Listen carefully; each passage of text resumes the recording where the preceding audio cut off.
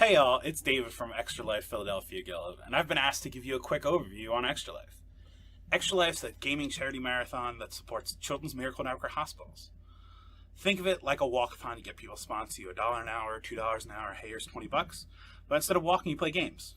Video games, board games, card games. We even had a guy fish for 24 hours. And since Extra Life started in 2008, they've raised over $55 million for 170 children's hospitals across Canada and the US. So, like I've already said, you can play board games, video games, card games, anything you like. It's what you count as play. So head over to extra-life.org for more detail and either sign up to support your local Children's Miracle Network hospital or donate to any of the thousands Extra Lifers pages that are already raising for their local hospital. It's that simple. Play games and heal kids. So again, head over to extra-life.org, find out more, sign up, and donate. Have a great time.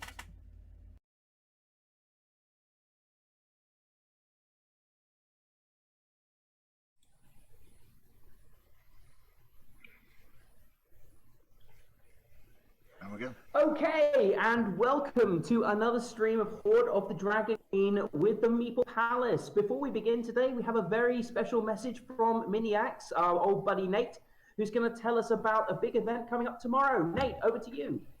Hey everybody, it's me, your old buddy Nate from Miniax Miniatures. I just wanted to put out the word that I am holding a 24-hour live stream to benefit Extra Life and to raise awareness for extralife.org.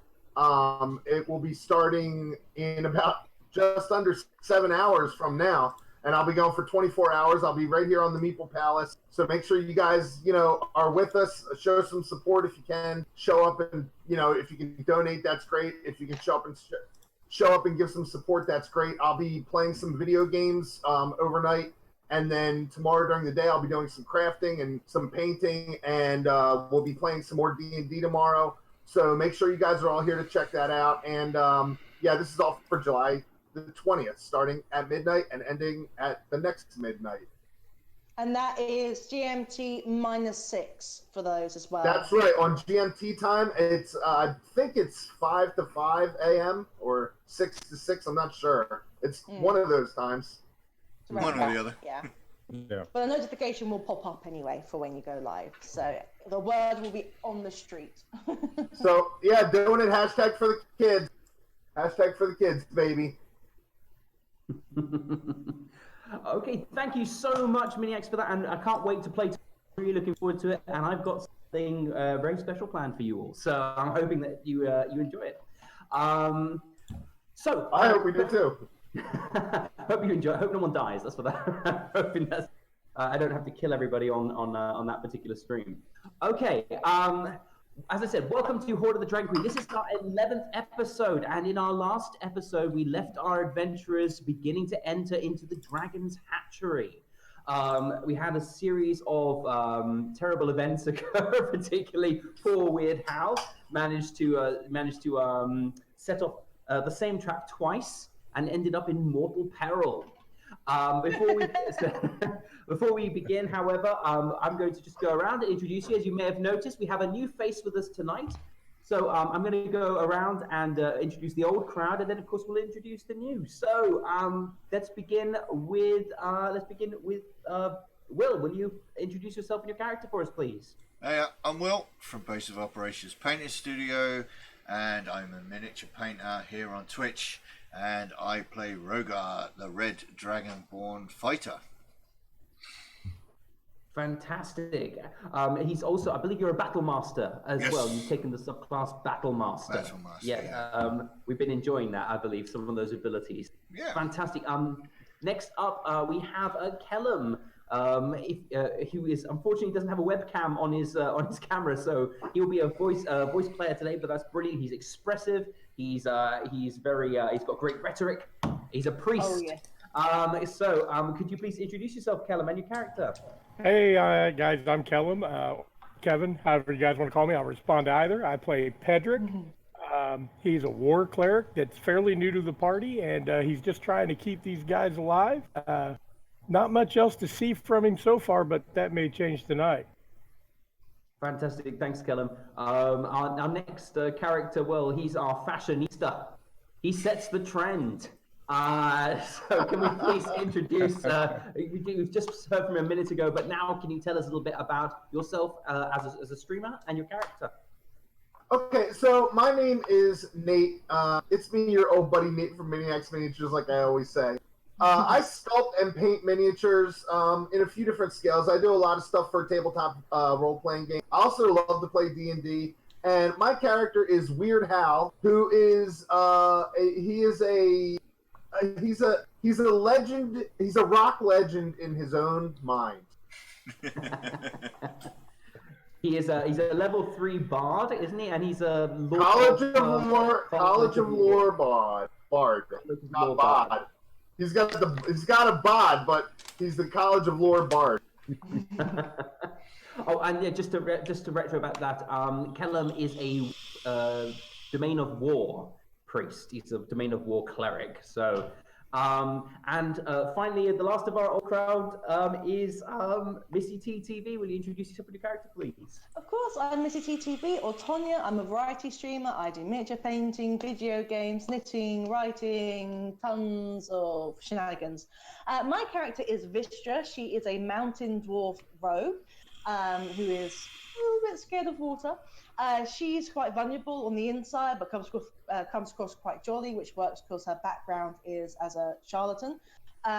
She also, from the last session, has probably been, I think, maybe the only one that did not lose any hit points. So she's very proud of herself for that. You can't ride that magic carpet forever. And I can try. And also, she has a tendency to hold grudges to some extent. So, for example, Leosin, he's not in her good books. She also tends to try and fill her life with gold and money to fulfill her hearts, and but at the same time, it doesn't really do the job. But she is quite protective of her families and children, so you sometimes see a shift in how she manages. Yeah, and she is a level 3, and she is also an archaic trickster. Yeah, brilliant. Arcane trickster. I'm looking forward to seeing you using some more of your magic in RP and combat situations. And for the GM, sorry, my spells are still the same. I've got your list from last week. Yeah. Oh, you got me. Okay, perfect. Brilliant. And finally, our newest player who is joining us today. Point, welcome. Thank you for joining us. And if you could just introduce yourself a little bit and your character, and why you want to play D&D. Hi, I'm Point. I'm from Holland. I played Tak, halfling. He's a halfling, but he's not really a halfling. But you'll find that out later. He's a thief, pretty much. You'll find that out as well. And yeah, that's about it. Brilliant. And I play D&D because I just love it. Fantastic. Well, that's the best. I think that's the best answer that I've had so far. Why do you play D&D? Because I like it. I love it. No, I'm doing this because the missus made me. Sorry, Kellum. Yeah, you were saying something? I said we now have a borrower of pretty things. A borrower of pretty exactly. things. Yeah. Or we have Vistra who will charm you, and Tak who will basically just rob you blind as he walks past you. So it's all pretty good. That's going to be super interesting to see how Rogar deals with that with his. He's already grumbling in the corner to himself. So, all right. Just a quick recap of where we are and how we're going to be handling things this week. And I've now got a cat join me. Okay, down you go. Thank you. As I said in the last episode, we had the group infiltrating into the hatchery. They negotiated their way past a couple of scouts who've been left to just sort of supply food to the hatchery. Made their way in, started making their way through some of the first obstacles. That was a pair of guards that you very strategically managed to separate from one another through the use of silence spells and invisibility. And then after that, you proceeded to take them apart and then get nearly killed by some walking mushrooms, which was really quite funny. I thought. Particularly if you know what violet fungus are, you'll know that that was a bit of a feat in themselves. These were like super mushrooms. These were souped up guys. Anyway, so that brings us to where we are at the moment. Tak will be joining us at a particular point in the game, which I've already predetermined. It shouldn't take too long for him to join us. It depends on how much RP and conversation goes on with the rest of the group. Which is fine. Please RP and stuff. But if it goes on too long, I might move up Tak's entrance. Because I'm keeping an eye on. It's okay. I'm keeping an eye on the time for you, Tak, and what you might be doing while that's happening, and if it's going on a bit, I'll drag you into it a little bit earlier. So just a couple of things. I want to introduce a few rule changes that are going on in this game. I feel that as a Dungeon Master, it is my duty to try and make things a little bit more challenging and a bit more tactical for our opponents.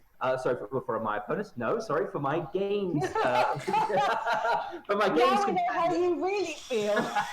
For my games companions. And so we will be introducing into the game the lingering injuries chart from the Dungeon Master's Manual, as well as the massive damage chart. What this will do is it will allow our intrepid adventurers to be able to basically do a really nasty critical strike on an opponent. If they do a massive amount of damage in one go, there is a chance that they might just kill the creature outright, or at least stun it and make it unable to do any damage.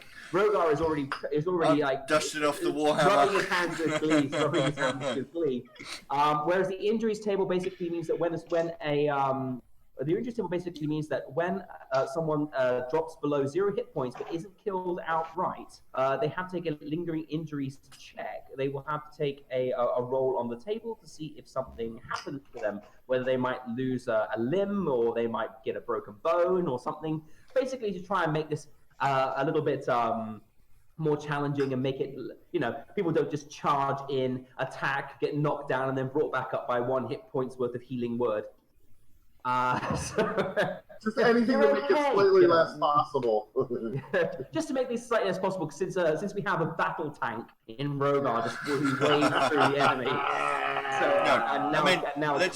Let's be honest here. Now, if you bring anybody back up. Let's be honest here. It's not about that. You just want us to go back to the matron so you can RP the matron more often. I mean, that's what it is. Let's face it. Well, I also want to be able to. I also want to be able to reward you if you do like just a massive amount of damage on an enemy. I want to be able to say, yeah, you guys just basically. If you've listened to any of my conversations before, I normally say, and he looks like he's stunned, and his eyes are rolling, and he's like tottering back and forth. I want to be able to represent that in the game for you as well. So This is why I'm introducing the massive damage table as well. Sweet. So okay, so without further ado, we are going to begin our game today. So we begin as we ended in the fungus garden, where you guys were last found. Now, as I said in the last game, I would like you to make sure that when you're speaking, you tell me what order you're going to be moving in. I'm going to need a marching order, and I'm going to need to basically we'll be moving from chamber to chamber.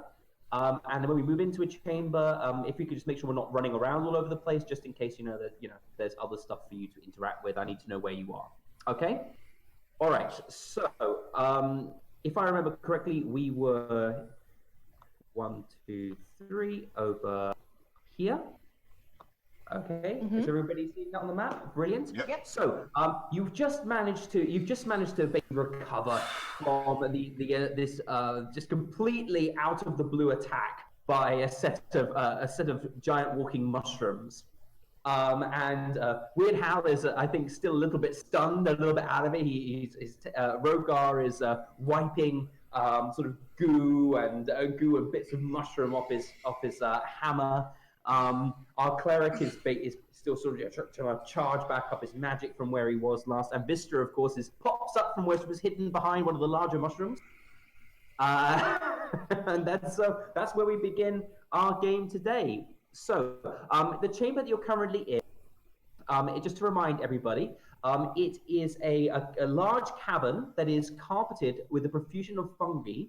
Okay, it ranges from fungi which is about a few inches high to those that are about as tall as a normal human adult. You see 2 paths that lead through the fungi. There's one on the left and one on the right. You are currently on the right-hand path. Okay, and towards the northeast, you see another chamber heading off further into the hatchery. You also notice, looking in that direction, that it seems to be much darker moving into that part than it was in the previous couple of chambers. You're not getting as much light from the entranceway anymore, and I believe only Vistra has dark vision at the moment. So the rest of you are probably seeing things a bit more difficult. Do halflings not get dark vision? We haven't met him yet. Halflings do have dark vision. Tak is not currently with at the moment. He No, will but I meant when he in comes future. in. Yeah. Yeah, no, when he comes in, he will get dark vision, and I will make sure Okay. to quickly edit that onto his character. Yeah. And just one note for the viewers: you are seeing Rogar's screen. So And unfortunately, he does not have dark vision. No, he doesn't. So you will get nicer surprises from seeing Rogar's on stream than the others. Yeah. All right. We're speaking of Rogar. He is going to stand up. He's going to dust himself off after that fight.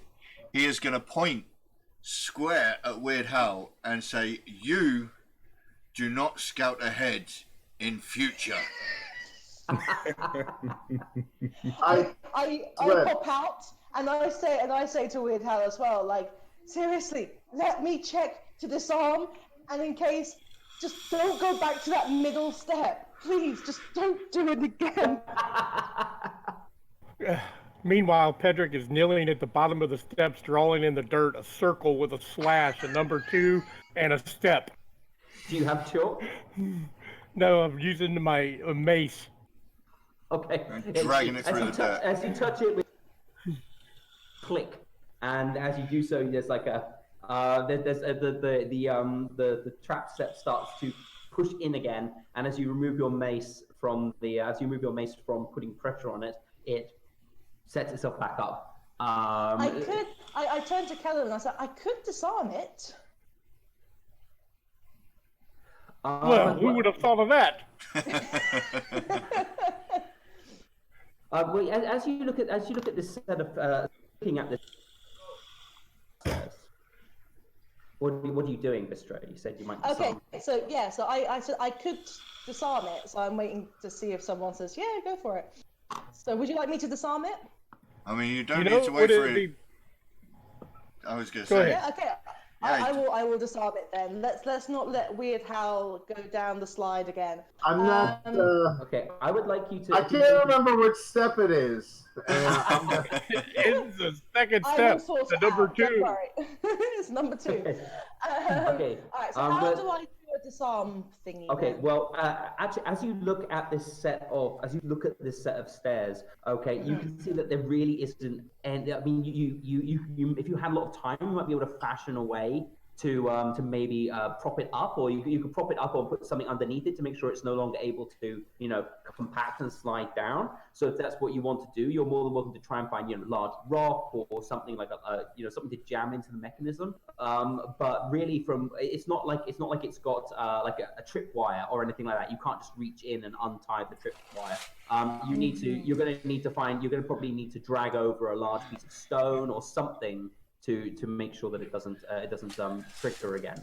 Can I use my masonry ability where I can perceive the walls and maybe find a loose rock that I could use to pull out or something near me? Yeah, sure. Do a perception check for me. Yay! All right. Or a nature check, whichever's better for you. My nature is better, so I'll do a nature. I believe you get advantage, don't you, on any checks which are masonry based? Oh, I believe so. Yeah, I need you to check that for me because I don't have your character sheets up, so I don't know what that does for you. Can I jot it here? Let me. Can you check that? Mason's tools. I'm just checking where it would be. Because I don't think I've done this for a long time, actually. Is it a background thing you've taken? Tools, that's a query. Yeah, I got my. I don't think I added it on. One sec, I can do that. All right, so let me go here. So you're a hill dwarf, am I correct? Yeah. No, I'm a mountain dwarf. Ah, okay. Mason. Let's type that in so I can just add it to my feats quickly. Sorry. No, it just has Mason's tools. I'd have to jump to my Mountain Dwarf page. Let me have a look quickly. See if I can find Yeah, anything if you for jump there first, and that's fair enough. All right, if you are a, it only has. This is ridiculous. It only has hill dwarf. Yeah, it doesn't have. Yeah. Well, Mountain I'm Dwarf. gonna. You know what? I want us to move a bit faster. I'm gonna. I don't. It will later. That's how it works. But because I think you're a mountain dwarf, you're used to. You're looking at like for faults and cracks in the wall. Please take another check. You can take it on. Okay. On advantage. Roll Thank one you. more time. Take the highest.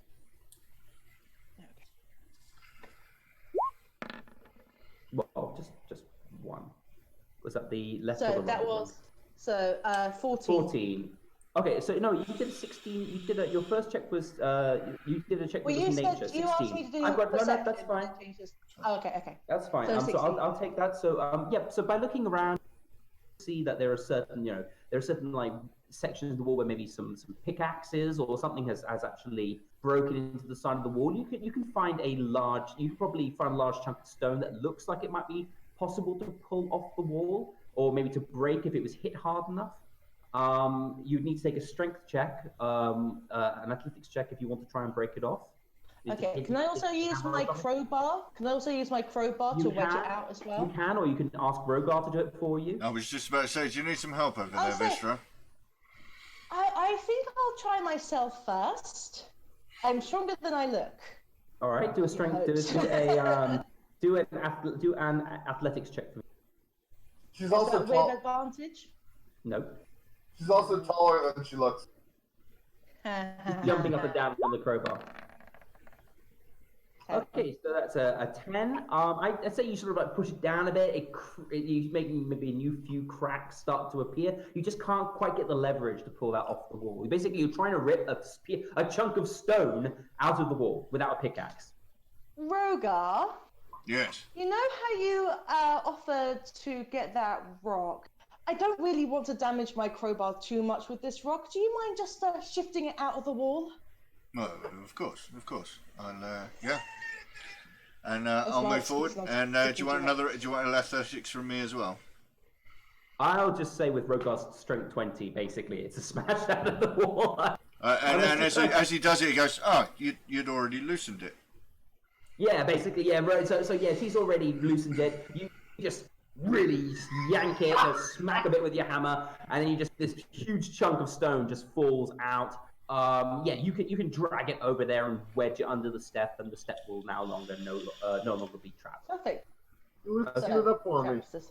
All right, sounds good to me. All right, I think that sounds particularly. I think it's the only way you could probably prop up this step from falling down. Vistra turns to Weird Hal and says, "How are you feeling, by the way? I do have something if you need it to make you feel a bit better." Actually, that I am feeling about, on a scale of like 1 to 24, I'd say I feel like about a 12. Okay. Would you like something to help? We don't know what we're going to be facing. I have a couple of things I can do over here. Okay. I'm just I have a quick question though for the GM. I used 2 of my spell slots yesterday, but I don't see where. Wait a minute. Maybe I do. Oh, I do see. Okay. Mm-hmm. Hold on. I gotta mark these off. Okay. I don't know how to mark them off. That's a good question. I don't know how you do that on the Roll20 sheet, actually, either in the spell section. Do you just tick it to say, do you just press the circle to say it's used, or how do you mark it? I've just been highlighting and changing to the next number down as I cast. Because it always. Okay. I see it. Yeah, I got it. It says slots remaining. Okay, so I used, I think, 1 of those. I used 2 of those. And I used 1 of these. Okay, good to go. Okay, excellent. Let me just check that this is working for Tack. I'm just trying to set him up as well while you're doing that. Okay, so what's the plan? Are you going to be moving on? I'm So I gonna need to know do. the moving order. I'm gonna do a cure wounds on myself before I move. I'm gonna And while look across to Weird Hal Vistra does- and I'll say, do you want to, with your keen eyes, kind of move maybe 10, 20 feet ahead of Oh, us? that's much better. I feel much better now. That's fantastic, Weird Hal. Now don't touch anything. And Vistra moves in front about, so it's at 5, 10. She'll move 15 feet in front of Rogar, and she'll Okay. go take points to go in front. Okay, sounds good. So we're moving into the next chamber, and is sorry, let me just check this quickly because I think I've made a mistake with tack. And sorry, guys, I'm introducing a new character, and I need to just make sure that he's I can see. able I can to see. do stuff. I actually need to. No, you're seeing too much. So I need to modify that. Okay, let's see. Too much. Yeah, that works because I have to because basically I need to make it standing in the dark. You only dim stuff because that's how dark vision works. If you're in complete darkness, you see dim light. That should work then. All right. So I'm taking points. all right. What are you guys? So as you're sort of moving through the chamber, as you sort of head towards the chamber through the right-hand passageway, you notice, looking back at the left-hand passageway, that there is a lot more evidence of there's a lot more evidence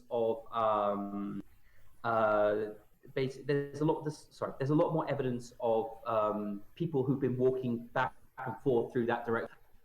Probably the guards know to avoid the other side where those violet purple fungi are, and they've been going the other direction. So you've actually come the more dangerous path. Heading up sort of towards the north of the chamber, you see that there is another passageway, which is quite dim, and is going to lead you into another large open cavern. There's still some fungi sort of dotted around. This is like smaller examples. There's one or two larger examples of that large fungal flora, but it's nowhere near as sort of as packed as it was in the previous chamber. Rogar, Weird Hal, and Pedro. It is getting incredibly dark for you now. It's getting. You're basically seeing shadows and very little in the way of actual detail. Vistra, you can see you're a dwarf. Dwarves are used to working underground. They have what would be termed dark vision. They're able to see in dark light as if it's in darkness as if it's dim. And so you're able to still pick out a lot of details. However, a lot of color. You can't pick out colors in this thing. Everything's sort of black and white for you. Okay, it's like shades of gray. So, so Weird Hal, after he cures his wound, he kind of looks down at his hands, and he notices they're all like decrepit and scarred up looking. And he looks up at Pedrick the Entertainer and says, "How's my face? Is my face okay?" Pedrick looks at him and goes, "From what I can see, it's all fine, and I can see nothing. So you're great." So, Okay, so Weird Hal then will. How are you Weird moving? Hal. Well, I'm going to stay at the back. Okay. Weird Hal takes out his dagger of sunfire, and he wonders. He tries to concentrate and see if it will give any sunfire glow, so he can see. No, because you basically would remember attuned to the magical object that the dagger of sunfire only works once per day and is recharged with every dawn. So once you've actually used the dagger of sunfire, its magical charge is depleted. So it's not multi. No, so I could still try that, but I would have to wait till tomorrow. Yes, I mean I'd be happy to I think you'd be able to use that sort of the dagger of sunfire for that sort of thing, but you'd have to probably wait until it's been recharged. You basically just shot a spear of fire at someone in the last okay. so you've depleted its magic for the time being. Fair enough. In that case, I guess I'll do a torch. All right. So Weird Hal is going to light a torch. Let me just do that for you because that's I can sort that out for you. I've set that up. So you will be It's 20.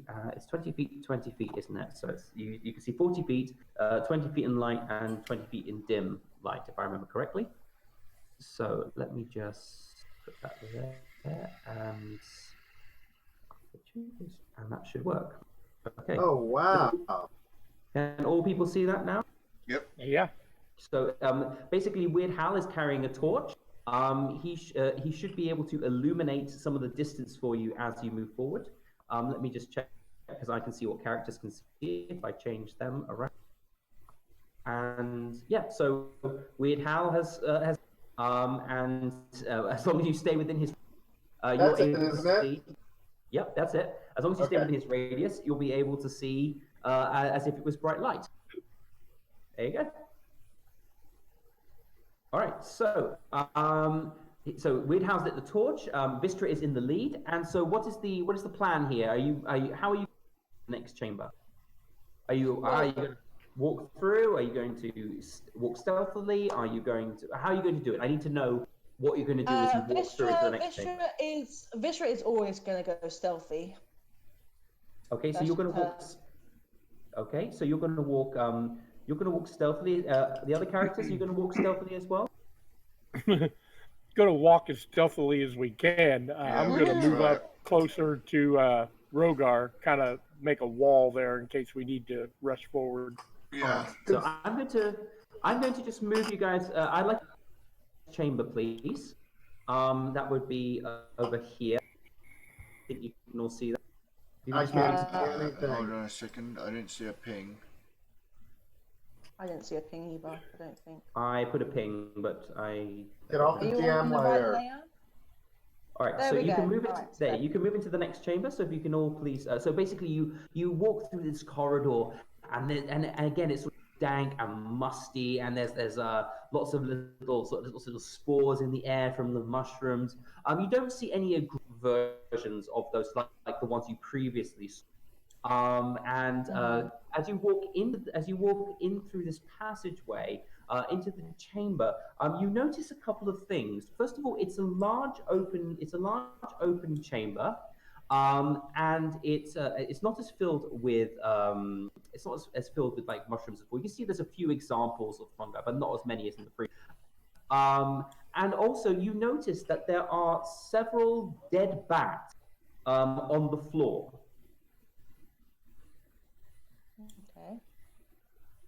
Okay, so you can see a number of dead bats on the floor. There's sort of quite dim light. It's not too difficult. It's still quite difficult to see, but there's still some light coming in the previous chamber. Vistra would like to go and inspect the dead bats. Where Okay, are so they you're located exactly? Okay, so you start to so you can see like sort of like it's all over the chamber. There's just a few dead bodies. Oh, Dead okay. bodies are crawled down the table. While you look at the dead bats, can you please take a perception check for me? No, that's deception. Perception. Okay, what's that? That is 7. a 7. Oh, this is how it's going to go, isn't it? Okay, so you look at the dead bodies, you inspect them. You can't really see the reason why they would be dead. I mean, you're not really particularly skilled in like the knowledge of what's happening with little animals in caves. Maybe bats from when you used to live in the mountains. Yeah, they seem to have died. The only thing I will tell you is they seem to have died from quite small stab wounds. There seem to be a few small stab wounds that are and this which has killed the bats. However, you don't really see where they've come from. The bats just seem to be sort of here and there. Could I say whether or not what sort of weapon could stab it, like the scimitars that the kobolds carry? Because I do know that there's kobolds around. Okay, so you look at if you look at the wounds, give me a medicine check or a nature check. Let's see. I'll do a nature. 13. All right. So you probably would have seen these sorts of wounds before. Every now, living in certain creatures that would have the ability to inflict these sort of tiny wounds. there are lots of pests and lots of sort of quite dangerous creatures in the Underdark, and they sometimes make their way up into sort of mountain homes and up from the Underdark into sort of the mines and the tunnels of the dwarfs. You don't recognize exactly what this creature is. However, you would know that it can it does attack sometimes does attack people. It is not a very large creature. You can tell that from the wounds. The size of the wound is quite small. It's almost like a hypodermic syringe infliction, like someone has jabbed it with a syringe. Of course, you know the bats are quite small, and so it's quite a more dangerous wound for them. But yeah, so you would notice you would notice these things about the bats. Okay. Could I also do one more thing? One more thing I need. Yeah, before you do it. Yeah, go ahead. No, I was just going to ask if I could just check if there are any traps or anything around before Weird Hal comes in. Okay, well, sort of before Weird Hal comes in. Good call. What a lovely idea. Okay, so I'm looking around from where you are in the chamber. The actual chamber itself doesn't seem to be. You can't see anything that would seem to indicate a trap. But if you want, please roll a perception check for me. Oh, come on, perception. Do me proud. 15. That's all right. Okay, you can't really see any signs of a trap in the chamber currently in. However, one thing you can see is there are some suspicious piles of stones and rocks that seem to be piled up towards the northern end of the chamber. They don't look like they don't look like they were put. It's not like a natural formation. It looks like someone has literally taken a whole load of sort of soil and stones and rocks and basically just dumped them in piles. So sort of towards the north. So you have like seven. You have 1, 2, sort of. Sorry, I'm trying to ping it, and it's a bit slow. 2 of sort of. It looks like stones and soil and sediment. That's what. Okay. All right. So I sort of give a signal with my arm as if to say, like, come on. I wave my hand over to the others and say, it's all right. You can come through. I'm going to walk up to. I will walk up to Vista, and I'll say, anything of interest in here? So I turn to Rogar and I say, well, there's some of these dead bats laying around. And from what I remember being from the mountains myself, these could be like small pests or creatures which could attack people, but they're small and they've got tiny marks. So just something to be aware of. Also, there's some rocks at the north area, and I ping it as well. There's some rocks and sediment over there that doesn't seem to be naturally placed. So we can have a look and see what's underneath, and maybe it's hiding a symbol or something special. I don't know, but that's not natural over there. But other than that, in this area, it's pretty sparse. Other than the okay. As you're standing there talking, sorry, I need to interrupt here. As you're standing there talking, you start to hear a sort of a chittering noise. Can everybody please roll a stealth check for me? Because you all said you were walking stealthily into the room, and I'm assuming that you're kind of whispering and talking quietly to one another, but I'd like you to roll a stealth check, please. 25. Why do you have 25? Wow, 25? Did you roll a natural? So Rogar rolled a 1. +6. I rolled a natural 1. All right, so Rogar rolls a natural 1. Okay, so I'm going to count that as 2 fails because that was Could that be because my sneak attack's ticked, or is that different from the stealth skill? No, that's different. You just added 6. You rolled a 9 and got 6 added to the roll. Nice. All right, I'm happy. So that's 2. That's including Pedrick. Pedrick, you have a disadvantage on that, just to let you know, because you are wearing heavy armor. Actually, scale mail. Oh, even then, you still have a disadvantage. Okay. Scale mail gives you disadvantage on movements. So if you can can you roll again so I can see? Absolutely. So I need to pick disadvantage. Yeah, just another stealth. Yeah. No, just roll it. Just roll it straight. Because you've already Just roll done straight it. stuff. No, he's done it. All right. Well, I'll take the left hand side anyway. So that's fails. All right. So, this might be crazy, but I'm not sure how much good being stealthy would do when you're the brightest light source in a room. All right, so basically, yeah, this probably help. So as you walk, trip over a large these mushrooms, and you just sort of like go clattering forwards towards Vistra. Vistra sort of helps steady you, but you're like you even hear the sound of your armor sort of ringing around the chamber, echoing through the chamber. Pedrick seems to be sort of like okay, but then he just sort of not able to see as well. You know, he's trying to stay so close to Weird Hal, so just to stay in the light. He also sort of like clangs his shield off a column as he's walking into this, and then you start to hear this chittering and rustling sound starts to pick up in volume, and you all look up into the top of the chamber. And Vistra, Vistra and anyone in really Weird Al raises the torch into the air to see into the ceiling. And if he looks up at the ceiling, you can see that the entire ceiling is carpeted with bats.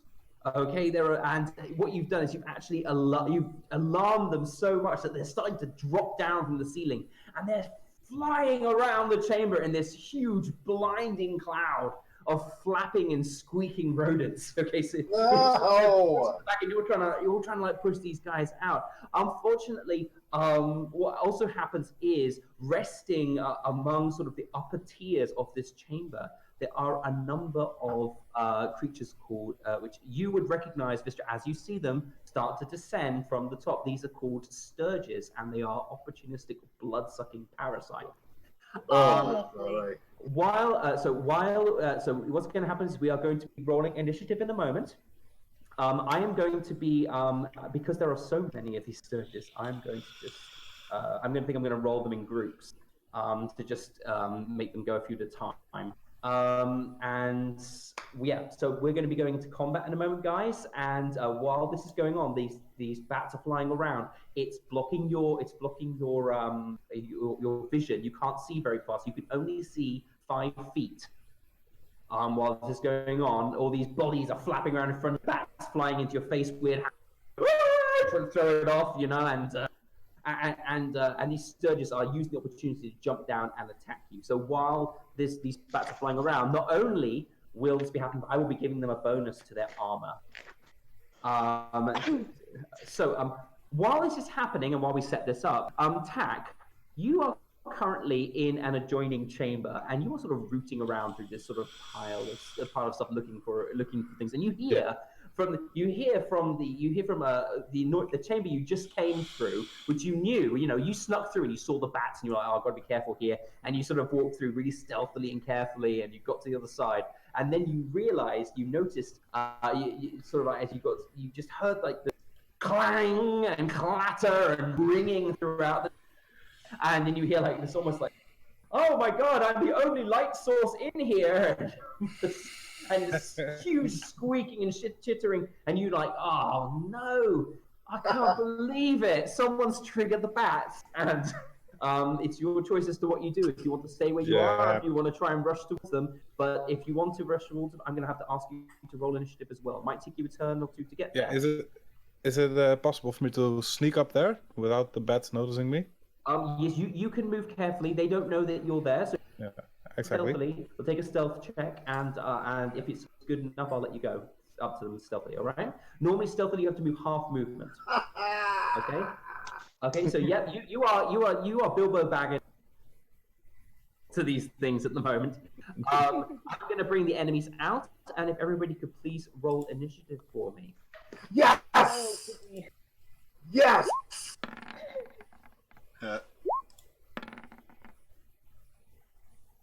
14. Okay, I just need to shift these guys onto the next layer.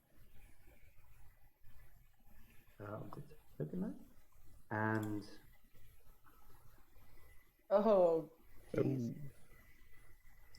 there. And I need to shift you guys up.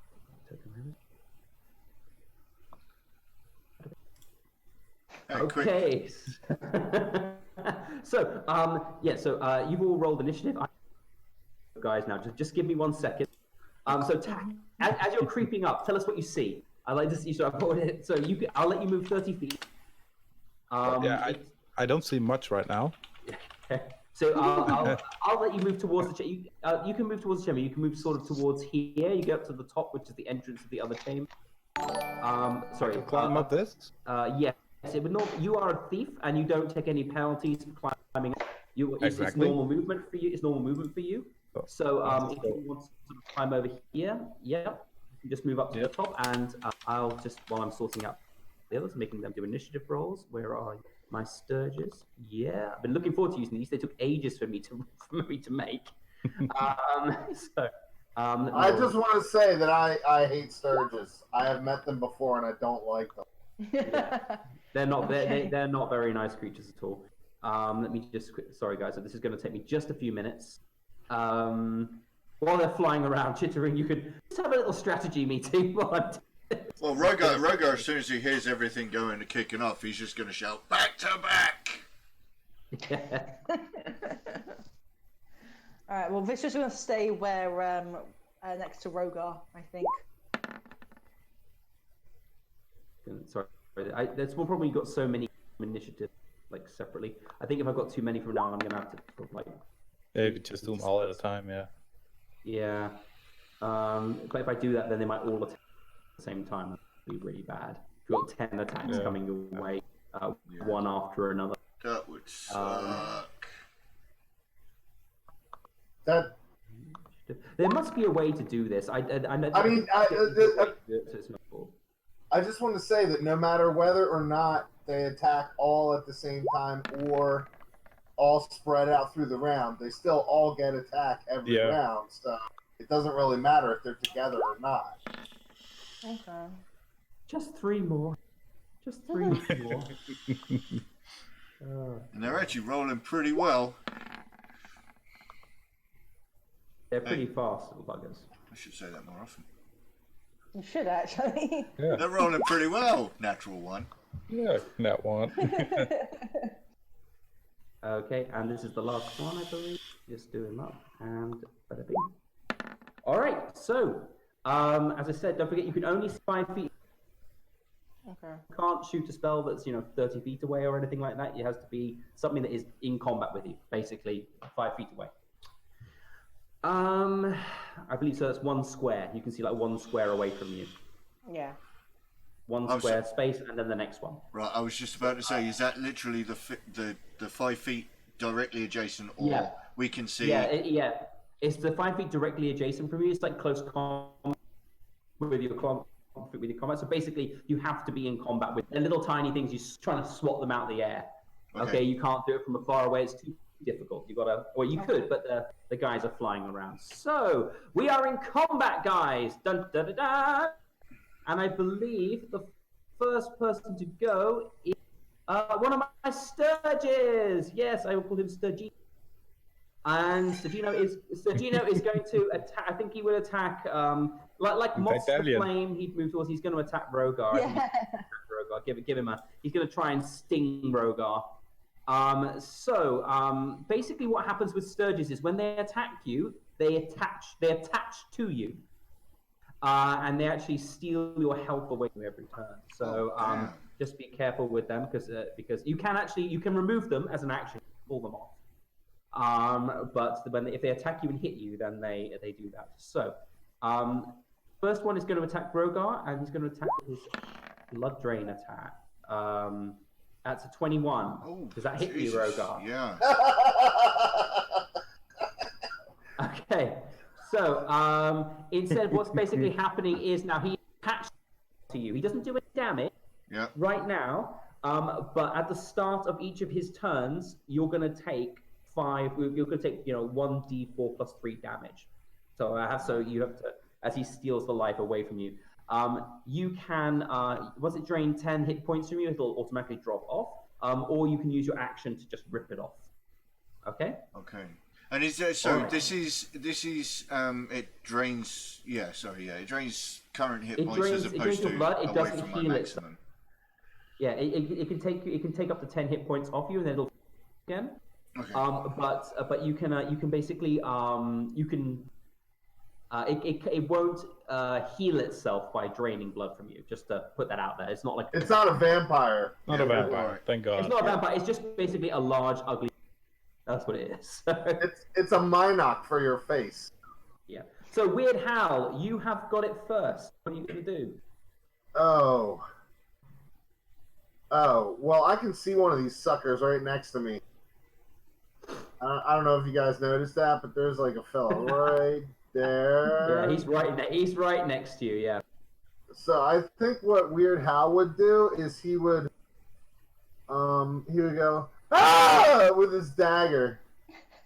Okay. So he's gonna attack with his dagger. All right, that's fine. Can you? Okay, he's attacking with his dagger of sunfire. No hit. I'm afraid. Sorry. Two misses. Wonderful. 2 misses. Okay, so you lashed out at this thing, stabbing away at this little tiny thing, moving around, trying to stab you with this stinger. Unfortunately, that doesn't have. Do you have any bonus actions? Well, your bonus action was your extra attack, offhand attack, wasn't it? Yeah, the only thing I have left is movement, and I hate to be this dude, but how can I run blindly through the dark? Well, don't forget, you can, but you would have to spend your action to disengage. The Sturge will get to attack you if you do move. It will have an attack of opportunity against you. I don't know how much. Okay, yeah, Weird Hal doesn't know that though. Okay, so I know you're gonna that. try and move. I know that. Okay, all right. So Weird Hal, are you going to try and move? Wait. I'm going to move. Wait, I'm going to move, but I'm not going to disengage. So I won't take the attack of opportunity. I'm going to move this way. Okay. As long as you. Yeah. Fine. Yep. That's okay. Yeah. You can just leave its combat zone. Still engaged. Yep. That's fine. Yep. That's fine. You're still engaged with it. Yes. The next one to attack is going to be this chappie over here, and he is going to fly towards this, and he is going to attack Vistra, his blood drain attack. So, I'm sure you will love me for this, giving you killer mosquitoes to fight. I know that Vistra is probably like panicking right now. So is that one next to Rogar actually attached to Rogar? Yeah. Yes, he's currently attached to Rogar. I will put him. I just have a question about that. Does that restrain you in any way or prevent you from moving or seeing where you're going? No, basically, it doesn't. He basically jumps on, attaches to you like a mosquito, and then you literally have to pick him up and throw him. He's too big. He's not like you can't swat him. You've got to pick him up and throw him up. I believe you can actually attack it though. I still believe you can still attack. It doesn't say that you can't attack it. So if you want to squash it with an attack, like hit it with a hammer while it's on your arm, you can do that. I'll allow you to do that because it only makes sense. You can just squat it. All right, so that's a 21 to hit. Sorry, that's a 22 to hit you, Vistra. Yes. All right, so this one latches itself onto you as well. So you can see Rogar going, "Get off me!" And you're like, you sit there going, "Ah!" And another one, and attaches itself to the back of your neck. Yeah, these dudes suck. Literally. All right, Pedrick, it's your turn.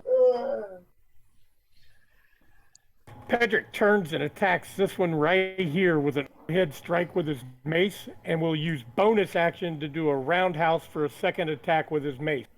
Can you do that? Do you have 2 attacks? Yes, I do. 3 times wisdom modifier. You can attack 3 times. I can do it 3 times. Oh, 3 separate turns. Yeah, So 3. I can attack twice, 3 separate times. Oh, you mean so you're using your you're going to be using your war ability. Right. It's just clarifying it for our viewers.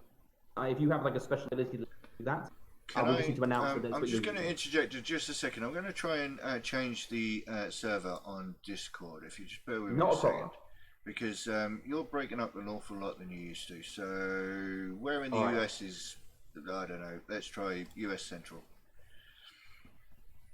Let's wait for that to come back. There we go. Let's see if that helps. All right, is that better? It might be. We'll see. I can hear you so far. Yeah, it's just you Okay, break good. up Well, a bit I'll- more than usual, but that's all. It's all right. Carry on. Okay, well, I'm sorry, guys. It's hopefully when we're on fiber optic, this will be like a thing of the past. Yeah, no, it will be a thing of the past. Yeah, I'm it'll be so fun. excited. It's fine. The future is so wide open, you guys. All right. Well, if you survive these killer mosquitoes, yeah. Oh, I'm going to Yeah, survive that's- this. I've got like the opera face. I'm going to survive this. All right. Well, yeah, well, you nearly got killed by a mushroom, so I'd like to see Weird Hal go down to mosquito as well. All right. So, Pedrick, you are basically you channel. How does it feel when you channel the power of your god? It's more like an inspiration of the god giving me guidance on how to attack. So, the actual description. So you hear. So what do you hear? Like the voice of your god going, "Strike them true." And You've got bolts of inspiration. So Oh, like Thor or something. it's almost like a Jedi using the Force. Okay, so yeah, you kind of feel this presence. So you kind of feel this presence. You feel this comforting feeling of like total and utter self-righteousness, like just righteous fury, to start to seep into your mind, and it encompasses your entire being, and you feel it suffuse you as you start basically to raise your mace for the first time, and you can feel this presence pointing out like the weak locations to try and strike the enemy. As you lash out with unerring speed. Basically, to the others, it looks like you blur. Okay, so it looks like you're blurring as you're attacking. First attack was awesome. Okay, no problem. So that was one miss, but you do have a second attack if you're using your divine channel divinity. That is a hit. That's better. That is a hit. Okay. Yeah, so you Oh. okay, so I told you I hate these dudes. Scratch it. So you strike out at this guy for the first time, and you lash out at him. Sorry, darling, can you close the door? Because I'm hearing myself. It's echoing. It's okay. A full 3 points. So basically, as you lash out at this, as you lash at him the first time, you miss, but then you can kind of feel this warmth suffuse your arm as you lash back out with like a backhand blow, and you hit this thing, and it just breaks apart into like bits of sort of chitinous thorax falling to the ground, and little wings spraying everywhere, and a little bit of goo and blood. So yeah, it just gets pasted. You paste this thing. Oh, nice. Woohoo! They're basically like mosquitoes, so they're not Yeah, exactly okay. the toughest creatures. They're just hard to hit. Yeah. All right. Okay, so Pedrick has been, and he's managed to kill his first one. I name him Pedrick Mozzybane. That's First the name of blood. your mace from now on, just to let you know. Pedrick the Swat. Okay, so this one is going to. This one's he only has a 5-foot vision as well, so he's not going to sort of fly towards Tack or anything. He will move towards the light. I think he would see the light, and he's going to fly 5, 10, 15, 20, 25, 30, 35, 40. He can move. He's going to. Sorry, Vistra. He's going to be trying to attach himself to you as well. So Vistra is now hemmed in, so she will be at a this will be at an advantage. This attack will be at an advantage. Okay. So you're trying to swat away this one that's normally attacking you, and now the other one is coming in. But you're trying to smack your neck. The other one's trying to attach itself to you from another direction. Oh, that's sorry. I rolled initiative. I didn't need to roll initiative. We now have an extra sturge on the board. I'm gonna have to remove that in a second. Yeah. But actually, no. I think I just changed. I'll just remove that one in a second. He is going to attack. Yep, and he gets an advantage on this. So that is a 24. Yep, is that an attack? Is that yeah? I'm guessing that's a hit. Yes. So he attaches himself to you as well. So you've got 2 now attached to you, Vistra. At the beginning of your turn, you will be losing 2d4 plus 6 hit points. And at the beginning of their turn. So that one is done. And Well, they have one- separate turns, so actually she'll only lose 1d4 plus 3 each. Yeah, that's Oh. true. It will be 1, Yeah. and then we'll move on to the next one. Yeah. So the next one is here, and he's going to fly up and attach himself. He's going to attach himself to Pedrick. The first thing he can see. And Pedrick, be ready. He's going to be coming for you. He's flying in. Or that really high pitch. You can just hear him by your ear. As he's coming in, and he's going to. He's just a normal attack. He's not going to have advantage. These guys are like masters of attack, though. 14. Does that actually pierce your armor? It does not. You can feel it on the back of your helmet, just going ding, ding, ding, ding. And it's not actually. You know, it's like a fly. It's like a fly trying to get out of the apartment. You know, it's doing that. But nothing's happening. It's not able to get through your armor. It hasn't found a chink yet. So that is the Sturgis turn. So Tack, it is your turn. What would you? Tack is still in stealth, right? So he's gonna say to himself, He's stealthing it, yeah. Stupid, But stupid, I'll say stupid people. I will say that here, when you get to like this point here, sorry to interrupt. When you get to this point here, the bats are all flying around that chamber so much. The minute you move into that area, you'll be at a disadvantage. You'll be like seeing with 5 feet ahead in front of you as well. Can I use my bow to attack him? You can use your bow, but once you get sort of this point, you can't really see. So you would be able to maybe shoot here, which would be 5 foot past that to hit this one because he's 5 foot past. Those are in the light, right? They're not in the light. They are in the sort of the light of the chamber, the dim light. You can see because you have dark vision, so you'll be able. Doesn't sorry, GM. Those are in Doesn't the- Weird House they're in still the have his torch. torch? Weird Yeah, Hal has his torch. that's You'll what be I able thought. to see the luminescence from his torch. Yes. But essentially, That's the how I could see bats these guys. are causing darkness. That's Yeah, right. but- Yeah. So it's but like what I mean- Yeah, it's not that it's dark; it's that the air is full of bats. There are bats I get flying it, I around get it. because you can't really aim for a search. They're basically like that big, you know. And you're trying to shoot one up the air. Yeah, that's gonna be hard. Let's see, how far can I move? Well, each of these is a 10-foot drop. So moving up would cost you 5, 10, 15 to get up past that. It would cost you 10 foot to get past that. Yeah, so in front of you. So to get over it costs you 10 feet of your movement. I go over here. Don't forget, you can use a cunning action. You can dash as a cunning action if you want. Yeah, I forgot about that. So that's 10, 15. You can also dash as your action if you can't. You can, but you have to give up. I'd You like have to to give up attack your on action this for move, it. yeah. Whereas So if I you're was cunning actioning, here. then you can use up your burn. So that would be you move from there. 20 feet? Here. Yeah, 20 feet. 10, 15, 20, 20 yeah. I'd say you move about 20 feet, 25 feet. Moving this 25, right? You are a Halfling. hobbit. I believe hobbits have 35 feet, don't they? Aren't they? Are they still 30 feet Are movement? they quick? It should They're show. not It should huge. show Twenty- small it says- initiative. It Small says 25. creatures Yeah. have 25 feet Small is movement. 25. So yeah, you've got So about this would be another my 25 feet, another move. 30 feet movement. I could go 1, 2, 3, 10, 15, 20. I could go over here and attack him still.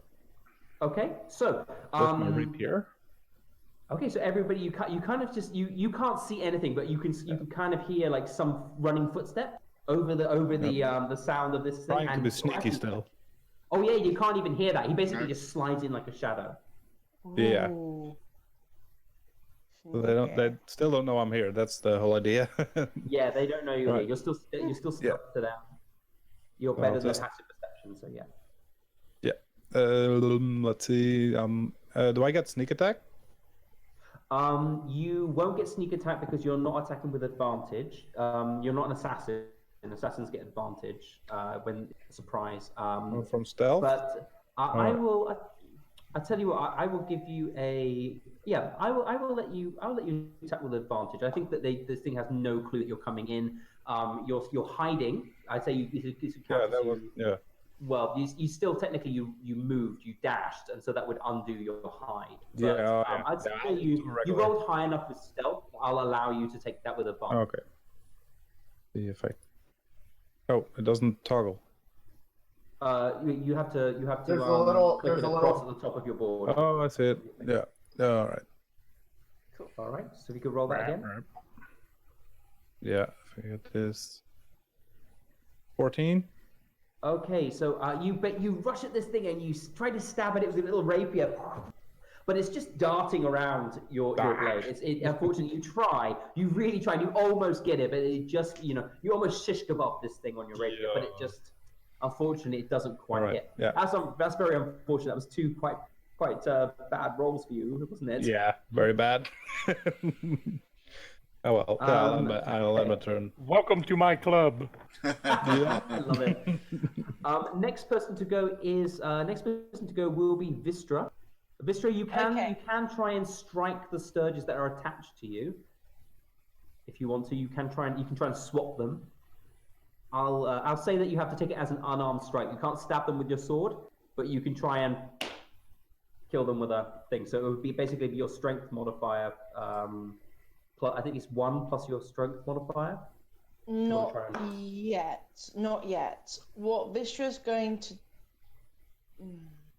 Vistra... does speaking cost an action or a bonus action, or does speaking just I could say it can be... You can talk as a free action. That's fine if you want to say free something. Action, okay. So Vistra shouts out, Rogar, please flame the freaking bat so we can see. And then He flamed the mushrooms. Oh, bollocks, he did, yeah. All right. Or do something with fire, I don't know. And then she is going to move 5 feet over here. That would mean they get an attack of opportunity. One of them gets an attack of opportunity against you. The others won't because they're attached to you. Can I use... All right, before I do that then, is there any... If it's attached, wouldn't that come with her? That's why I said that's why I said that this one isn't attached. The other two are, and so if she moves, that one will get to attack her. That one's attached to you, Rogar. Oh no, yeah, you can move. The others are just attached to you. I can move. Yeah, the others are attached. Okay, so I will go here, and no, sorry, I'm getting confused with what I want to do. Yeah, I want to go here and smack Rogar's one. Can I? It's attached to you. It's attached to him. If you want to run over there and just try and slap it off him, you can. I do, yeah. So really? Can I use a sword? You can either. I'll put it this way: you can either try and unarmed strike it. So that's like a slap to smack it off him, which I will say is which I believe is 1 plus your strength modifier, since you're not proficient in it. Or you can try and slice it off, but if you miss, I'm going to say you hit Rogar. The way we handled that, I'm not trying to interrupt or That's all right. The way we handled this basically exact same combat in a different campaign was that if you miss, Rogar gets a dexterity save. Yeah, I think that works better. All right, if you miss, then Rogar gets a chance to dodge out of the way of your wild blow. I don't think he's got a good dex. Okay, Vistra, well, she doesn't know. Vistra is going to use an unarmed attack. So how do I do that? Do I just roll dice? You roll an attack as usual. You get to add your dex. You can add your dex to it. That's what you're proficient with. But when you don't have an unarmed in my attack. Roll a d20 and add your dex. All right, so 1d20, and then my dexterity modifier is a 2. Yep, that's a hit. So that will do 1 plus your strength modifier. What's your strength modifier? I said it was a 2. Your strength is 2, so that does 3 damage. No, sorry, dex. Sorry, I thought you were talking about dex. My strength has no modifier. Okay, so you have no modifier to your strength whatsoever, so it's 1 plus 0, it's 1. So you do 1 damage. So basically, you smack this thing, and you can see it's like you hit it and it goes. You can see it's like sort of feebly still attached to Rogar.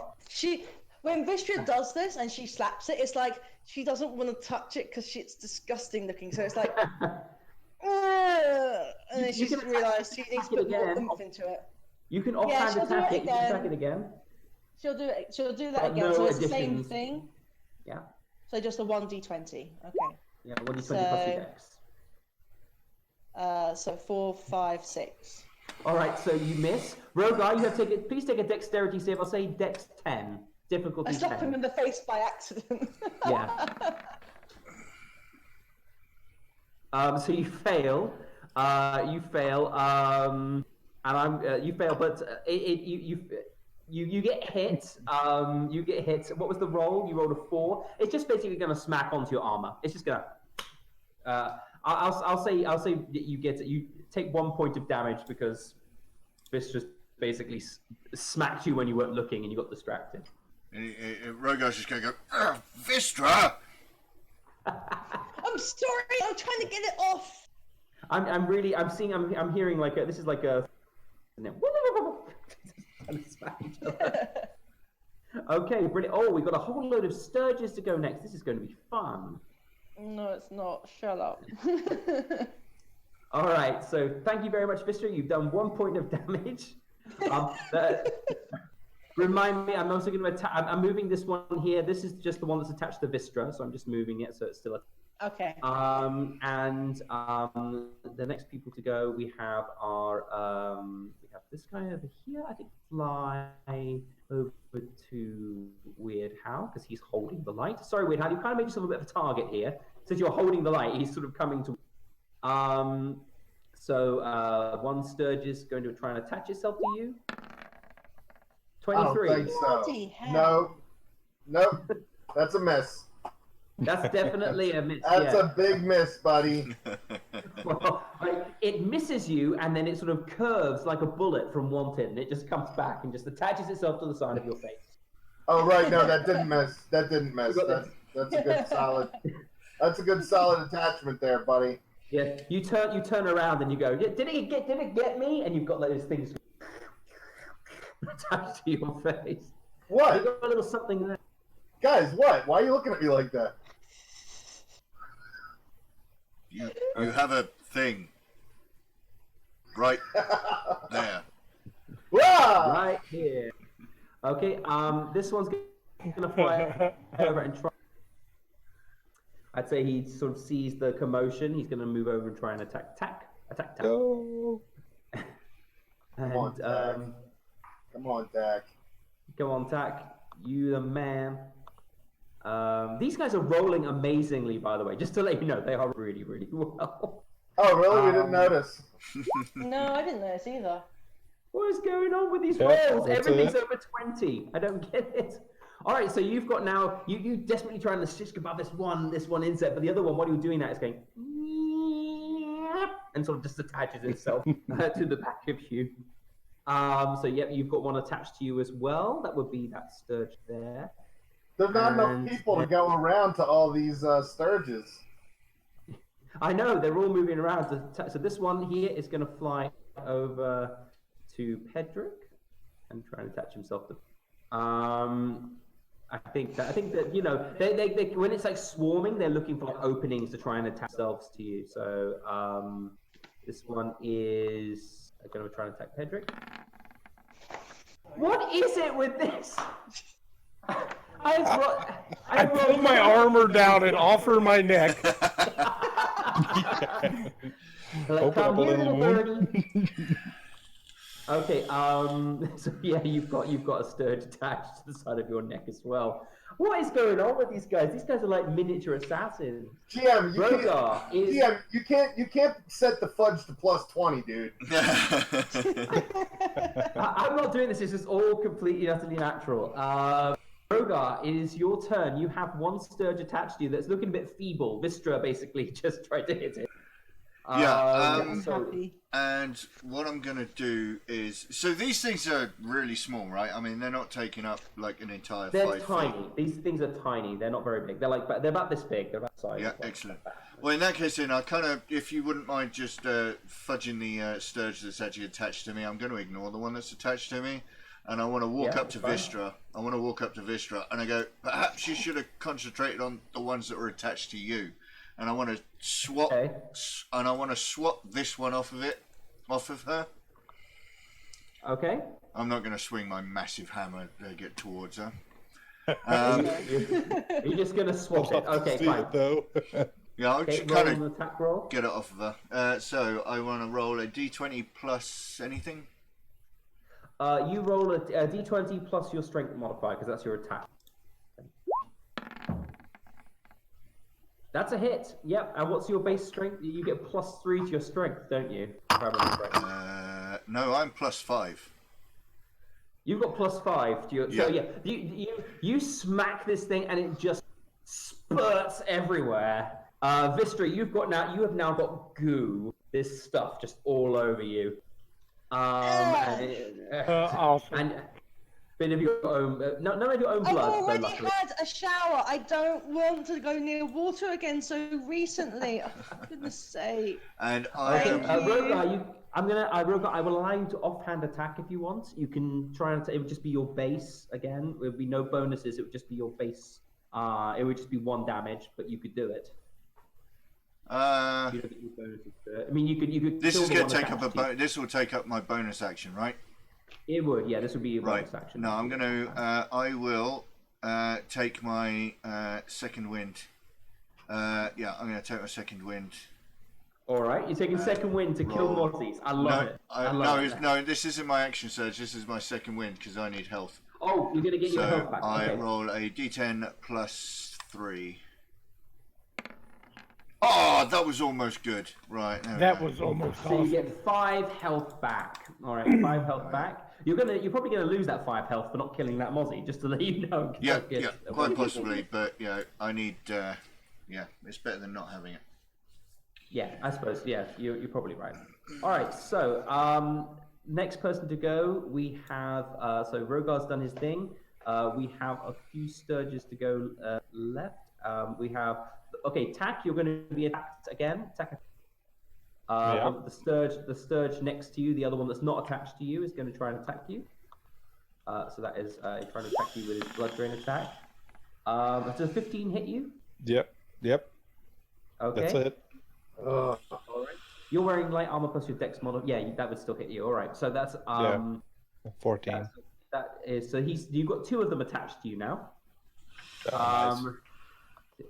Just as you managed to the one which you just dodged you is now attached to your hand. Motherfucker. Yeah, pretty much. Yeah. And the last one I think would.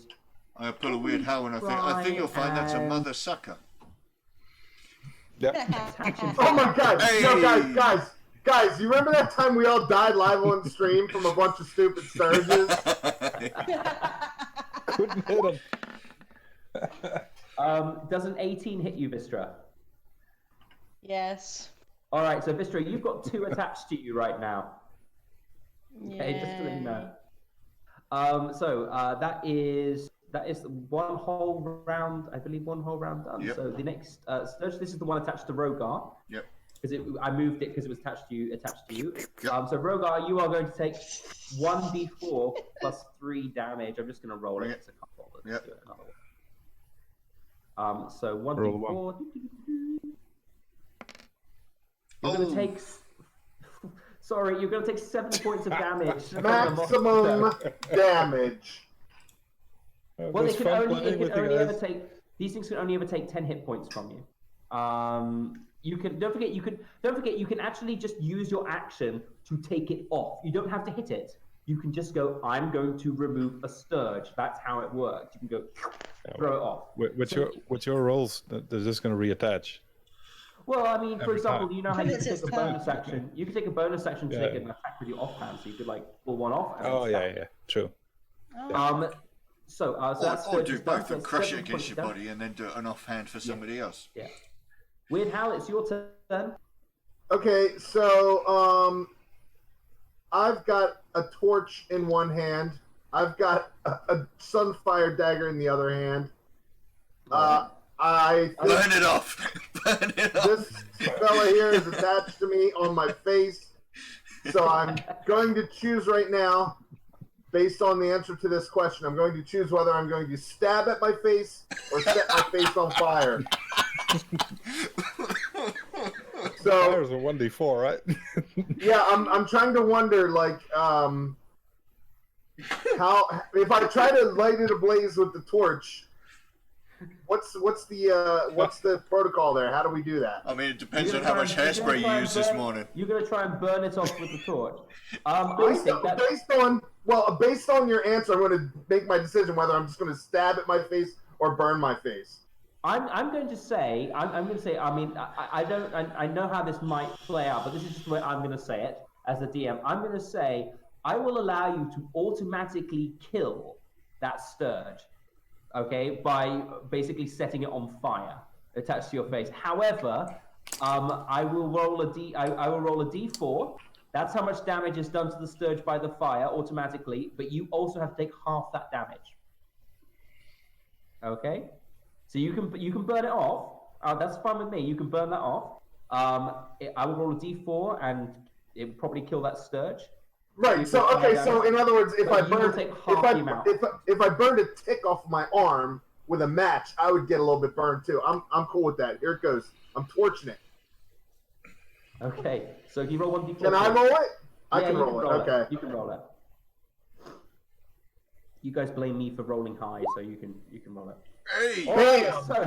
So this thing goes up in flames. It's just burned to ash, but you take 2 points of fire damage because of that. Basically, you've just taken a burning brazier and gone into the side of your face. Okay? That's pretty much exactly. Yeah, I held the torch like right up to my face and burned it off, and I'm like, "That's how we do it in my village."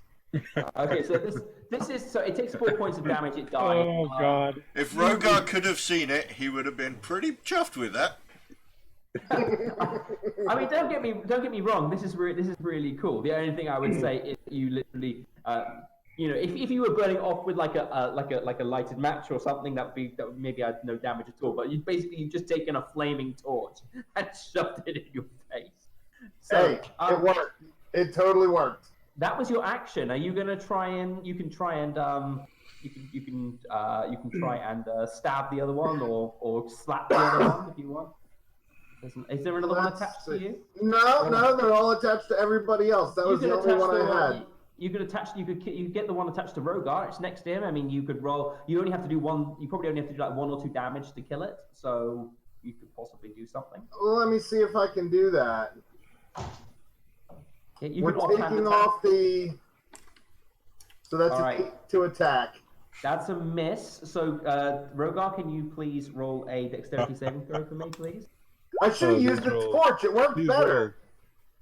Hey. Oh wow! Okay, I'm gonna say with a natural 20, Rogar, you move the sturge into the path of the dagger. Nice. Okay, this is literally like Nice. you see him coming and you see him about to miss. Okay, and you're just like, Can I just say, I'll just turn around and go, do I look like a pincushion?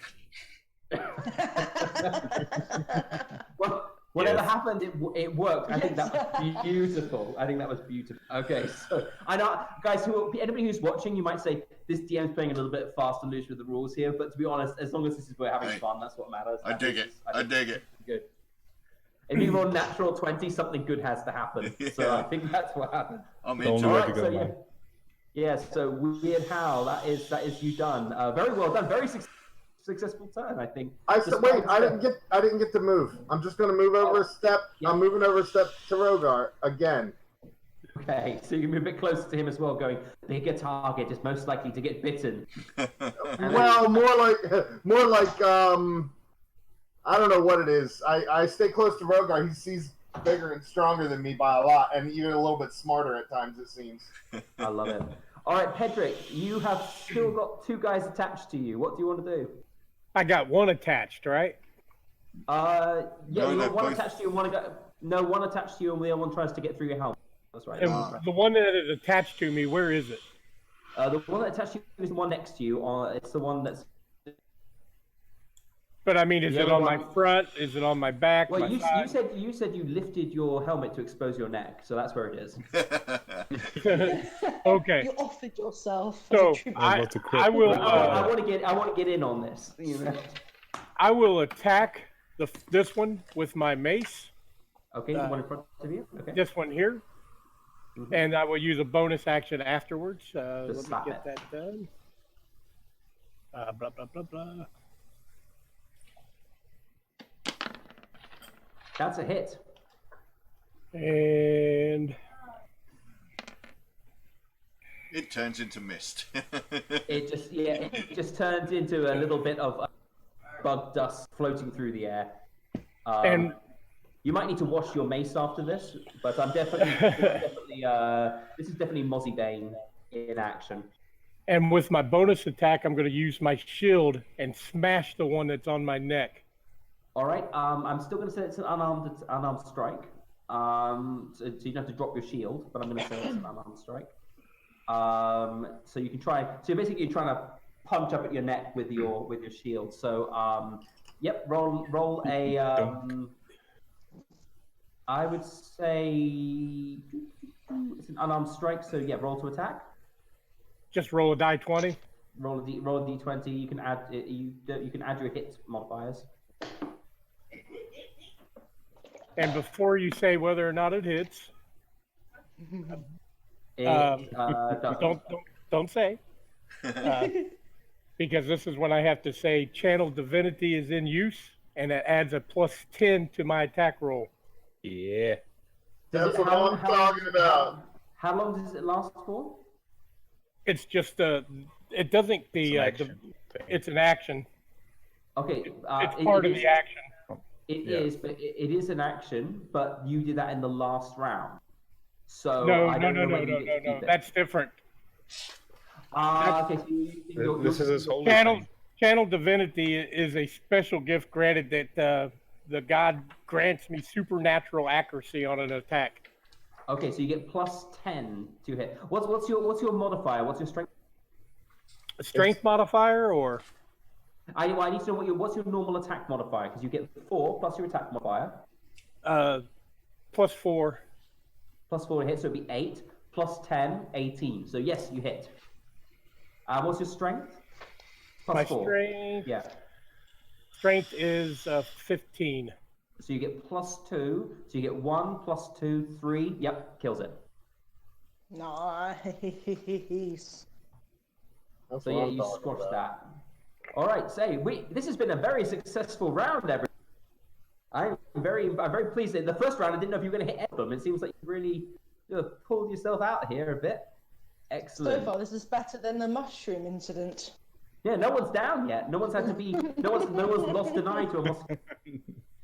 That being said, Vistra, you are now going to take 1d4 + 3 damage. I'm going to use my cutting words before the attack gets rolled. You're using that as a reaction. Okay. Can you use cutting words as a reaction? You learn how to use your wit to distract, confuse, and otherwise sap the confidence and competence of others. When a creature you can see within 60, never mind.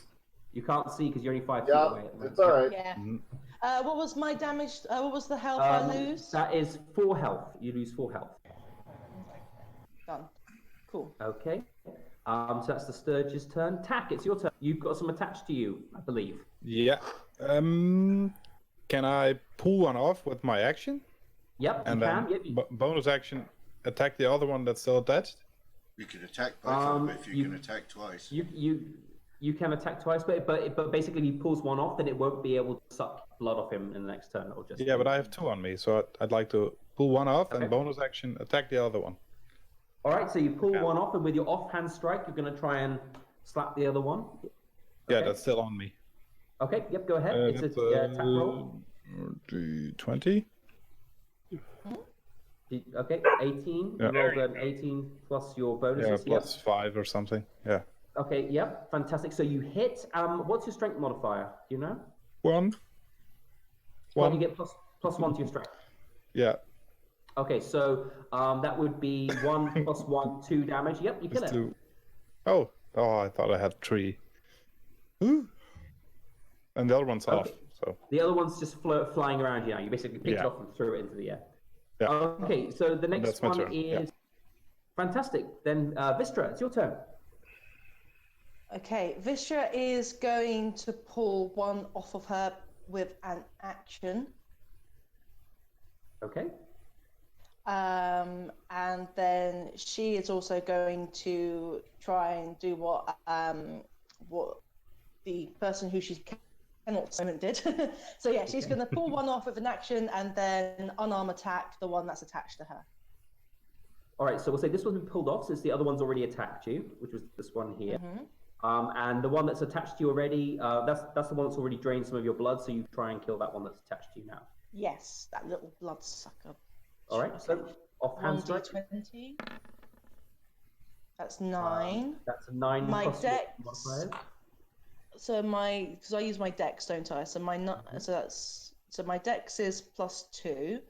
My strength has no modifier. Okay, so with only 11 dexterity, you try and slap it, but it kind of sort of scrabbles around from your arm and just itself to you. Get off me! The next person to go, that is Rogar.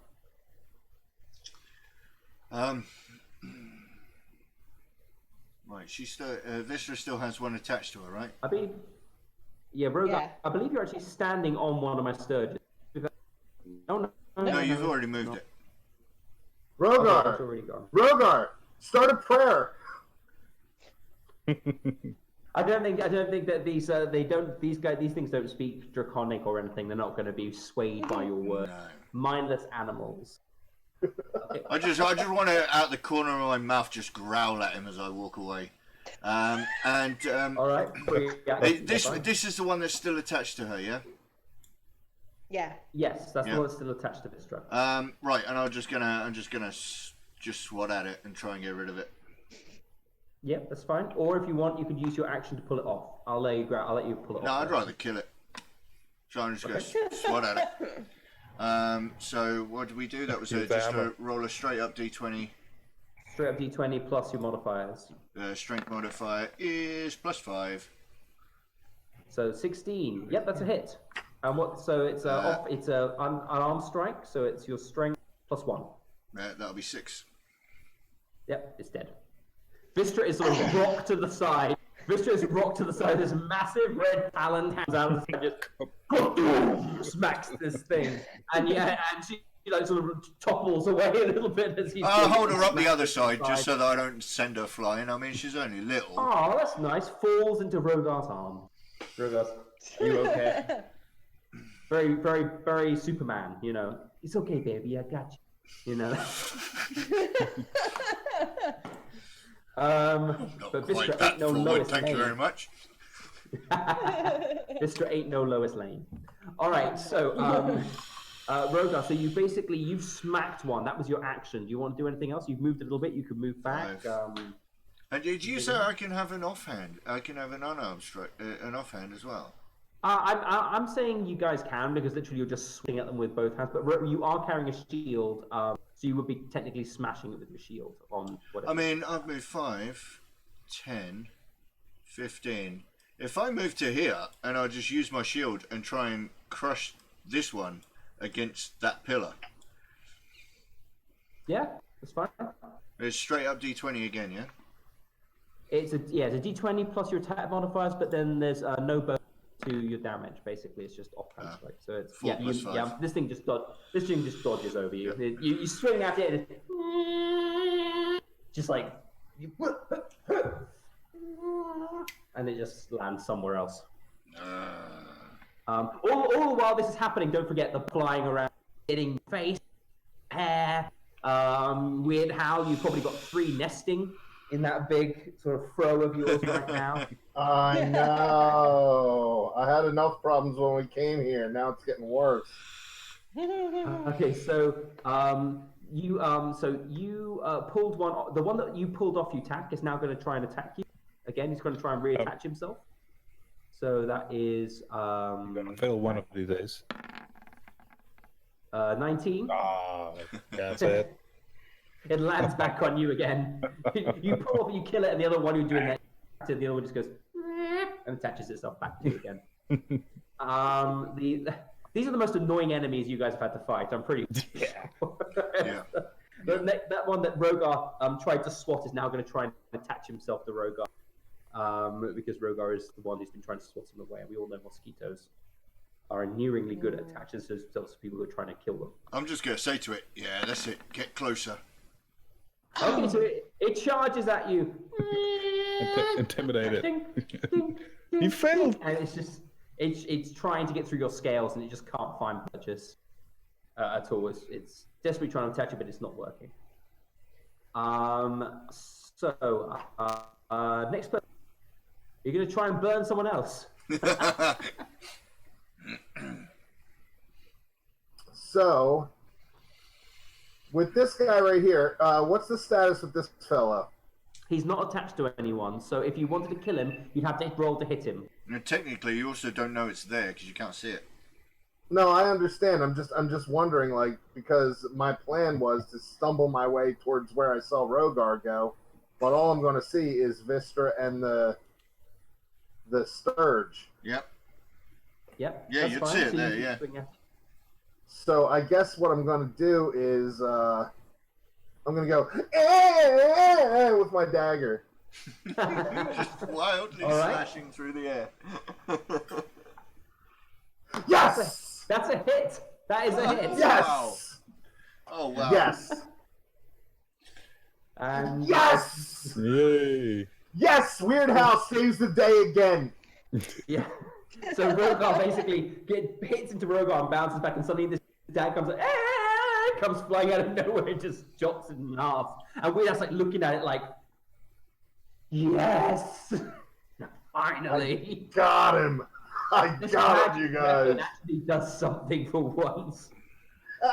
Okay. All right. Next person, Pedrick, you're next.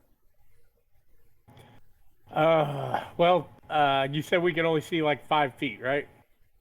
Yeah, you can only see about 5 feet in front of you. Yeah, you But can you still I move used to through the them. torch. And you would definitely be hearing Weird Hal going, yes, yes, I did it, I got one. You can see, right? Because they got the torch. Yeah, yeah. Oh, you can see the far light as source, the yeah. direction. Yeah. Yeah. There's- Oh, there's we can still- see the torchlight now? Yeah, You there's can- still Yeah. dim light in there as well. You can see. You could already see, but all you can see is a bunch of bats. That's the whole. But Yeah. the light would be coming between them. So you would still Yeah, see the light basically, source. basically, anywhere you can see in the map, anywhere you can see in the map is where you can see. So if you're like anywhere that you can see in the map, you can see there. It's just dim light. There's still some light coming from other locations. I am going to move. Mhm. Let's see. I gotta see how far things are here. Mm-hmm. I'm going to move toward the sound of combat to my north. So I'm going to move 20 feet. Yep, that's fine. And you basically, when you get sort of close enough, you still can't see what the Sturge is attacking, because the bats are all flying in your face. All that you kind of make out is kind of a diminutive figure, but you can't really see any detail because the bats are just getting in your face and like banging into your armor. And well, they tend to be they're actually missing you more than hitting you, but they're really just flying all over the place, really just making it very disorientating. And as I get up here, I'm going to yell, "To me!" Okay, you shout to me, and Tack, you hear this to me over the like the sound of these bats. Okay, what are you going to do, Pedrick? So I made a move. Can I see well enough to attack this one in front of me? Yeah, you're within 5 feet, so you can see it. I will go ahead and make an attempt to hit it with my mace. Yeah, go ahead then.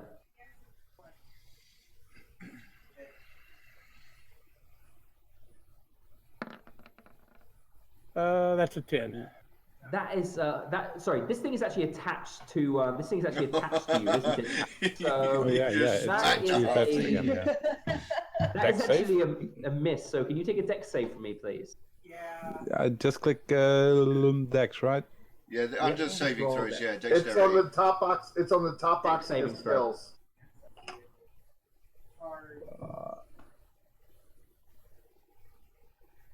I'm sorry, guys. It's all right. The saving okay. throws, That's okay. the saving throw Next- skill rolls are above your skill rolls. Yeah. Yeah, you see, like there's all the names again. There's like proficiency. You just roll the name of that thing. It's strength, charisma, whatever you. There. Yeah, I got it. Next No, turn, I is it? missed it. Oh Yeah. no! Ouch! That is a hit. So I'm afraid You you gotta hit me, man. So Pedrick, can you please roll an attack roll against Tack? Thank you very much. Roll an attack roll again. Or just roll Damage. damage. A damage roll against.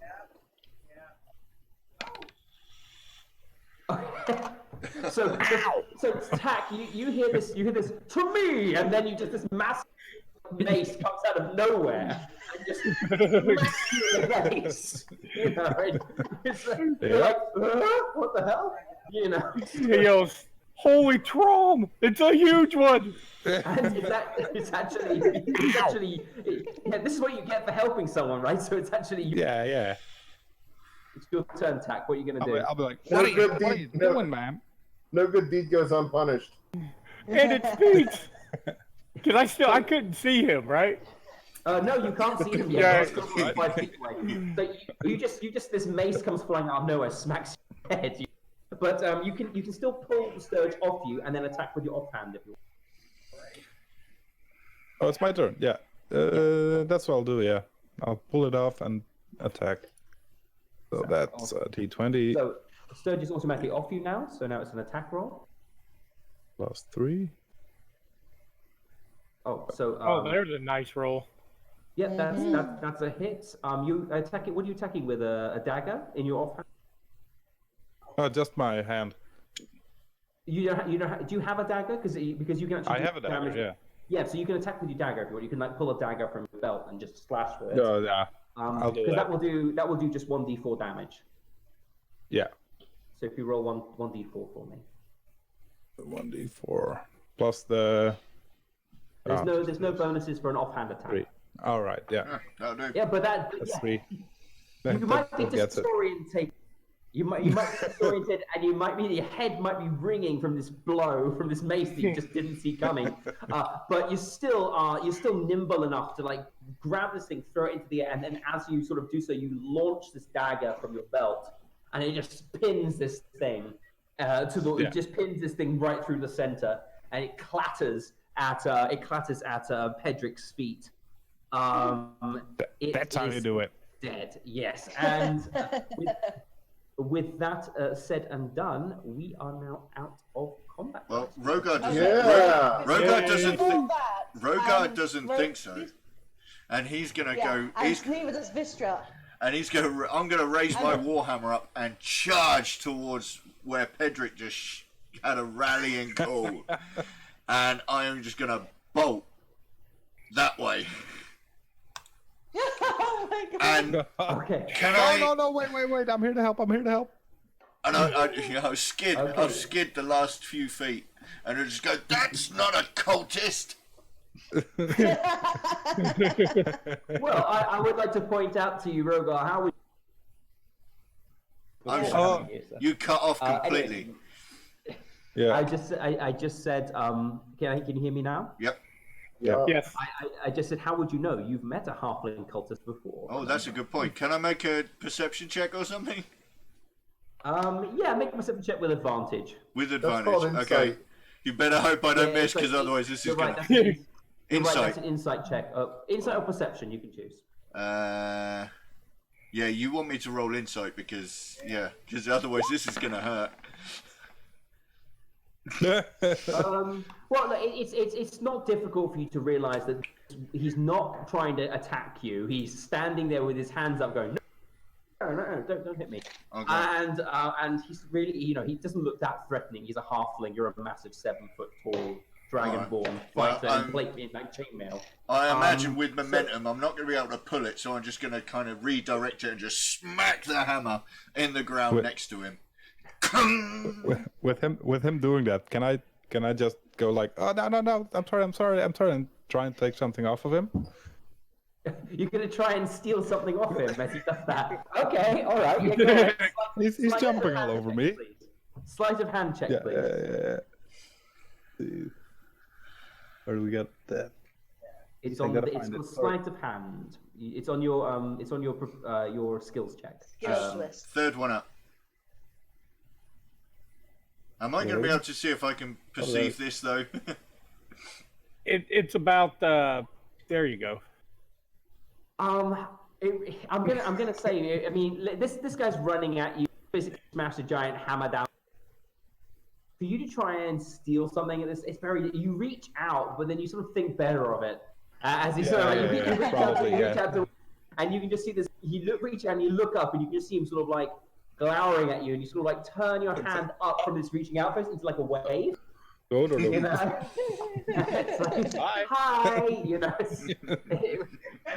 it's not like you're trying to do that. Anyway, so guys, our intrepid adventurers, you've managed to rid the cave of the pestilential foe, these giant mosquito things, and these sturges. And as you sort of stand around, you can feel the bats start to calm down now. I mean, Tak, you would know that as long as your voices are kept down and you're quiet. I mean, you've been in here before, if you remember.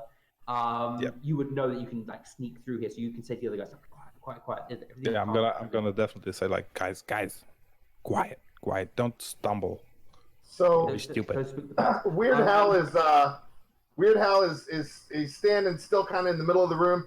He's got his eyes shut tight, and he's like waving the torch around, trying to get rid of the. But get off of me! Yeah, I'll move over. Where is he? Right, like over here? Weird Hal is the one who said. Okay. Weird Hal is sort of panicking, but I'd say you can kind of, this little figure comes up to you. Be quiet.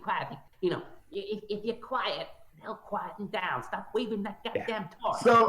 So Weird Hal kind of peeks out of one eye, and he looks around, and he's like, "Oh, okay, that's better." Okay. And guys, with that, I'm going to say we're going to break.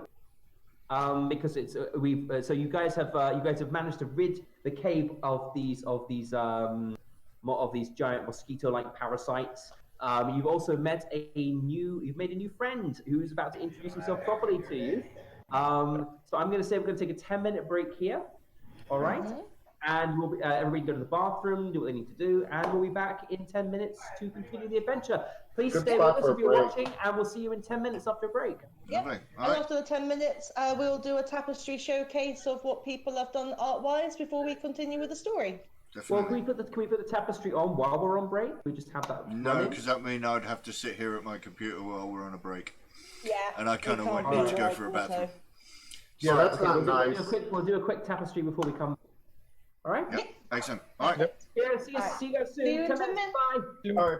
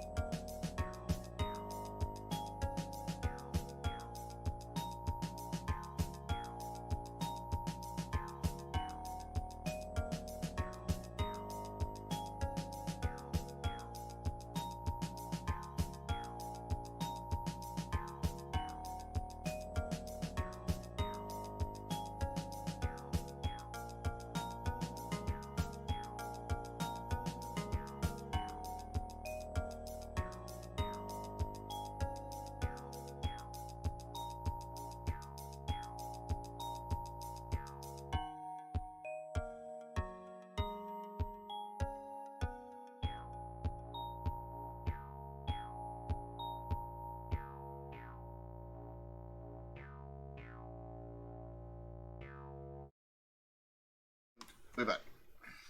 Not ready. Just kidding.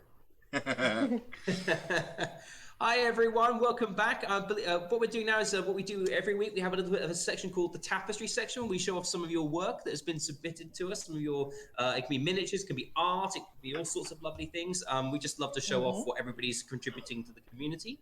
So I actually can't see this at the moment because I'm not on the screen because I'm trying to run three screens at once. So someone who's got it up, can they walk us through what we're looking at? Yeah, okay. So the first image is from Nuts Paint, and he has been painting Sons of Medusa. Oh. So if you can open that up. Also do the shout. Yep, there we are. And look at that. Isn't that gorgeous? I love the greens. Oh, look at this that color. I showed this off in the behind the tapestry because I did the stream the other day behind the tapestry with me. I also showed it off, and I love the smoke around the grenade. I think that may be my favorite part, just the shading, and it just looks really nice, really 3D. And I hate everyone that can do eyes. You all suck so much. But yeah, I love that, and really interesting with the helmet color, because I was kind of thinking that was probably going to be the same, but I like the contrast. I think that's really cool. Okay, and then the next one we have got Plutonium OD, who has done Vespa Umbra Chapter Master, and that's Instagram as well. So you do the shout out for Insta. So Insta.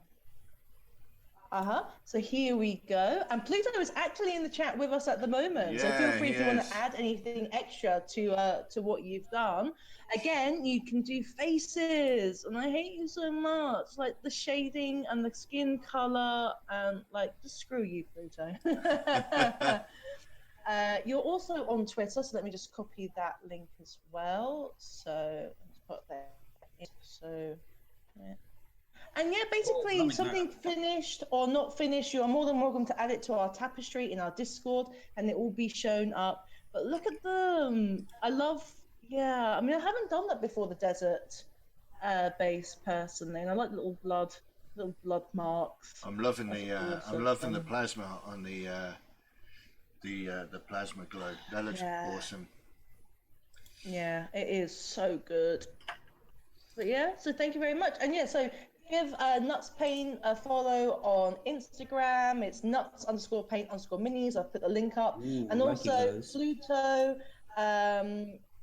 Again, it's plutonium_OD on Instagram, or on Twitter, Cliff_G. And then we got another one, I think, from Pluto, haven't we? Which is the Ultramarines Heroes Old versus New. Yeah. And we have an awesome. It looks like it's based off the Venerable Dreadnought, the Chaplain Dreadnought. Yeah, that's right. As well as some Space Marines. Space Marines. Ooh, loving that giant flamer. Always. It is good, isn't it? So is that? I don't know these models very well. So which models are? This am looks I like at, the one with the frill here. That looks like Sicarius. Is that what his name is? Sicarius. That's Captain Sicarius. Yeah. Mm-hmm. Yeah. Oh wow! And literally an old and new. There we go. I love that. Yeah. I love seeing old. I'm looking forward to seeing Sicarius become a Primaris Marine. All hail the Primaris! Also, that thing on his head is useful when the chimney gets dirty. Yeah, definitely. Yeah. Oh yeah. You could use it for cleaning your shoes, couldn't you? And when I showed this off in the tapestry, I was going through the flags, going, "Oh, which flag do I like the most?" And in the end, it's this picture, the one you're on now. Yeah. And no, is it that? I can't remember now. I think it was that one. Is that all the pictures? The one with the paper with the with Karis, and then we go to the Deathwatch Chaplain as well. But yeah, this one here with the paper flag. See, I want to see I want to see him do the new Malnius Calgar as well. I want to see 1, 2, and 3. You know, and that would look really cool. Well, you heard it here first, Pluto. You got to do another Calgar. Yeah, we got to see all of them. 1, 2, 3. But I love that. I love that old model. I mean, don't get me wrong. I love the new stuff. I'm a big fan of the new stuff, but I love that old Manius Khan. Oh my gosh! This whole time that I've been text chatting, I've been text chatting to my own channel. You just have to copy Plutonium and says. paste it. Plutonium says he's in the pile. Nice. The new Calgar. Yeah, he's gonna do the new Calgar. There we go. Lovely. Hey, that's a painting challenge for you. I want to see all three of those. So that's this week's But yeah, that's this absolutely week's feel tapestry. free. But that's this week's, yeah. And there's no deadline. Like whatever sheet is there that you see, that will be the next stream that will be coming up. So I will, as soon as this session ends, I will of course then add tomorrow's session that we're doing as part of the 24-hour stream, which again Miniax is doing. And let me just reiterate that with the charity command, Extra Life. Again, Miniax, just because we come back from the break, do you want to explain again what you're doing with that? Yeah, starting tonight at midnight EST, which I think is 5 or 6 a.m. over there GMT. How many hours? How many hours time from now is that, Miniax?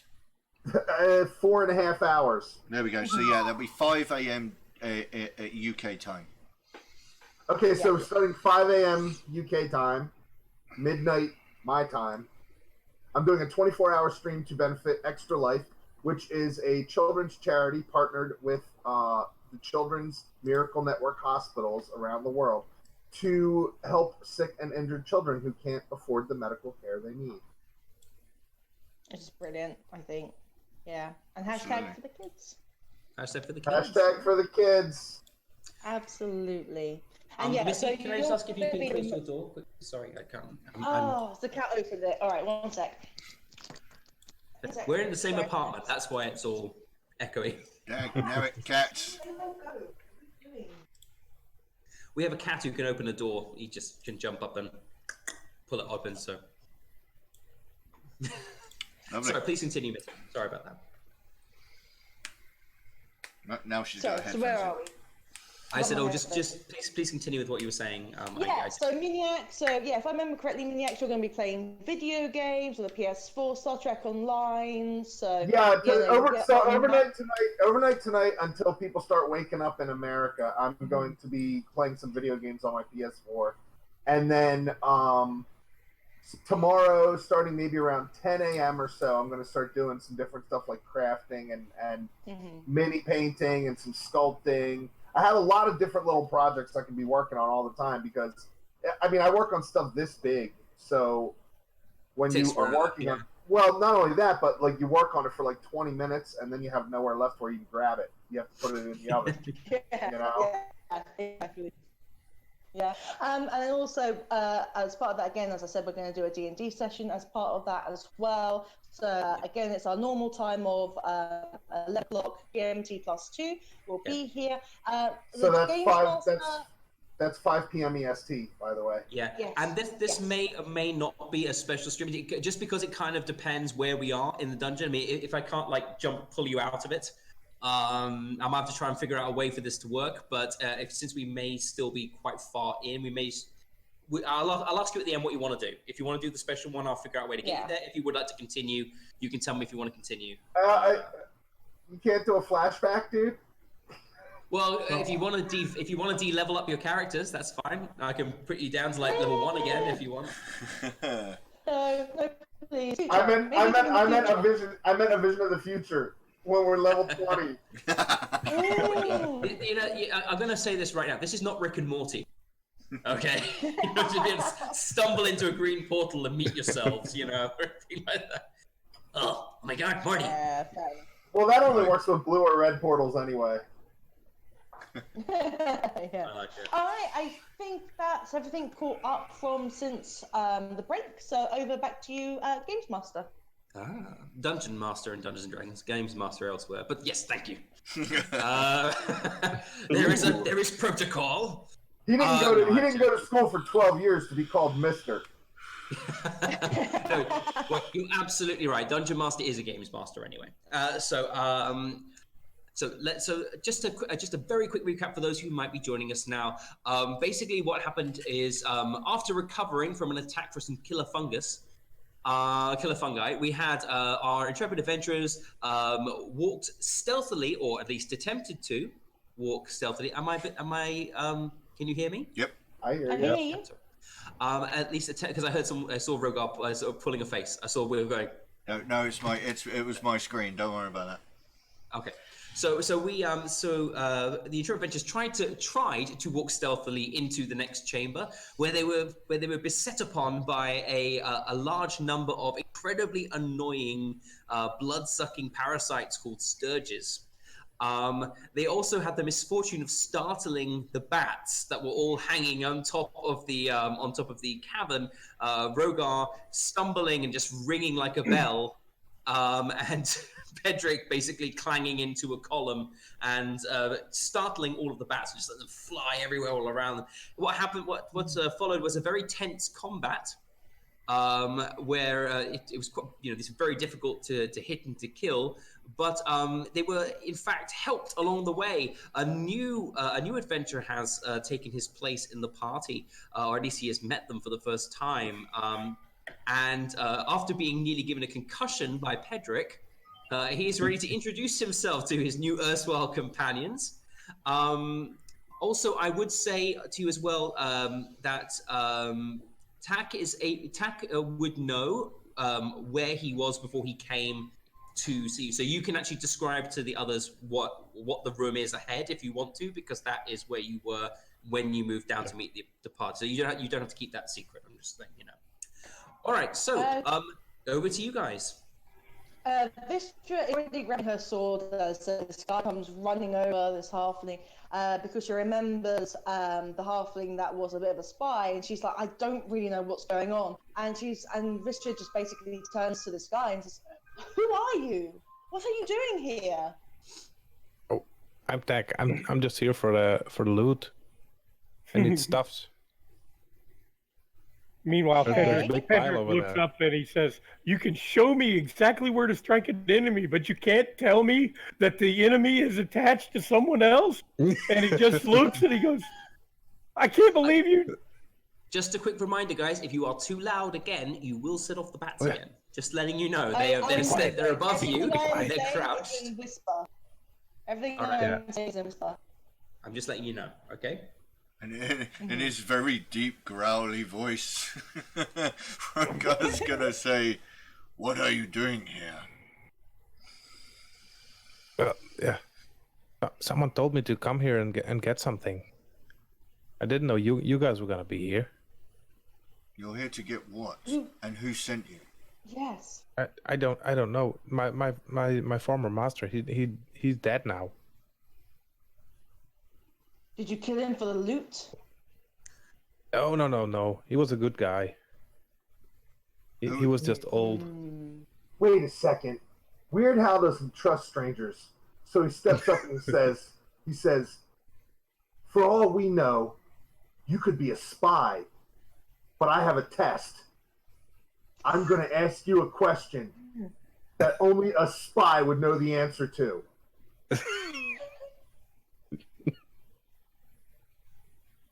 This should be interesting. No, I'm trying to think of a question only a spy would know the answer to. Are you a spy? Are you a spy? not that I know of. We'd have. I like him. I like him. I trust him. I'm pretty sure a spy would tell you that they weren't a spy. Okay. Wait, what? Wait, what, Roger? What? I said I'm pretty sure a spy would tell you they're not a spy. Or would they? No. Wait a minute. That doesn't make sense because that's just what they would want you to think. Rogar's head starts to hurt and he walks away. I whisper to everyone. I whisper to everyone. This test might be getting a bit too confusing. How did you find this place? Like I said, my old master told me to go here and find someone or something. Find someone or something. We say in unison. Yes. I forgot who I was supposed to find something. I like. Could you be a tad more specific? Pedrick says. What is this something you are looking for? Yeah, Stuff well, I and mean, money. well, I mean, you would have known. I mean, from what you know about this situation, Tack, you would have known that there was a possibility there would be loot and treasure in this place, and Yeah. you know your profession being that of a thief and a bit of a rogue, you saw an opportunity when you saw the people leaving. From the camp, and you know that. I mean, I'm not going to say anything more unless you want to. It's your backstory, but yeah. So that's sort of what you can share with your companions. You know that's why you came. That you're purely mercenary in your. Can Vistra, if he shares that he's a rogue, and I'd sort of have a history of maybe I know him through a connection as a rogue myself, or that he's famous, or that I've heard of him, or this. Maybe they know guild sign. Okay, roll a. Or that you guys both know a language that other people don't know. Well, we do know a language. Dwarven? Oh! We both know. I can't remember what it's called exactly. Thieves' Cant. You know Thieves' Cant. Thieves' Cant, yeah. Yeah. So actually, what she's just going to do, she's not going to roll to see if she knows of him. What she's going to do, she's going to write in Thieves' Cant on the floor in the dirt, and ask him to translate it. Yeah, I mean, basically, Thieves' Cant is not really like a language. It's more like a set of symbols that you would so you identify. So it's sort of like, you know, this place has been looted already, or you know, this place is under the protection of this person. So it's more, or even, you know, potential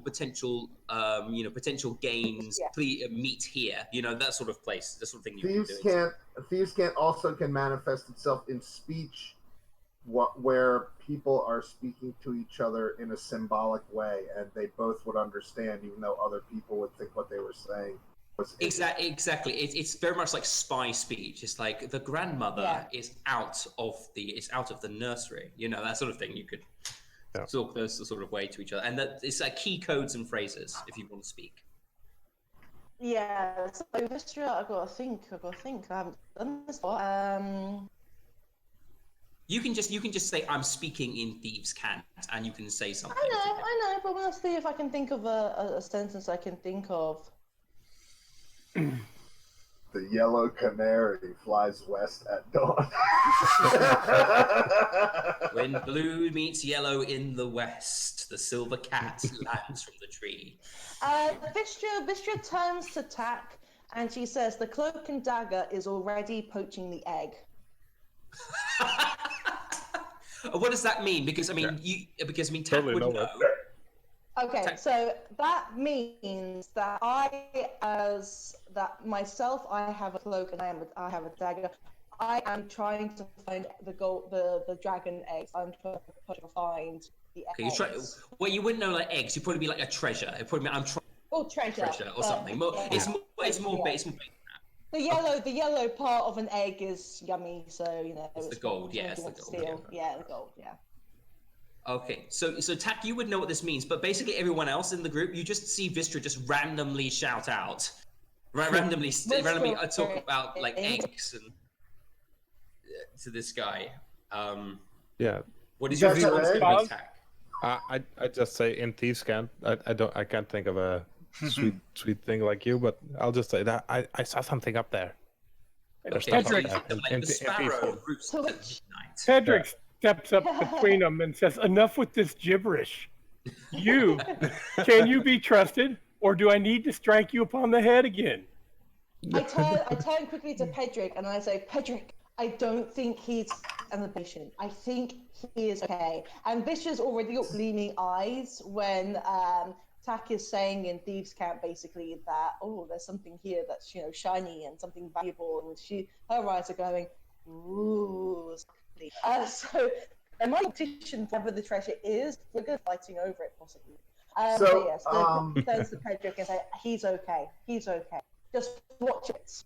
So Weird Hal jumps up actually kind of between Pedrick and Tack and kind of like starts kind of pushing them apart with his hands on their chest, and he says, "Hey, that's no way to talk to our new friend. Everybody knows that he's not a spy. I already asked him."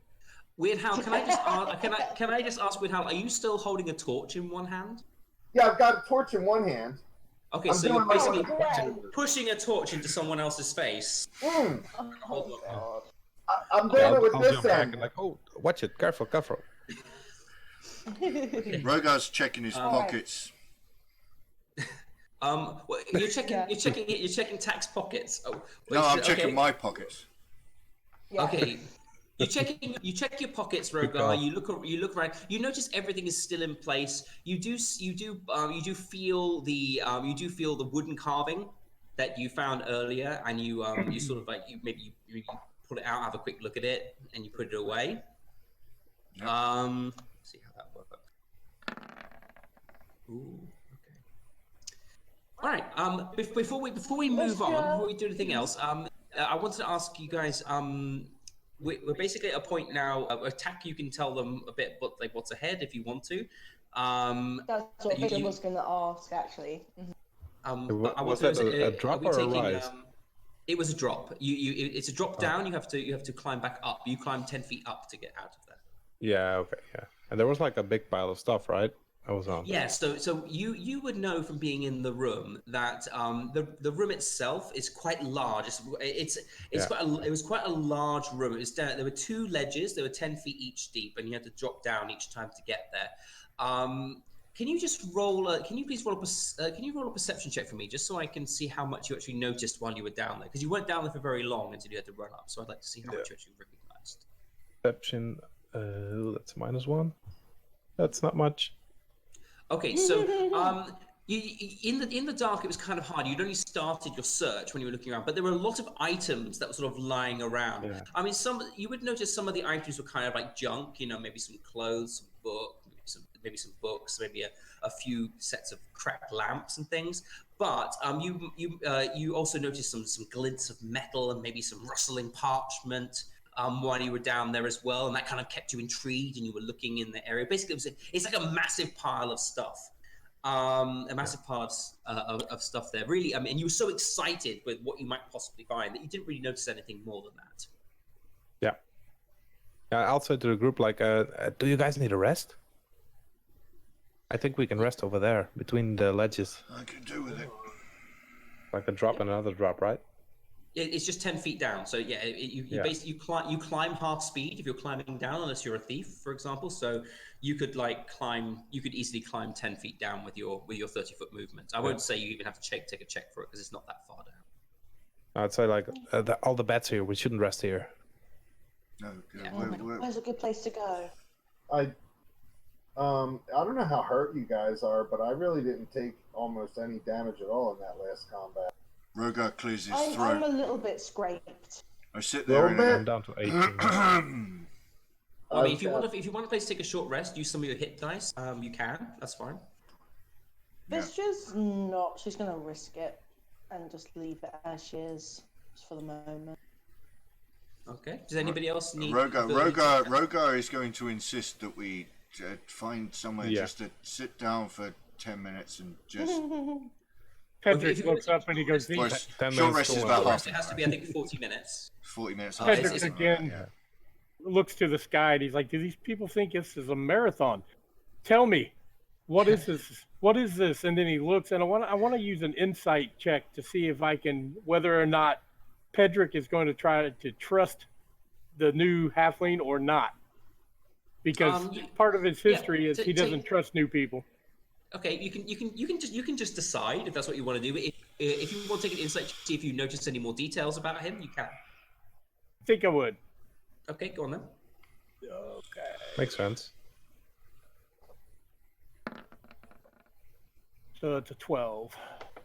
Okay. You're on the fence. I'm going to allow Tack. I'm going to allow you, because you are a thief and you are a bit of a charlatan. I would like you to take a performance check to see whether you're able to keep any details to yourself that you don't want shown. Okay. So I'm basically, an open book. Pedrick, as you look at Tack, all you can see is a rather diminutive figure. Seems a bit paler than normal halflings you would normally see. Maybe his eyes are a little bit sort of more blue and shiny than you'd normally expect. Well, I mean, at the side, it's probably glinting a bit more because it's in darker light. But as he's standing, you can sort of see like almost like pale blue eyes. He doesn't look harmful. He looks up at you with big sort of like round eyes. You know, I just can't help. I'm just here. I'm just I'm an honest thief. He's already told you. From Shrek. No, he's already told you. Yeah. He's already told you he hasn't lied about that. You can't see that he's been lying about anything so far. I will tell you that much. You can't see that so far from what you're able to see past his performance and insight, if he is performing at all. Nothing that he has told you so far is, as far as you can see, a lie. You can't read anything from his body language, which would show that he's lying to you. Pedrick just nods and he says, Tack, remember, Trom's eyes are on you always, but welcome. And I will thump on the head if you do something wrong. And Rogar will just... Thank you. Rogar will a little bit more heavier than he would need to, but he's not pushing down. He's going to just lay his massive, great big dragonborn arm on your shoulder as well, and give just a little squeeze. Tack, I mean, as you sort of feel him, his little squeeze for Rogar is quite a strong squeeze for you, you know? So it's like you can feel this pressure on your shoulder as this massive clawed hand sort of engulfs your little halfling shoulder. I'll just say, you're welcome. Okay, I so want to quickly offer thanks to Timora for delivering us someone who could help us get out of that fight. That, to be fair, we were in a lot of trouble. That was a lucky break if I ever heard of one. So you offer a prayer to Timora. You don't get any sort of direct reply or anything, but maybe you feel a sense of sort of accomplishment. Bishop just sort of like looks over at Weirtower and go, "You could have done that with the mushrooms."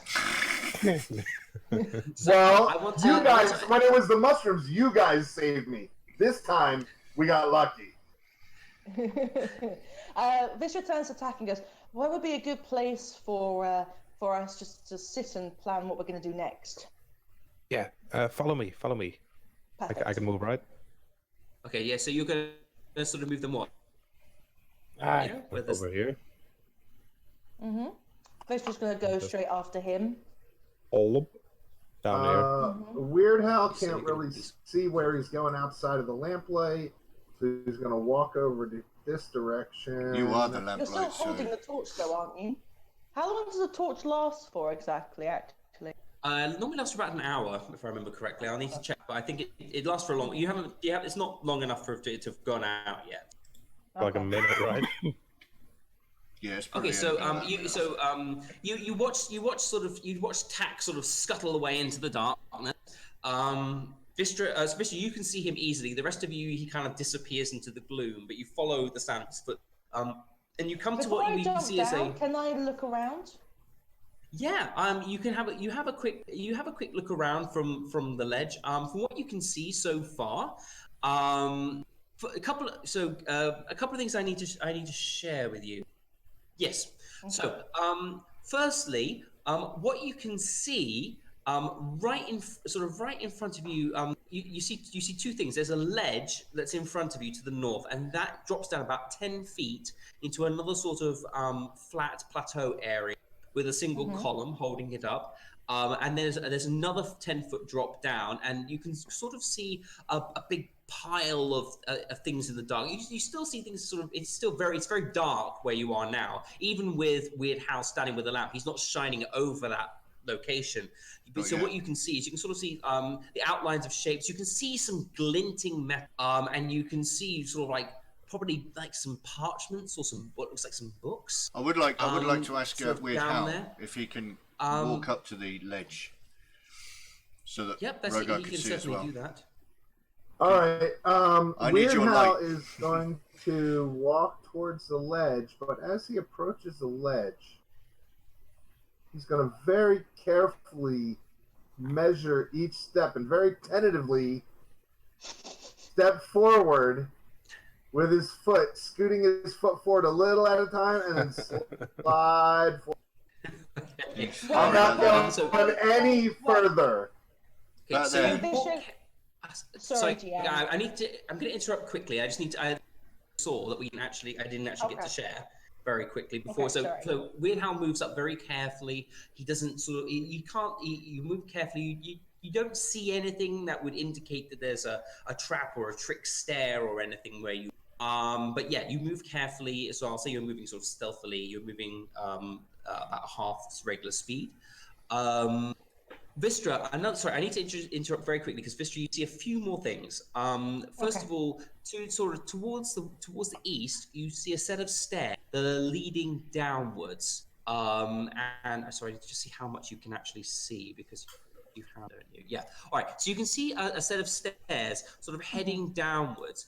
You can also see at the bottom of the stairs what appears to be well, the stairs are quite steep, and you can see what appears to be a large curtain that is hanging across the passageway. It seems to be made out of hundreds of heavy leather strips. Each of these strips is about the width of a human hand. Okay, the strips are fixed to the ceiling, and it's long enough that it's actually dragging along the floor. It extends from wall to wall. And the leather probably comes from it seems to come from a variety of local animals. You can kind of see sort of like cow hide and a bit maybe some goat hide and maybe some antelope hide and not antelope hide, sort of deer hide and a few other things like that. It looks really badly cured. You know, you can kind of smell something. It's not very pleasant.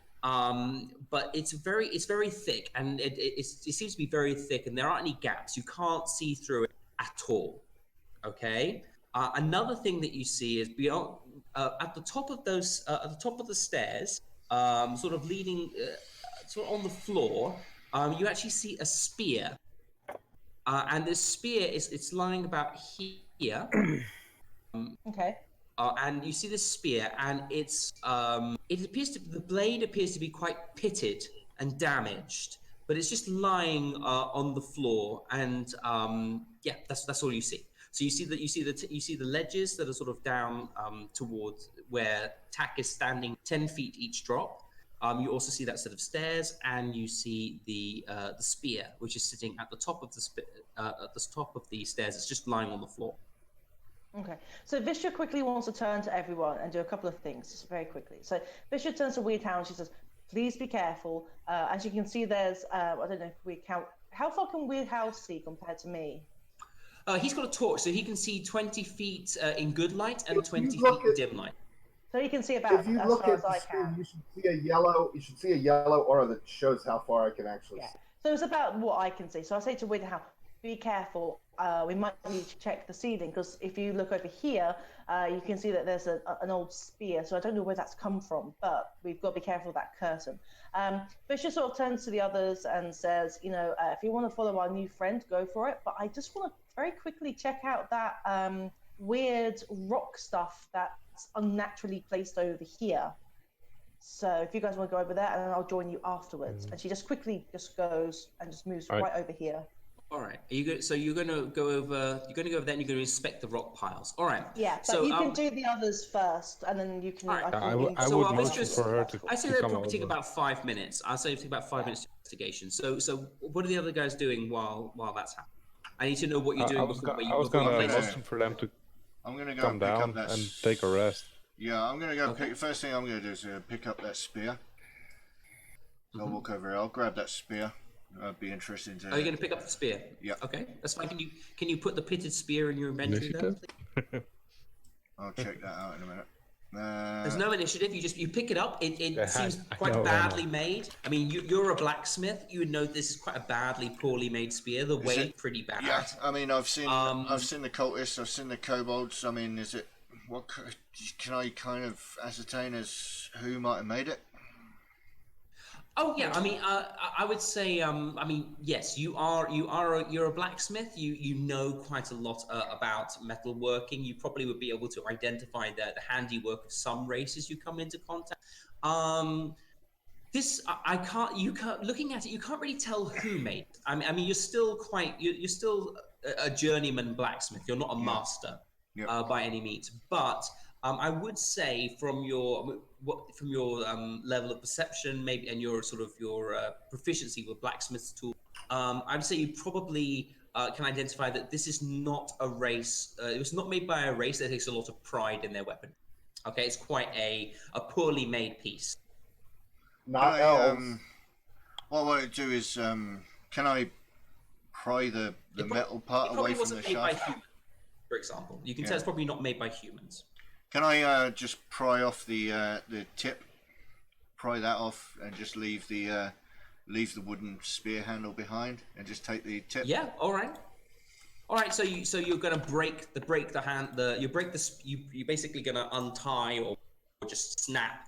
Yep. The metal blade off the spear. Yep. You throw the half to the floor, or you just place it down. I'll place it down. I don't want to make a racket, so I'll place the wooden bit down, and I'll just stow the tip away somewhere. Okay, so if you can just make sure that you put like the pitted spear, the head of the pitted spear, or the pitted spear head. Yep. Okay, that's fine. And then I'll ask. I'll get Weird Hal to come and jump down the 10-foot drop with me. Yeah. I mean, don't jump. If you jump down, come down. Well, I'll climb down. If you jump down, you have to take 1d6 bludgeoning damage because it's every 10 feet you take 1d6. If you climb down, it counts as movement. It's just halved. Yeah, it's just I'll just climb that, and then I'll help. If that's the same. I just wanted to warn you. If you jump 10 feet, is 1d6 bludgeoning damage. Fair enough. I'll climb down. Pedrick is also going to climb down. Okay. And Weird Hal, what are you going to do? Weird Hal is very slowly slide his foot closer to the edge, and as nothing happens, he's gonna slide his other foot forward. I'll reach up for it. I'll reach up to help him out. I mean, I'm, the 3-foot difference between the two. Okay, so Weird Hal is going to he's gonna get down on his knees. He's gonna turn around and lower his feet over the ledge, and then he's gonna climb and shuffle down until he's just hanging by his hands.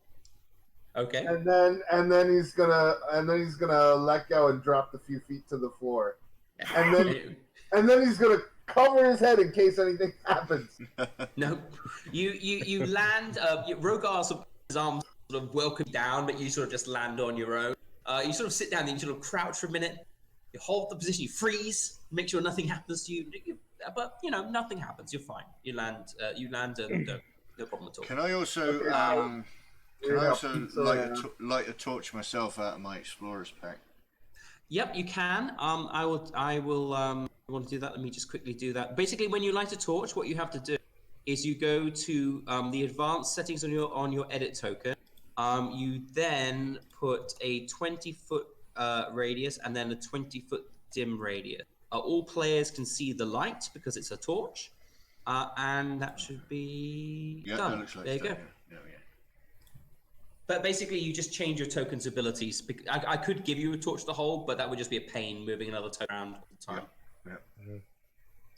Okay, so Rogar's got his own torch lit, and we'll pop back over to Vistra quickly because she's in a different situation. Are you guys now taking a rest? Is that what you're? Well, I was gonna take 5, 10, 15 feet forward, and and then rest. And Pedrick is actually going to put his back against this wall. And then I'll take a rest here. That's another drop. Yeah, that's another. You're sitting on the ledge of another. You're not actually. He hasn't actually dropped down. I won't drop sitting down. on the ledge. I'll just sit there and I'll take a rest here. Right. Yeah, I would ask everyone, where's the dwarf? Where's the other one? Okay, so while you're saying that, Vistra, you're currently looking at the piles of rock. Now you are a mountain. You're used to seeing the excavation of mountains.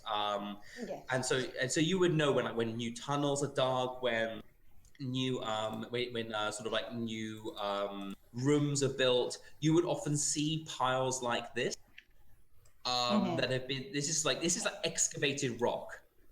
You can't really tell where it's come from. You can't tell whether it's what you doing? Sorry, Rogar is getting some life back. Okay, 9 HP back. This and Vistra, if you want, you can take a nature check for me if you want, and I'll give you advantage because you are a mountain.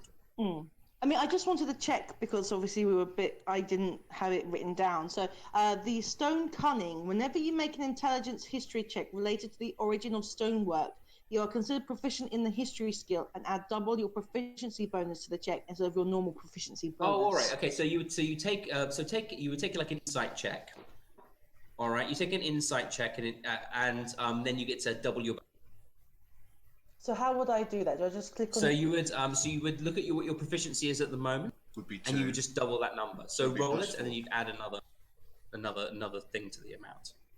So do I roll a history check or do I roll an insight check? Roll an insight check because this is It says looking at make an intelligence history check related to the origin. So yeah, well, this is sort of like this is not looking at like the nature of stonework as in like the way it was It's the made or rocks something. and This stuff. is looking at the rocks itself. So I would say you can take an insight check, and I'll let you use the same bonus for that because it's basically Okay, your 'cause my understanding of insight rock says- craft.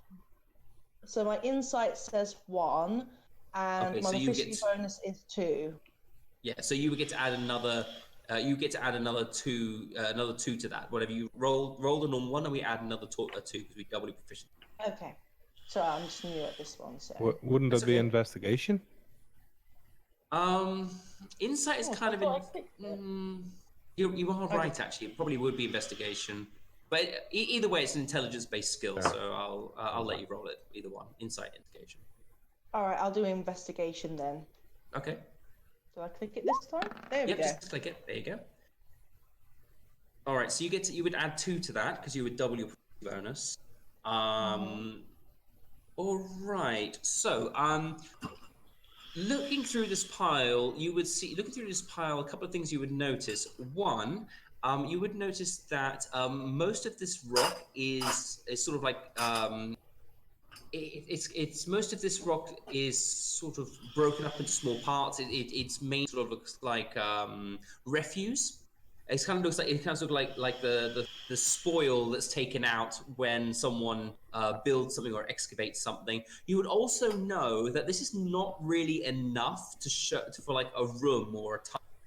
All right. underneath it. The volume. There's not enough there. Okay. To show this would not be the amount left over after building a new room. Okay, or something it would have to be a really tiny room or a little tiny alcove. Okay, you can just tell by the volume of stone and rubble that this is not enough for a major excavation of any kind. GM, real quick, I just want to prepare an action when Vistra returns to the party, and Okay. I can see her. I want to play my Song of Rest, which will give an extra D6 to everybody who uses hit dice during this rest. Okay, good. Oh, all right. Vistra. I mean, can Vistra just sort of move the refuge away and just see if there's anything underneath it? Oh, but, I mean, yeah. I mean, you sort of plunge your hand. There's nothing really there. It's just soil and rock. There's nothing amongst it that you can see. Okay. Can I look around and just see if there's any hole or anything where nearby in this particular area where this could have come from, like a fresh bit that's been dug away and for this to have come from? Oh, let me see how. Let me just check something quickly. Because Vistra's thinking at the moment that this could be like maybe a kobold sneaky, tiny little tunnel or something, or from the pests or something. So just wondering. Yeah. Take a wisdom check, please. Sorry, take a perception check for me, please. Perception. All right. 6. You look around. You look around and you try to scan the floor. You try to look for some evidence of sort of within like the 30-foot radius or something. You look around and you try and see if there's anything nearby that you can see with your dark vision or your dim light vision. I mean, for you, dim light is the same as the bright light, so you can see quite well. But really, you can't seem to see anything that would indicate that this is where this stone had come from. It doesn't look like it's dropped down from the ceiling, from the side of the I was of the going to wall ask or that anything. next. Okay.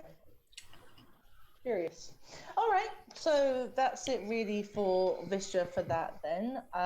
She is going to go because she's very curious about the new guy, so she's going to head back. She says, "Don't worry, guys, it's just me." And then she climbs down. Okay, that's fine. Don't need a check for that. Nope. And she climbs down. As long as you're not jumping. And I'm guessing Vistra can just see Weird Hal about to do something towards her, like he puts a hand out or something, but she says, "It's all right, I'm not resting or anything, so I'm okay for the moment." You're not the only one. Yeah. I mean, if you're resting, I mean, you can get back, I believe you can get back, it's your HP, and can you get back any spells as a thief? As an arcane trickster? I don't know. Only a wizard can recover spells during a short rest. Yeah, and a warlock. Warlocks can and I as well. haven't used any spells. I haven't used any spells either, so Okay, I'm okay. that's fine then. That's fine. All right, so yeah, you might as well save the song for the moment. Yeah. Just, I roll a 10, so. What about Rogar? How's your health doing, buddy? I am feeling much better. Thank you very much for asking. Then in that case, I will save it. Okay.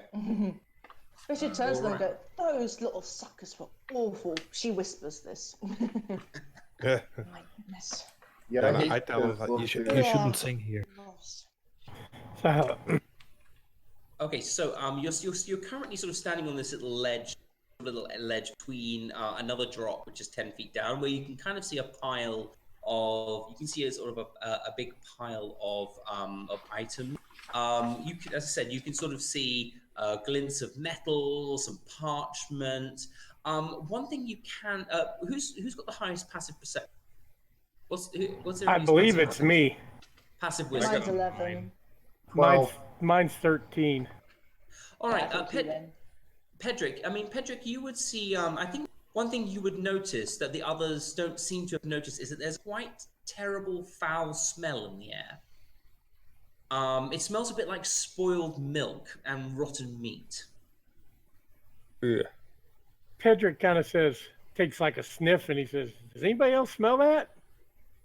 I mean, now that Something Pedrick's pointed rotten. out, On now that that note, Pedrick's pointed out, you can all like smell this quite foul stench.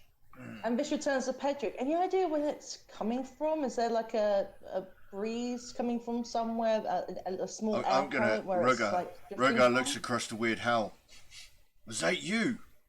It's not me. Is it still the stuff on you, Weird Hal? No, it's no. I mean, yes, but no. Love it. So it's not matured on you. Okay, that's good then. Pedrick tries to see if he can determine from which direction that the smell's coming from. Yeah. I mean, you can. I mean, I think I think with your past perception, I mean, that's not just like your ability to see. That's your like smell, hearing. Your ability to perceive the world around you. You can probably tell that it's not. I mean, it's not coming from the previously in. In fact, you can kind of actually tell you what. Do a perception check for me. I want to see how much more you see from what. Okay. All right. So the one thing you can tell is that it's not coming back the way you came. It seems to be blowing from the room that's actually in front of you. All right. That's the one. Not the one downstairs, but where we are. Yeah, I'd say that you can pick that up from your sort of like your sniff of the air, trying to figure out where it's. Pedrick kind of points to the north and says to Vistra, "It's coming from that way." Is that where the shiny things are? Tack. Yes. Yes. I think so. I didn't see much when I was there, but I think that's there. I see something glinting, but I don't exactly know where this sort of glint of metal and stuff is exactly on the map. Okay, it's in that big pile that's in front of you. So you see that this Yeah. massive pile. You Yeah. can see Over there. I'll tell her. glints of metal all the sort of shine the light over it. You can see metal glinting back up at you. It's still it's quite it's really dark in there, and even with your light, all you're picking up is just like the light shining off this pile of stuff. Okay. Vistra's just gonna go closer. Rogar is starting to watch Vistra and Tak very closely. Yeah, my I'm telling her. series We are should Getting ready to climb down. grab them in case they Scrooge McDuck, you know. Oh yes. Does it smell at all like Battlefield, like the dead, or is it just like a? That's what I was thinking. Yeah, whether it was smells- like weird. It as I said, it sort of smells like spoiled milk. Okay. It's got like it's got a sort of rank smell to it. It probably smells a bit. You probably smell a little bit of maybe a bit of like filth in the air. You don't necessarily smell blood or Pedrick anything like says, that. whatever you find, don't taste it.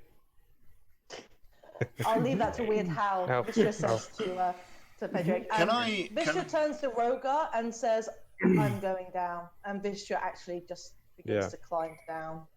Can I try and stop her? You can try and grab her. I'd say you can grapple. You can try and grapple her if you want. I'm going down. That's as well. Yeah, take a strength check. Can you grab both of them by their cloaks and lift them back up over the hood? Well, I mean, I could try. First of all, try and grab. Do an acrobatics I don't know why I save did or that at something to stop advantage. him. Yeah, Vistra can. You can take an acrobatics check to see if you can twist out of the way. I will. Okay. Okay, no. Basically, you start to move, but you just feel this yoink, and you get yanked back by Rogar, who's literally just pulled you back up over the edge. Tak, are you trying to grab Tak as well? Yep. Okay, you can do it. You can do it with the other hand, but you're at disadvantage because I want you disadvantaged because you're focusing more on Vistra than on Tak because you don't know. What the? Pedrick. 17? And Tak, do you want to see if you can twist out of the way? Acrobatics. Yeah. Yep. Okay, yeah. So you go to grab Tak, but Tak basically just like twists out of your way and, and just like starts to climb down. Pedrick, Weird Hal, what are you going to be doing? Pedrick looks at Hal and he says, "Hey," points his mace that way. He says, "Check this show out." And he just kind of leans back against the wall and stretches his feet out. They're leaving without us. Not everyone, Pedrick says. I turn back and I say, "Guys, come down here. There's loot. There's stuff." That loot Vistra belongs. turns to Rogar. Why did you try and stop me? I didn't really smell anything, right? So I'm gonna. Are you going to do I'm gonna call out and say that loot, I would guess, belongs to the people of Greenest. We don't know Yeah, what of course. exactly is down there. It's good to have a look. I say to him, whispering. I say to Rogar, "All right, forget the loot, but it would be good to know what's down here exactly. Is this a battlefield or not? Because it doesn't exactly smell like one, and it could give us an insight as to what's around this area. So it could help us." So I'm Weird still- Hal wants to do the sarcastic loud whisper, Okay. and he's gonna say, "Oh, great idea! But so far we've almost been killed by some diabolical mushrooms, and then some blood sucking freaking bat monsters sucking our faces. And now you guys are like, oh, I smell rotten blood and meat. Let's go check that out." We don't smell meat. We smell what smells like milk. Maybe you could taste it for us. And this time Vistra is going to move away from Rogar. And Rogar's still holding on to you. Climb down. Rogar hasn't let go Well, of you. Can I quickly? I want you Can I to use you have to investigate? take another acrobatics if you want to try and get Come out. on, my 4 acrobatics. And can I take a strength check to hold on Nope. to her, yeah? Rogar, unless you roll an you can roll strength again if you want. See if you can keep a grapple. While they're fighting up No. there, can I investigate if there's something Yeah. So as you start searching I around. can While this is going on, it takes you pick up. about 5 minutes or so. You start looking around, and you see that what looked from above, what looked like tantalizing bits of metal. What you can see is actually like belt buckles and bits of discarded clothing, worn boots, some tattered books, cracked lamps, and so on and so forth. This is pretty much you can see like some rope lying around, rotten baskets, pottery. You can also see that what you look like parchment are actually like water damaged books. They're just like lying on top of this big pile. As you search around, however, you do manage to find a small pouch. Okay, a small pouch. And as you open it up, you look inside, and there are a couple of ornamental gems. These are not like high quality gems. These are kind of like sort of like what women would. These are like semi-precious stones that women would wear, maybe peasant women who want to have something like nice and looks glittery, but it's not necessarily worth a lot of money. And so these are sort of like you can your thief's eye. You can look at them. You can probably value each one's probably worth about 10 gold each. They're not worthless, but they're not worthless, but they're not high quality stones. Can Can I try and That's after try 5 and put minutes. them away I mean, if without you want them to seeing keep, it? do a sleight of hand check for me. Can I contest that with the perception or something? Because I'm keeping an eye on them. Yeah, Rogai, you can do a perception. You do not have dark vision, but you do have your own thing, don't you? Perception. So I'm afraid no, Rogai. Just as Tak sort of like looks up at you, and you're looking at him really intently. He kind of waves, lifts his hand, which has got the pouch in it, just slides down his voluminous sleeve. Waves his hand at you. It's like, and did you find anything? Oh, nothing so far. No. Yeah, I'm gonna say that it's all junk. Nothing here. So you've got can you add 60 gold to your character sheet? Point. I think your webcam has frozen. I'm not sure. No, it's working fine for me. Okay, And that's he's fine. moving for me as well. He's moving. Yep. All right, that's good. Do you want to keep looking, or do you Can I'll wait can for I them. see Tak looking around and what he Yes. finds? So like she sees these gems, but like Rogar. No, I'm gonna say maybe see him like slide something into a pocket, but you don't have enough proof now to shout out. He's taking this or whatever. You can't see enough. No, you it's get just the feeling. it's just because Viscera's getting a bit like jealous. Like I would say like you've got a little. Maybe you're itching and like your gold fever is starting to glint a bit. I mean, you realize maybe, and halflings are notoriously light-fingered when they want to be. They're really good. They're really good at pinching stuff when they want to be. So you don't trust. I mean, why is he still down there? Why hasn't he climbed back up yet? That sort of thing is going through your head. I can't help it. I look at Rogar. And go, will you stop manhandling? You don't manhandle dwarves. Get your hands off me! And she doesn't whisper as much. She does shout this out a little bit because she's losing her temper a bit. Pedrick kind of lightly elbows Weird Hal, and he says, look, we're getting to the action scene. Okay, Rogar, what do you want to do? Do you want to let her go and just let her go on? You're going to keep your hold on her. Well, she's an adult dwarf. She's probably older than you are. Oh yeah, quite possibly. Nope. I'm just gonna give a little squeeze and just growl really low, just go. All right, what do you want to do? From like the pit of my stomach, it just rumbles. Okay. Well, Viscera I'll actually climb back up. All right, so I would say that are you still looking? After 5 minutes, you found a pouch. Yeah, after I found that, and I saw it's all junk, right? Like belts and stinking. So, Well, I mean, what I'm saying is you found that pouch after about 5 minutes search. If you want to search any further, that's up to you. well, at first I'll get back up and tell them to actually come down.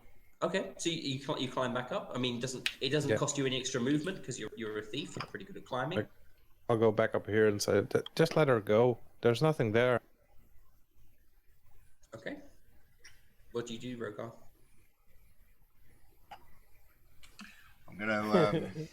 I imagine I'm she's. not your prisoner.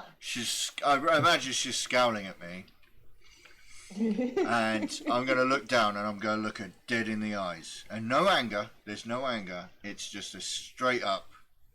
I would say, the people of Greenest deserve to have all of their belongings returned to them. Well, that's true. I mean, that's if that's the way Rogar wants to play it, that's cool. I mean, you can bring the stuff in the cave back to the people. No, I'm just kind of pointing to, just kind of seeing what her reaction to that is.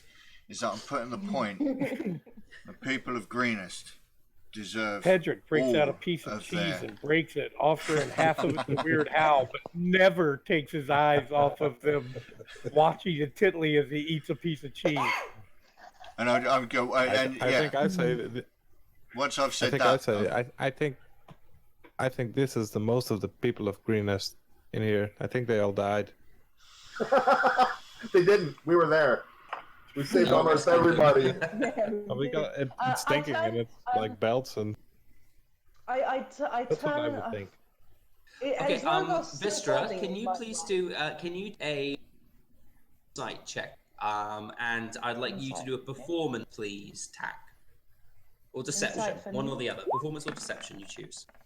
19. 19.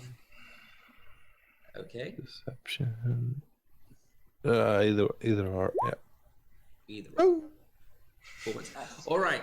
I'm going to say, Vistra, you look at him really carefully, and you don't see that he is lying. He's saying there's nothing down there. You probably you get this feeling that something's not quite right, but you can't put your finger on it. He seems completely honest and genuine. Okay, but you can't quite put your finger on something's not quite right to you. Absolutely. What does she say back to Rogar? Because he brought it up. He's told the truth. Exactly. He's told the truth. Is Rogar still holding me?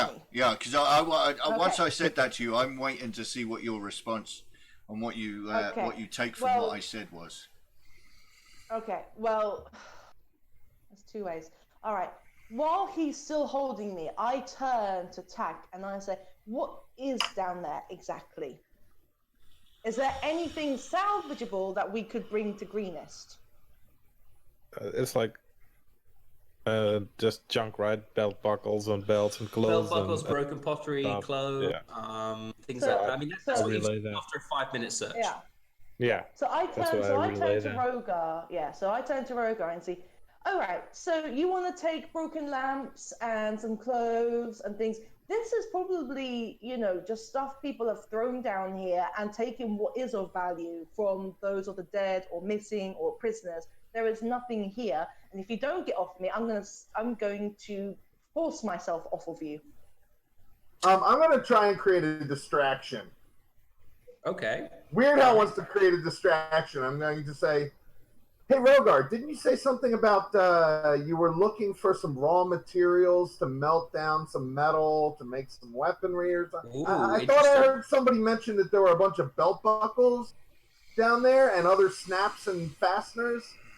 They're probably made of iron, so you might be able to use them. If I purchase them. With a mouthful of cheese, Pedrick is kind of mumbling, kind of like a graveyard. Yes.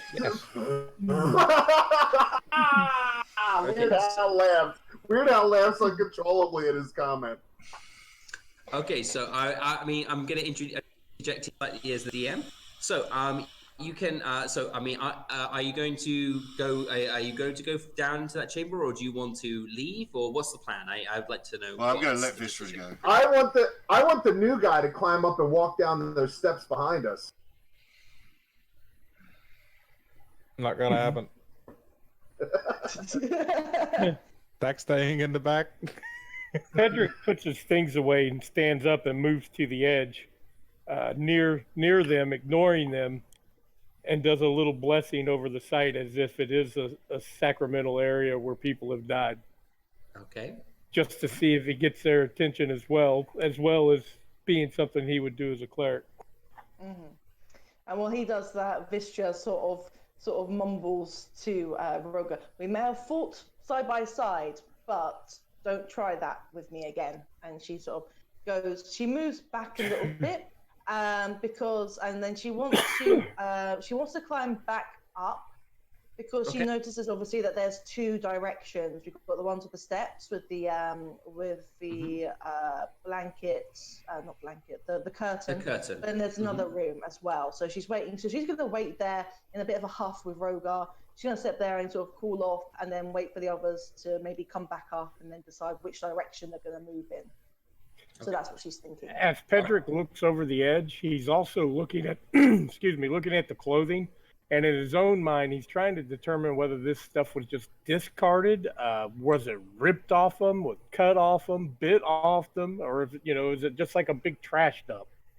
Okay, I mean, it looks to you like this is like there's some clothes rotting. It looks like it might have been pulled off, like roughly. I mean, nothing here, nothing from what you can see from the ledge that you're currently on. I mean, you have to take a lot of what Tack says the heart, because all you're seeing down there is a lot of it's just sort of like dim shapes or like sort of mixed over each other. Even with the lamp, a lot of it's all just like humbled all over the top of each other. You actually you probably need to search through it to see if you could find anything else in there.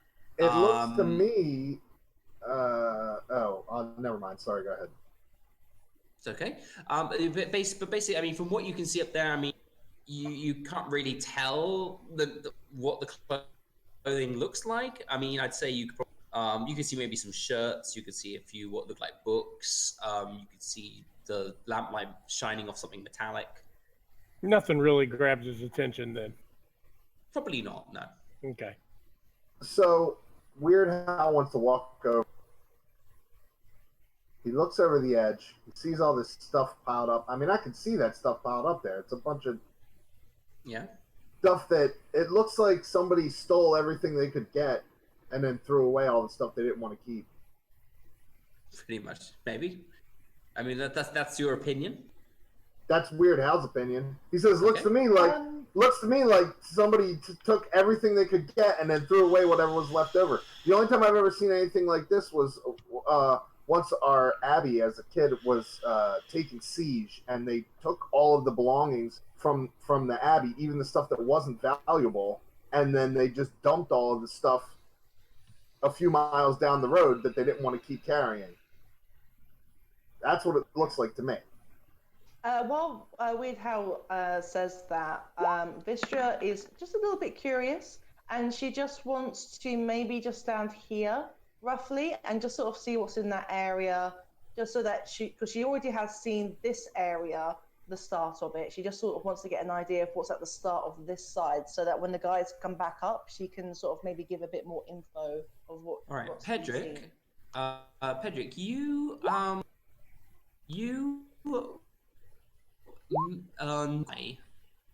that it seems like something in the pile moved. You notice. Oh no! You notice. Pedrick draws his you mace. just see it. You just see it shuffling in. So some parts of the things seem to be just like sort of shuffling, and maybe something fell. Noise, and you sort of turn towards it. You don't see anything specific. Pedrick draws his mace and he says, "There's something down there." Weird Hal says, Pedrick, put away your sketchbook and get your weapon out. What? Rogar in response will ready his warhammer as well, and turn to him. What do you see? Something moved. I seen it. It moved down there. Something within the rubble is moving. Can I take a look myself and see if I can see anything moving? Weird Hal says, Okay. I'll protect your back, and moves away from the ledge. Okay. Who again? Passive perception is 13. Yeah. Minus So I 10. mean, again, you hear what sounds like tinkling noise. Maybe something was dislodged from the pile and sort of rolled back down. That I mean, it seems you can't pick out anything in particular. However, one second.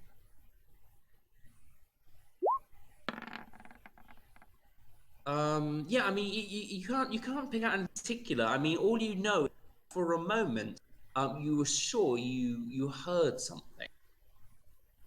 He looks over at Rogar and he says, Rogar, I could have swore not only did I see something move, I heard it, but I can't pick it out. And he points to the general direction where he saw it or thought he saw something move.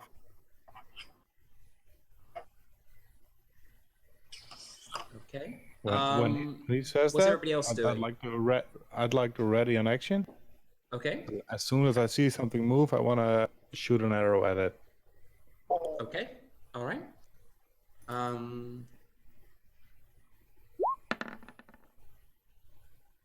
Okay. Suddenly, you get this that smell that you smelled before is now really strong, Pedrick. Actually, most of you smell this now. It just like wafts up, and you can really smell this disgusting, rotten scent. And I want to ready. I And want to just as ready an action. Or I am just gonna. If anything comes close enough that looks like it has nefarious intent, I'm gonna ready a warhammer swing at it. Okay. And just for the GM, Vistra is still over here, just to sort of get a bearings of what's at the start of this area. So she has no idea what's going on with the other group. But you can carry All on right. with So that. Vistra, you're standing. Okay. So your model, you're thinking there at the moment. All right. Yes. Let me just check something. Mm-hmm. Okay. As you...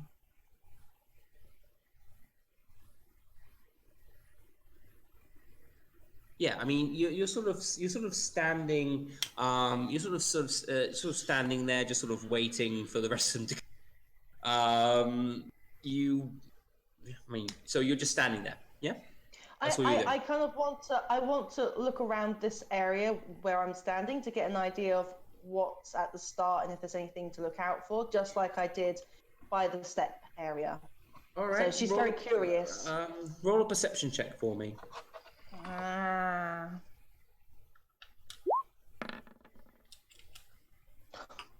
What's that? 9.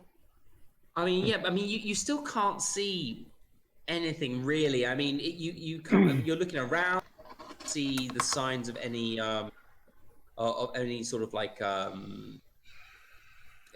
you really can't see anything that seems to indicate that there's like any problems or anything that might be out to get you. You're just standing there, sort of waiting, sort of like for these guys. She's going to move in a little bit more just because she doesn't know what's going on with the other guy. So she's just going to step in probably about here, I think. Yeah. Okay. She's also being stealthy as well. Okay, so can you roll a stealth check for me, please? Do you want me to do 2 because of moving before, or just do the 1?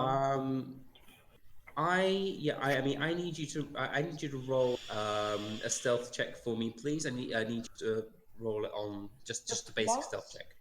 Just a basic stealth check, yeah. Hey. All right. So yeah, I mean, Vistra, you are keeping to the shadows. You are being incredibly quiet as you move. I mean, as you walk around, one thing becomes very clear with your dark vision. You start to see shapes moving around, and as you sort of stand, you're in the dark and you're in the wall. But what you can see is right in front of you. There is actually a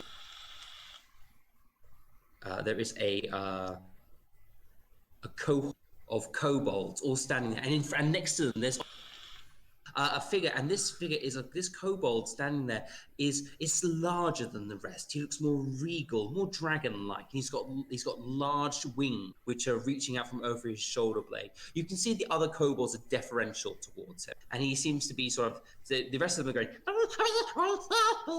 and talking to him in Draconic. I mean, you Draconic at all, Vistra?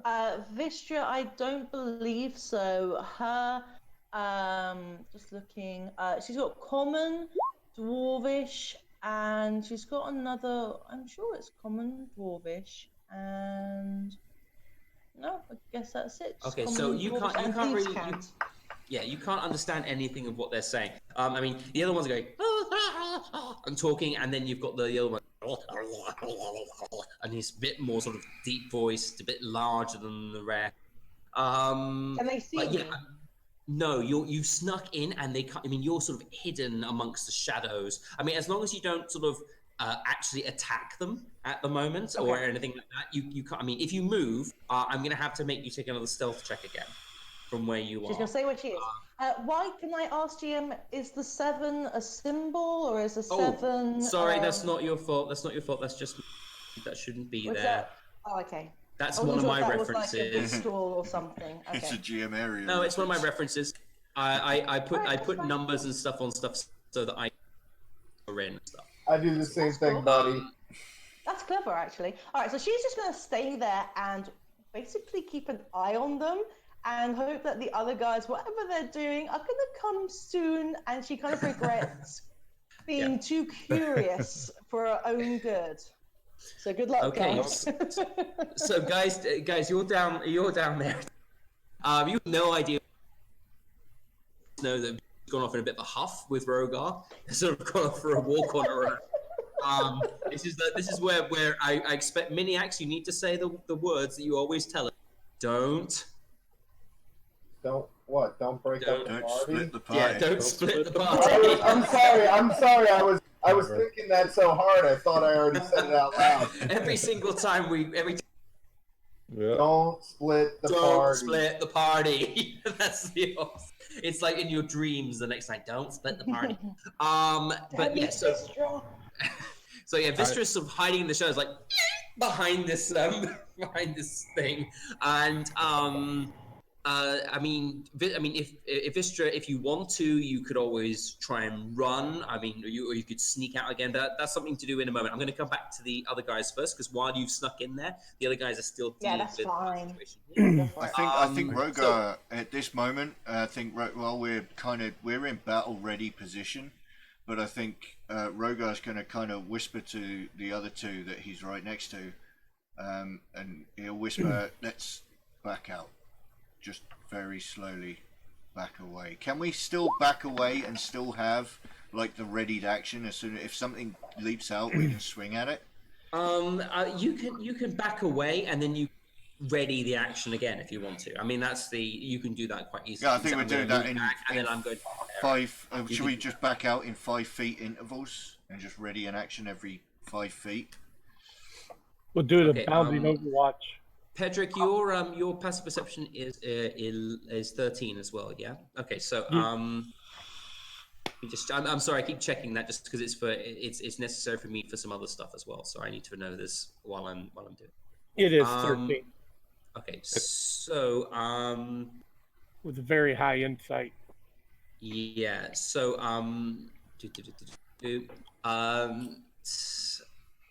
actually, okay. You just said so 6 times in a row. This is just me. I'm trying to think about the next. Okay, so I need to do. Oh. I need to roll a few dice just to check something. What an incredible smell you've discovered.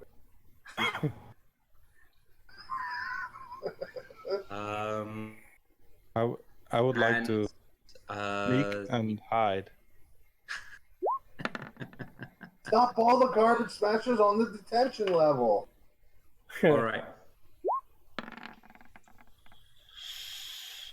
And actually, they get. Laugh it up, Buzzball. Is this a surprise round? I'm sorry if this is a bad time, but I can't wait anymore. I have to. No, it's fine. So, as you, one thing, Pedrick, Rogar, Tack, even Weird Hal, as you're sort of, well, you're far away, so you've got that. But as you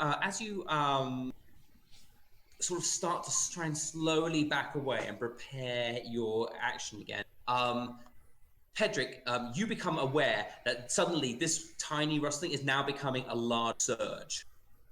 Okay, like there's a lot. Part now suddenly bits of junk are like flying off this thing, and as you look carefully, and you can see this figure is kind of shimmering in and out of this basically this junk which is flying in the air, and it's distorting what was beforehand a very sort of like well camouflaged image as now sort of being distorted by this sort of like this flying debris. And what you see is this creature that this and the smell is now absolutely just foul, and you see this this sort of like, almost like lizard with no eyes and a drooling maw just tearing towards you, and it's as it sort of realizes it's being seen now, and its skin starts to flicker, and out of it decamouflages like from bits of like green and brown which were really hiding it beautifully trash, and it's like turned into a slimy white now, but like mucus dripping off the skin. You can see long claws and a fanged maw, and yeah, it's sort of this thing just dashes towards you, and so you see this creature running at you from underneath the ledge. All right. So Quickly, if you have readied actions, you can do that now. What did I miss? We see it as well, right? Yep, you all see this. Yeah. I have a ready melee attack, so as soon as it comes anywhere near me. I have a short bow action. Yep. So there's a short bow action. As it comes attack, your quick halfling eyes just notice the direction it's traveling in, and your readied arrow. You were ready, wrong, and you just launch this arrow at this shimmering figure before it even fully becomes corporeal. Yep. And let's see. Pedrick So can you make a starts chanting. yeah. So did you have a readied action? Did you say you had a readied action? Who? Kill him. Pedrick. Did you say you were readying an action? I did not. That's why I said Pedrick starts chanting. Okay, so you're getting ready for your round. Yep. Anyone who has a readied action, I believe the only one who can do something is point. That is a short bow shot. So yeah, you launch short bow shot, and it just flies over this figure, because there's bits of junk flying in the air, and it's really distorting your vision. Maybe you pierce a can or something by mistake, but you don't hit this figure. As you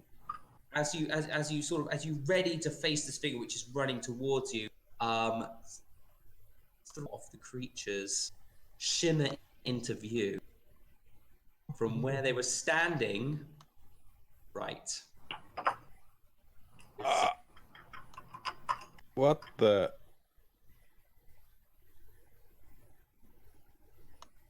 Damn. Okay, so the surprise round. These are, in a flash of light moment, I think that you, Tack, would know that these are troglodytes. They are cave-dwelling vermin, and they are very dangerous creatures, particularly in a pack. Okay, so they're going to get a surprise round. So the first one is going to attack Tack, since he's standing. After Tack launches the bow, he looks up and just sees this maw looking down at him. We're kind of like talking Demogorgon sort of like creature, from like Stranger Things. That sort of like creature just looking at you in the face. Let me just open up their stickers. I have them prepared. And this thing, the stench is overwhelming now. This thing smells boil, feces. It just smells disgusting. All right, and it lashes out at you with both of its claws. Yes. I just wondered if that smell is so strong, can Fish just start smelling it from where she is? Or is that too far? You're in a different part the air channel be able to smell it from where you are. So that wouldn't be a signal. Okay. No, so you wouldn't know. You have no clue. You're standing. Don't notice me. Don't notice me as these like Pretty kobolds are much, like yes. walking around. All right, so The moment the thing materializes, I'll be like, 14. Does that hit you? makes it, breaks it. Okay, so it makes it. All right. So you take 3 slashing damage. You face another claw attack, Yeah. and you take another 3 slashing damage. And then just as you sort of reel out of the way, sharp teeth. It makes a bite attack against you, doing another 3 piercing damage. Damn. So that's 9 damage. Yep. Okay. The next one to go is gets this surprise round would be this one here. Now I believe so this one here is going to give my GM layer. How He's far going is to the drop? move up, and he's going to. I would think that muttering to himself and readying his mace rather than Weird House kind of standing a bit further back.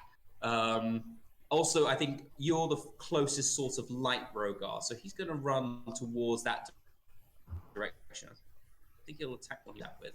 Seems like what he would. And my readied action was anything within nefarious intent gets within melee range. Can I take a swing at it? Yeah. Yes, you can. If you have a raid action, you can now take your action attack. You can take an attack against. 18. So that is a hit for 12 Nice. bludgeoning damage. Nice. Okay, very nice. That is a. Oh, I need to don't know because you did a roll. I need to do this. Okay, so you smack this thing and you smack this this disgusting foul slime dripping creature as it claws. Mouth wide, claws outstretched, and you just step forward and wham, smack this creature. You smack this creature to the ground.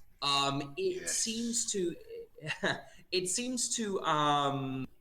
Let me just double check something because I made a mistake here. I need to actually figure. Here we go. That will work now. So you can see that you've done a massive amount of damage. You smacked it and you've almost caved in its chest. This thing is wheezing and gasping. Its tongue is lolling out from between its sharp, drooling. It's bleeding. It's sort of crawling back along the floor. But you can kind of see it get back to its feet and raise itself back up. I had to for those new viewers. That was a lot of damage, and I had to take a Constitution saving throw for him. That's what I was doing to see what happened to him. He actually did pass. Very hard to pass when you do that much damage, but he did. He's determined to chomp on Pedrick. And I would say that that smack by Rogar has made him change targets. So I think he would literally just now twist and leap back towards Rogar, who's just smacked him. So, Rogar, you're going to take some attacks. So this is on Rogar now. So it lashes out with both of its claws. A critical hit, I'm afraid. Yep. Doing 4 damage. Yep. With one of its claws. It just streaks back forward, leaps back up, and just claws you across the face. The next one then he then slides back and then jumps forward again with another claw. This one also, you have really ticked this guy off. So that is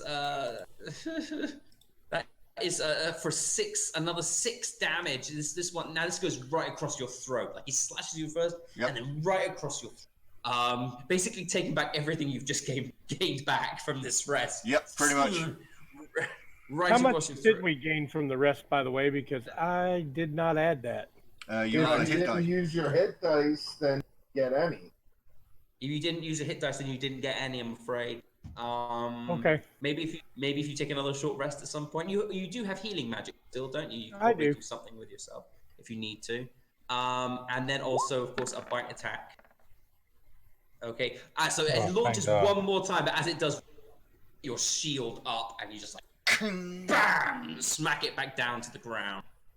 And it's sort of wheezing, sort of pulling itself back up. And the last one, I'm going to say, okay, his view is obstructed by the pillar. I don't think he could go for anyone other than Tack, I'm afraid. So he would sort of launch towards Tack.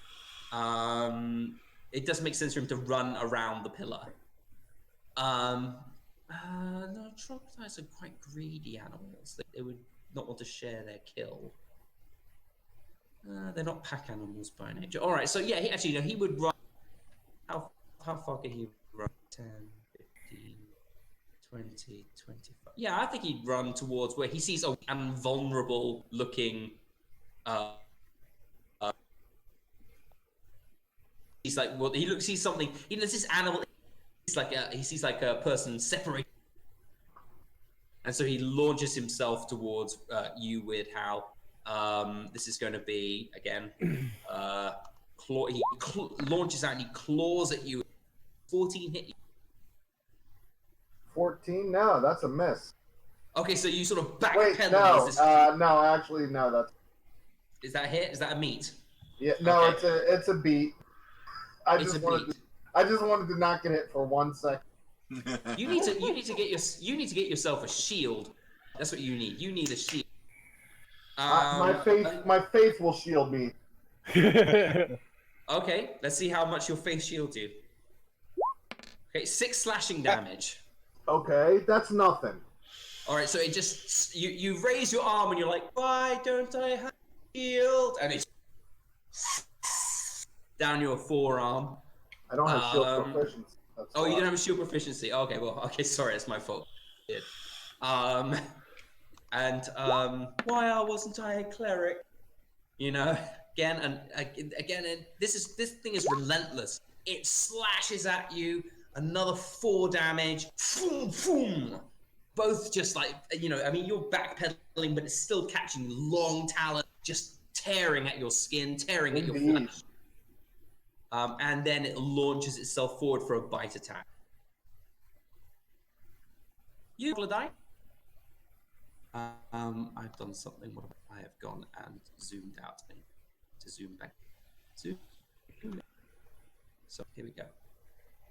And Zoom. done. All right. Bite attack, troglodyte. You can do it. 12. That's a miss. Okay, so it launches itself at you, but you duck down, and flies over your. And yeah, so that's everything to you, and that is the surprise round done. So now everybody can actually hit back. Are we gonna roll initiative? We're gonna roll initiative, guys. Vistra, Oh boy. Vistra, you can roll initiative too in case you want to try and sneak out. That's your choice. Yeah, I might as well, just in case. All right, so initiative. Something happens. So let me click on my character first before I forget. Weird Hal goes first. Damn. Oh, where am I? Where's my map gone? Why is it gonna give me the critical success on my initiative roll though? Aha. Instead of like the don't step on the trap roll. Now you can critically just to fail get on your first turn. Yeah, exactly. Now that I got that, I can get on my turn. And this place is the quintessential dungeon. You got to deal with so you got to deal with thing after thing after thing. All right, and so that is initiative done. Let's get going. All right, so Weird Hal, you get to. In fact, I'm going to say you get advantage on this attack because you rolled so well for your initiative roll. I'm going to say that your eyes went like, you know, animated. You know, like focused. Oh, and then you're going for the attack. Yeah. Yeah. That's my choice. I'm gonna give that to you because I feel so disappointed you didn't get to use that role for. Okay. All right. Fair enough. I will. What would Weird Hal probably do in this situation? I know he's tried some things in the past that have been mildly successful, but I feel like he's getting a little gun shy. But in this case, I think we're going to go ahead and just do it. Okay. Ooh, Thunder Wave, and it's centered on yourself, a 50 cube. So it's just going to hit. Who's it going to hit? It's going to hit one, two. Are you centering on him? On him. Okay, so 15, 20, 25. So will it catch Rogar? No, it's just a 15-foot cube, isn't it? It's like a 15-foot cube centered on me means every square that touches mine. Okay, thank you. So 15-foot cube. So just basically the one troglodyte. Yep. So it has to take a Constitution saving throw. It has to take a Constitution saving of DC 12. All right, I can do that. And Actually, if it wouldn't fails, it the one that Rogar attacked as well? He's only 10 feet away.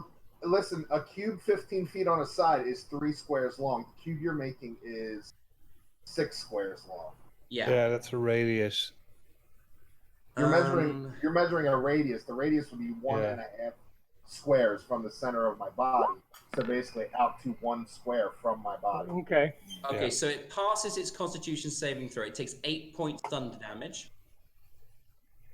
All right, so you lash out with this wave, like this rolling, like a wave of sound and sort of psionics that just boom right towards this thing. It tries to twist to the side. It really does, and it seems to some of the damage sort of like brushes off its skin, but it does. You can see it's like it's been zapped and it has taken damage, and it's sort of a little bit sort of on the ground. That did 8 points of damage.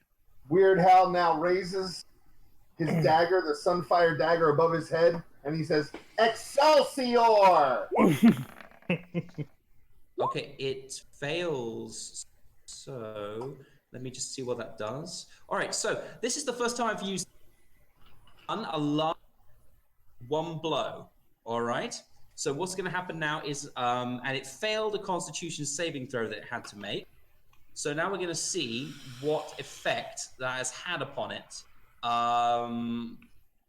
It failed it, and it has to suffer a random effect. So we're going to roll 1d10.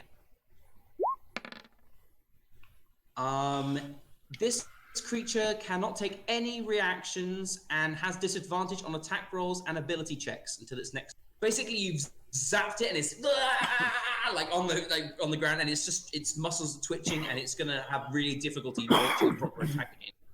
All right, so Okay, well done. I have healed myself for 4 points of damage. I have done some damage to this guy, and that is the end of my turn. Okay, you Excelsior! This golden glow takes you 4 health points back. Lovely. Can't you cast it with a level? Do you have level 2 spell slots yet? At level 3? I don't want to level use 4? it. I'm saving it. I'm saving it. All right, you're saving it. So this one advantage on attacks because of that. All right. So and no ability checks. So Now next I'm time out we of hit him, spell slots. Okay. So I have only 1 level 2 spell slot remaining. All right. So next one to go is going to be this troglodyte here. This troglodyte here. He has a 30-foot move. What's his climb speed? It would be half what he normally moves. So it's 10 feet up. So it would take 20 feet for him to climb. So he moves 10. It will take him 20 feet, 30 feet to climb up. So he'll be able to sort of. But that's all that that's all he can do with his movement. He's going to attack Rogar, I think. Not doing this because Tak has taken so much damage already. I think Rogar is sort of like readying his hammer, and he seems smack down another one. And this is sort of like where he would be launching himself up at the easiest thing for him to get. and that would probably be Rogar. Yep. Okay, so so he's going to attack Rogar. Rogar, get ready. So it climbs itself up. It attacks 14, so the slash comes out of nowhere, and it just ka-ching! And I Is it? And I riposte. Okay, so did you have to? Don't you have to announce that before? Nope. Like in the last turn, that you prepared a riposte? No. When Alright, a creature so misses you me get with to- a melee attack, I use my reaction and expel one superiority die to make a melee weapon attack against the creature. Yes, gaming the game. I love it. Do it. So, have it. Oh, damn it. Oh, okay. You spend this attack, and you're like, yes, I've got you. But the hammer, this thing slides out of the way, and then goes for another claw attack. You launch this hammer, and it strikes a critical juncture in your armor. Yep. You take another 9 points of damage. It just stabs right into your gut from underneath, stuck under the hammer, and this long claws just into your side.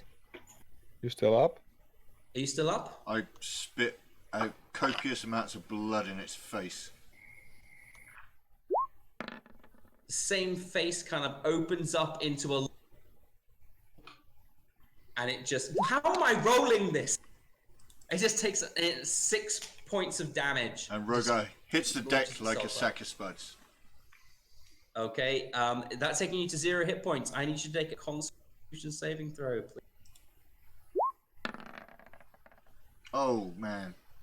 Oh, okay. So you're going to... this attack has done some damage to you, Rogar. I need please roll on the injury table for. What do I need to roll? Roll a d20, please. And there goes Rogar's leg.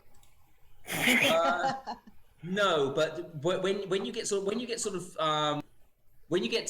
like slammed to the ground by this attack, you feel something break inside. All right, maybe you get like a broken arm, maybe your arm breaks, or you get I mean, I think he launched himself up from underneath, so probably he chomped down on one of your legs. You feel like a leg break. You feel like your leg breaking. Yep. So yeah, what basically that means is every time you do an action in combat, you're going to have to take a Constitution saving throw from now on. You have to pass a DC 15 Constitution saving throw. If you fail, you cannot use your action until the next turn. Okay. This injury can be healed if you receive magical healing, or if you spend 10 days doing nothing but rest. So if you're healed magically, this injury disappears. Basically, it gets fixed when you get healed up. Yep. Awesome. Okay. Yes. Sorry. This is the first time we're rolling on, and I can't. Oh, your Constitution's good too. How can you Yeah, it fail? is actually pretty good. Yeah. You're like the toughest out of the rest of the group. All right. Yep. All right. So that's troglodyte number 1. Troglodyte number 2 is this one here, and he's going to be attacking you, Tack. So Tack, you're going to be taking some blows as well. That is a claw attack on you. A 6. That's a miss. This thing swipes out at you, but don't forget you are lucky as well. Save if you need to. I think it's once per turn you can re-roll a particular save. You're a halfling, so you have a special. I think I can re-roll a 1. Is it only re-rolling once? Okay, Yeah. so if you re-roll, Yeah. because you're lucky. You also then get attacked again. This one does hit you, I'm afraid, Yep. and that is for 3 points of damage. 3. These guys don't actually do a lot of damage, but I've been like 4s alternatively, meant over and over again. Yep. Are you down? You No. up? Okay, good. Yeah. All right, still holding in there. And while the thing's going to jump forward for a bite attack as well. 16. That's a hit. Yeah, a hit. and you take another 5 piercing. Oh, yeah, I'm still up. You're still up. Yes. Yep. Okay. Next turn is Rogar. Rogar, you have. That's a pass. Good job. You pass. You pass one. That's one. Moving one on. victory there. And that's all you can do. Tack. It's your turn. Tack. Attack. I'm gonna cunning action disengage. That's never going to get old, is it? Attack, attack. So that's a. So a bonus. That's A bonus bonus action. You action? disengage. Yeah. And if I'm correct, this guy, he can't use any reactions, right? He can't use any reactions, and he has disadvantage on all attack roll. Yeah. So I'm gonna move here. Well, here, and here. That's 15. Then 10 to climb up. Okay. I mean, From if here, you want, I'm- you could flank. So I mean, you can actually get behind him and flank him, like because of Weird Hal if you got on a diagonal, with Weird Hal, you could flank him, and that gives you advantage to attack rolls, which means you can Yeah, use I your was sneak. gonna pull out. Can I hit him from up here? Like I'm 10 feet up, so. You can. I mean, you can sneak attack, but you won't. Whereas if you're like behind him, you would attack with an advantage. Also, if I Because- stay here, If you Go up one more square. There we go. there, yeah. Yeah. You can now sneak Yeah. attack. You get an advantage, because that, which means you can sneak attack. So you can. yeah. So sneak attack with a rapier. Mhm. I'll see if I can kill And this you have guy. advantage on this. Yep, that's a hit. 18. 10 damage. Yeah, you sort of like you spin out of combat with these troglodytes that are trying to like saw Rogar go down. You know, I'm not gonna be sandwiched between these two things. You roll out of the way, you duck off, flapping on the ground, and you launch yourself forward. But as you do, you kind of see this one troglodyte sort of like standing there, like sort of twitching to itself, and you're like, you're a halfling. You know when to take advantage of a situation. You see this when you're like, easy kill, and you pull out your rapier and you launch yourself forward. You stab it right through the heart. This thing just like twitches once, twice, and then expires. Just a quick. Okay, And so that's- that's one dead troglodyte. Yeah. And yeah, let's see. I still have movement left, right?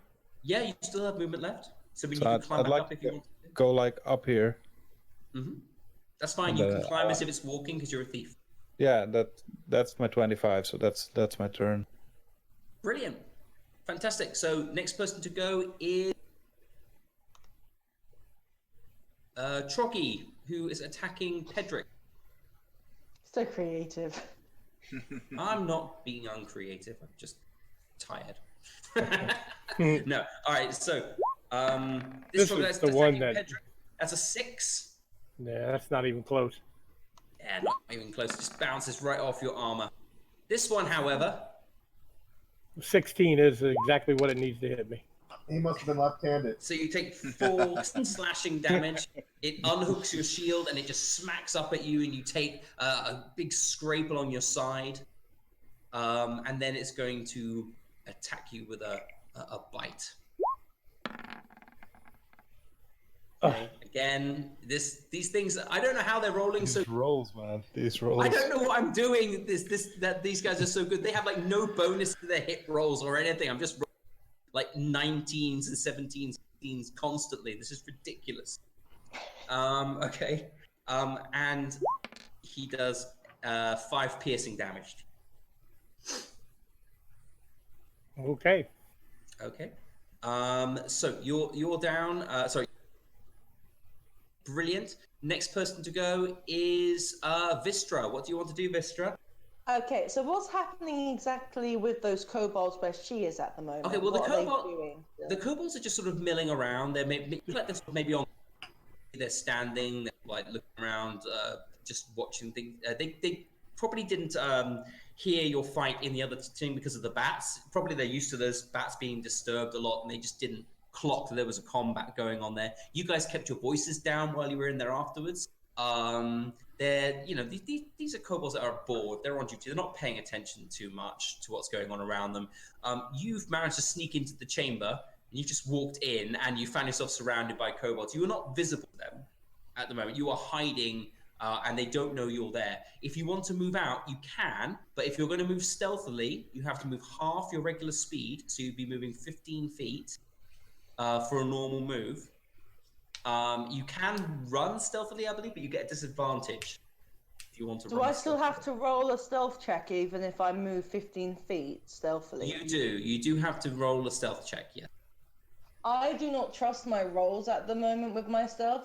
My rolls have been a bit iffy today. So, in that hindsight, and because it's been a while since the guys have even come near me, I am going to assume that there's something wrong.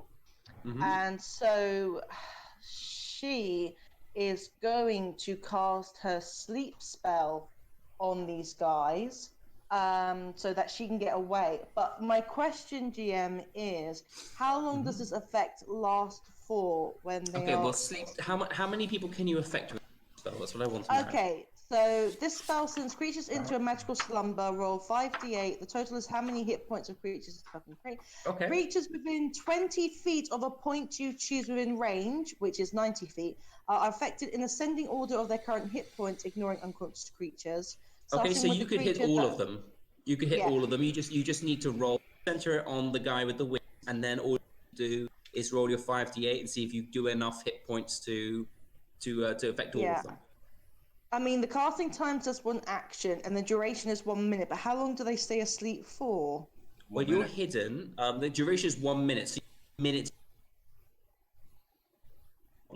So they will sleep for a minute, not how They long will that sleep takes. for a minute, to but the prepare. only thing is after the minute they'll probably know because they will fall asleep and then they'll wake up again. You know. However, how much they take into that. Well, I'll probably have to roll to check and see what they would do to react to that. They might just sit there going, "Well, we just all fell asleep because it was boring," you know. But I'll have to check how they might react to that.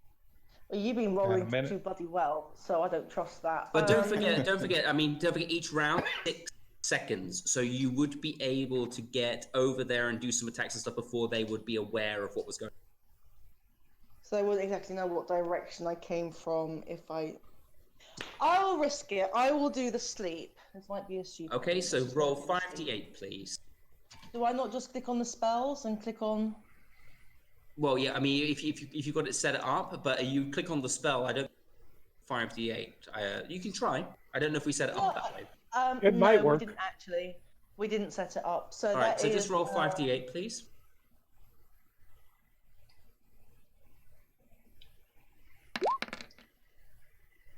That's pretty good. Oh, okay. Let's see how many you affect. What is that, 23? Yeah, 23 Yeah. total. So 23. essentially, you just want to match. You just want to match their collective health points. Basically, is what you. Yeah. What you I just want to do. see how much this guy has.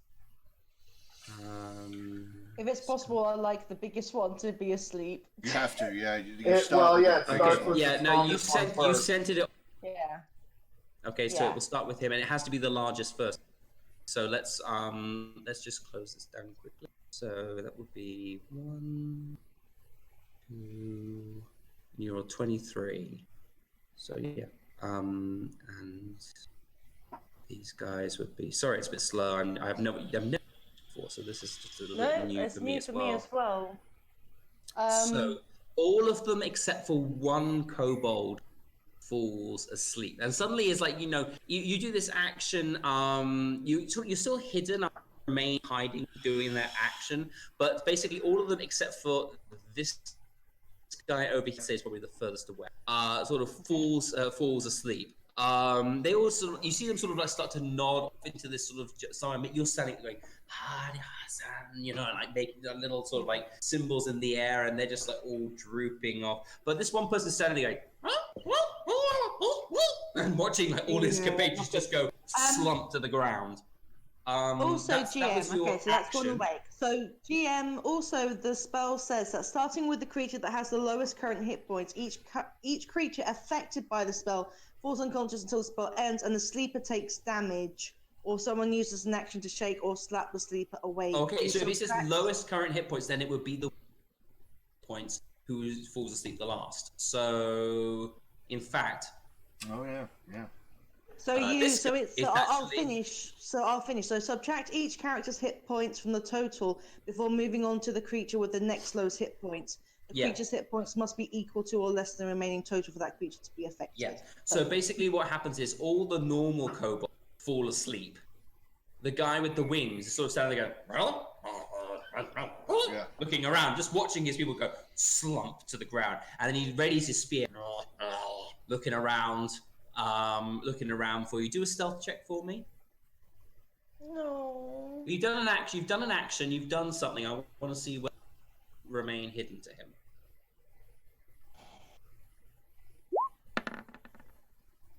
There you go. Yeah, he doesn't see you. He's looking around everywhere.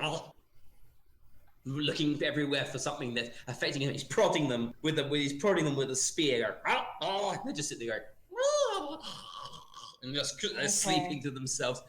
You can still try and move if you want. I'll say with that stealth check, you can use that if you want to start moving out of the room, because you literally have just done this amazing action, put them all to sleep, and then like started to creep away.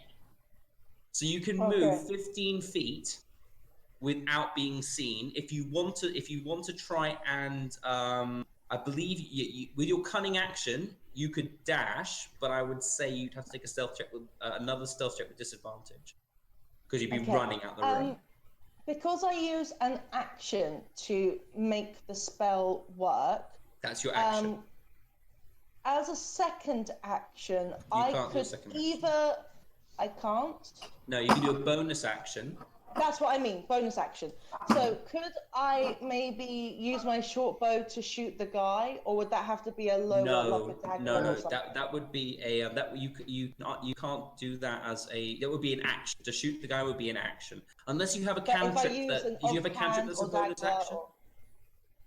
No, I don't believe I do. Actually. Oh no, you've cast a spell. So the spell was sleep. You can use a cantrip as a bonus action. You have it as a bonus action. Okay, in that case, what I'm going to do is I'm going to use a silent image of myself, and let me just double check what the distance is. At the moment, he doesn't know where you are. So, I mean, no, you literally are... But I do want to make him go a different direction, so 60 feet. So I'm just going to make a kobold shape, like similar to himself, and what was that? That was that was 60 feet. So that is. Let me have a look at that. Weird. The cunning action. Sorry. All right. Weird. Sorry. Because I'm looking.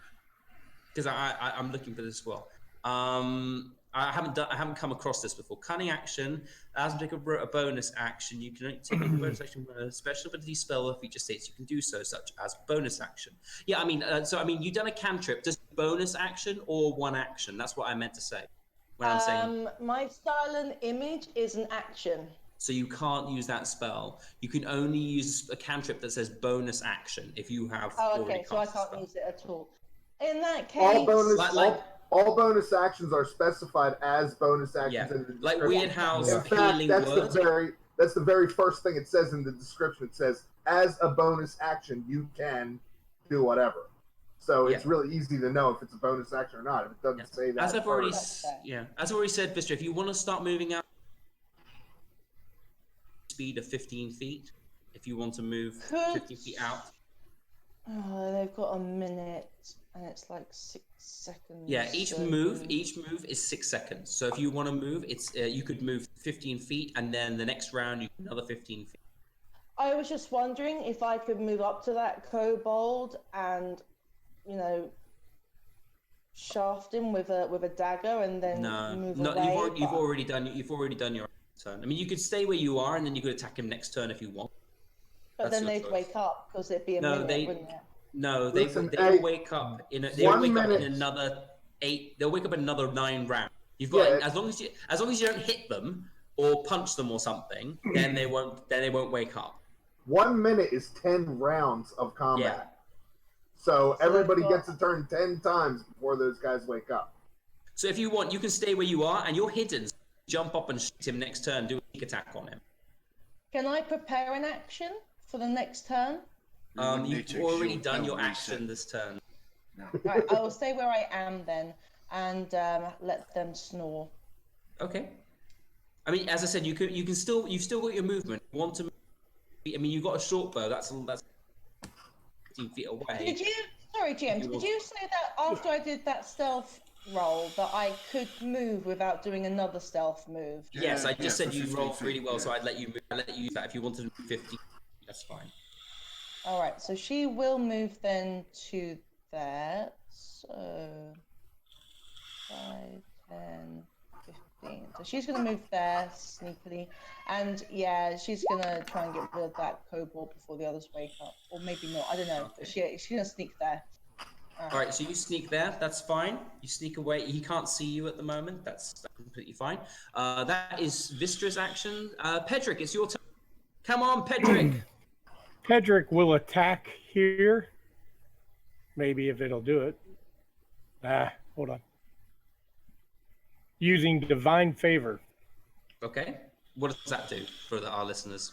And for me? Divine Favor imbues me with a holy power that adds 1d4 damage to the attack. Nice. Okay. How many times can you use that? Just once. It's active for the full minute. Okay.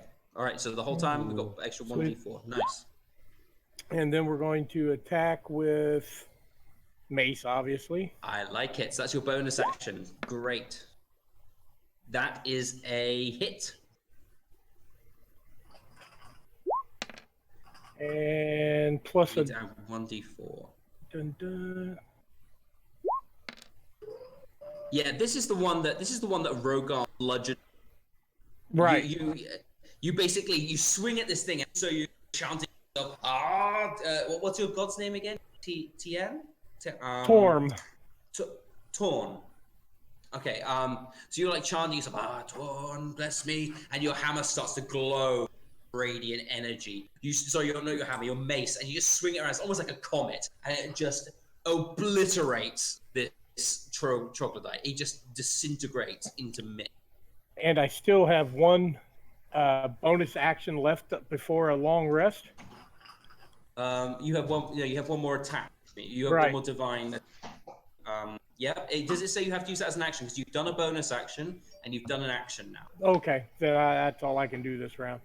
Okay. Well, it says when you do an attack action, you get the bonus action, and for me, it's 3 times a day.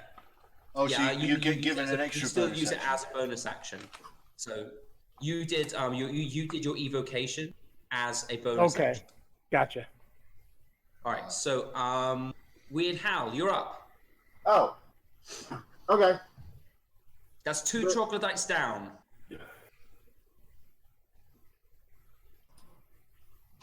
I'm going to attack this troglodyte right here. That's Pedrick. That would be me. Just kidding. Just kidding. Okay. I'm going to actually run over next to Rogar. Mm-hmm. And the first thing I'm going to do is I'm going to be like, dude, are you okay? And then I'm going to use my my vicious mockery against this fellow here. I'm going to be like, you smell like sour milk. Okay, that's no problem.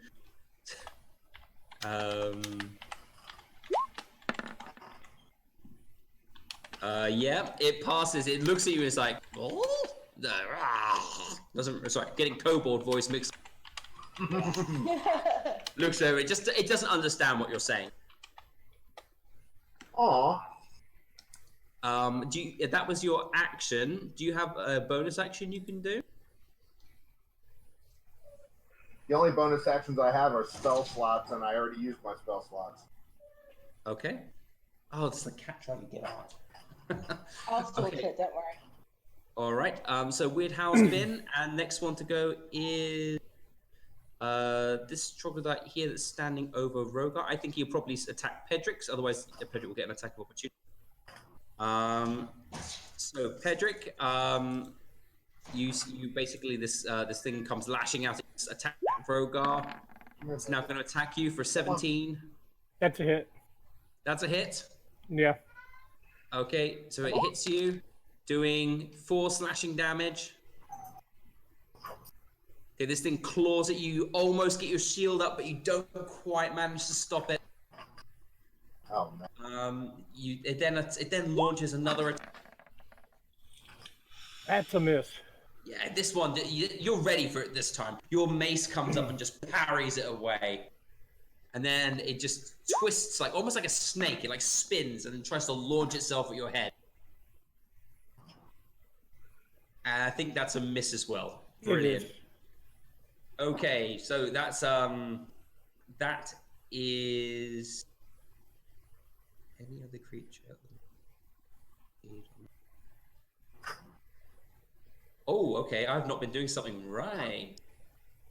Pedrick, can you please take a Constitution check for me?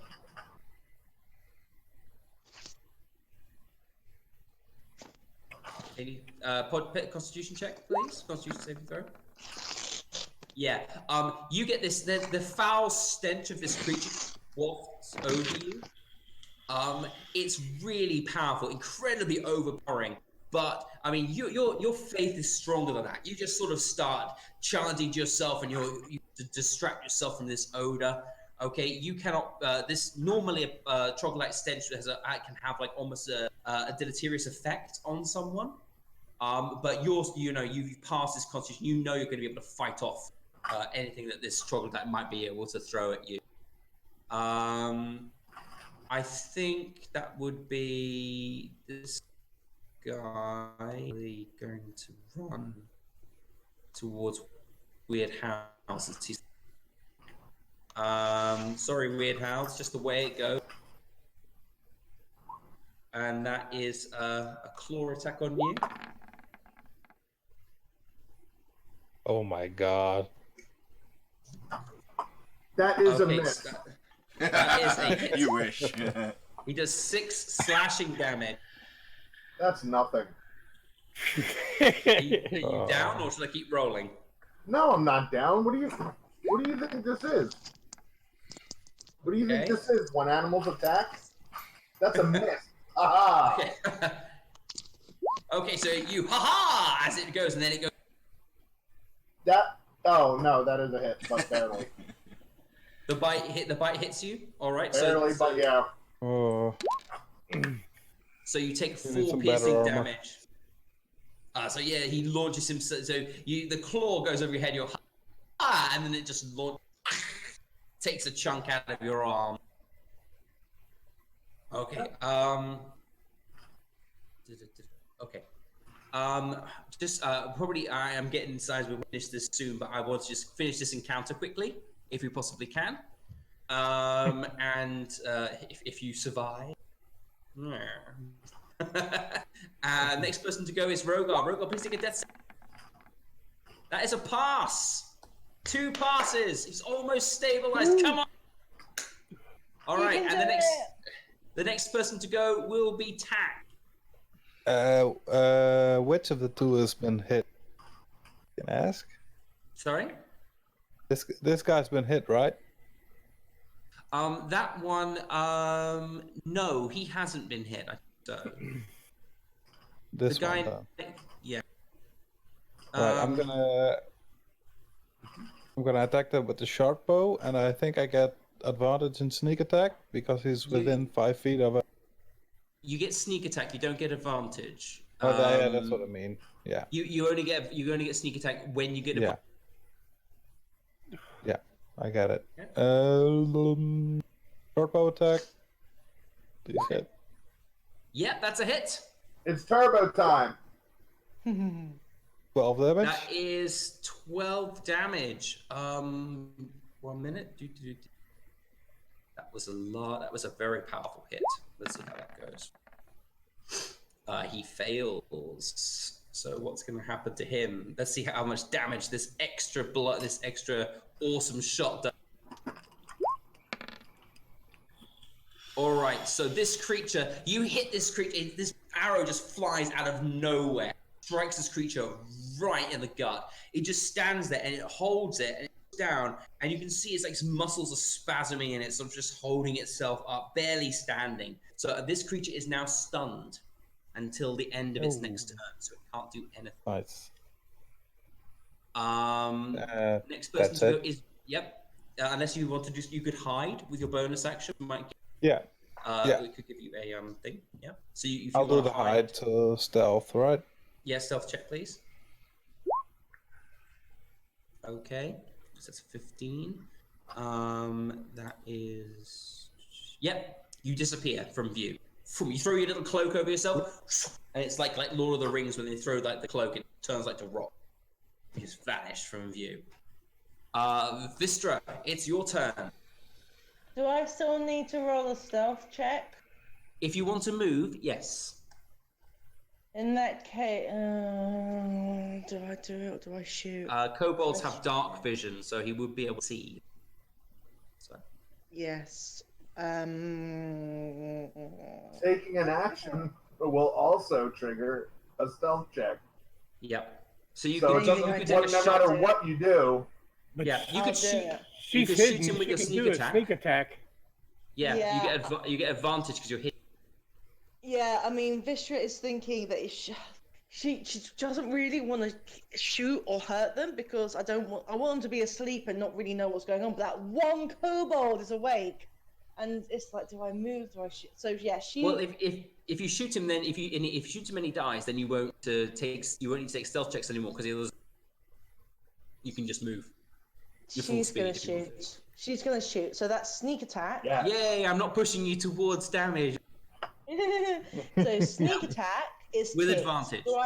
With advantage. Mm-hmm. Selected, and here come selected, and then here comes Come the short on. bow. Don't roll ones. Great. Did it work? No, you Did it said come it. up? It didn't pop up. I can't see it. No. Oh, I let didn't me see try it again. either. The mouse pad's a bit funny.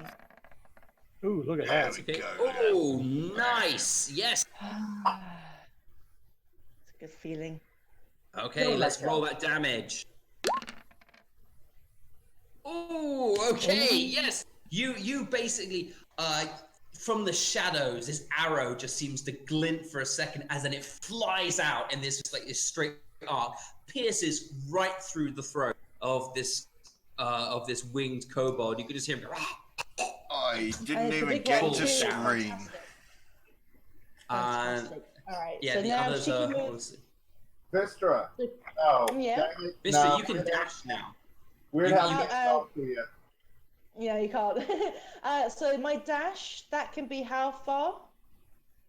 Your dash will be Double 50 movement. feet. If you Double cunning your out, if you movement, cunning action it, you can move 50 feet. I will. So that would put me. Who's that guy? Is that That's tack. who's that one? That's me. Tack. That's Tack. All right. That's Perfect. me. So she is going to just go next to him. Yeah, Move I mean, there. yeah, you got to run. Yeah, that's fine. Okay. Whee! Hey guys. So yeah, you're suddenly seeing this. You're like, duck. Oh my god. Kobolds that ain't asleep. I worse. shot their leader. I ran over here. And what the hell are you doing? You know, you've got like Pretty this. much, yeah. Kobold Why have you guys started? Okay, so that's Vistra's turn. Pedrick, it's your turn. Pedrick is going to reach out and touch Rogar, but he's going to do it in such a way that it looks like he's falling unconscious as he does it. Okay. So you touch him and Rogar, you stabilize. Spare the dying. No, actually, the it's a cure, so it'll do 1d8 plus modify of heal. Okay. So It's a roll. It's a spell. it is a spell. Heal, It's heal and touch. And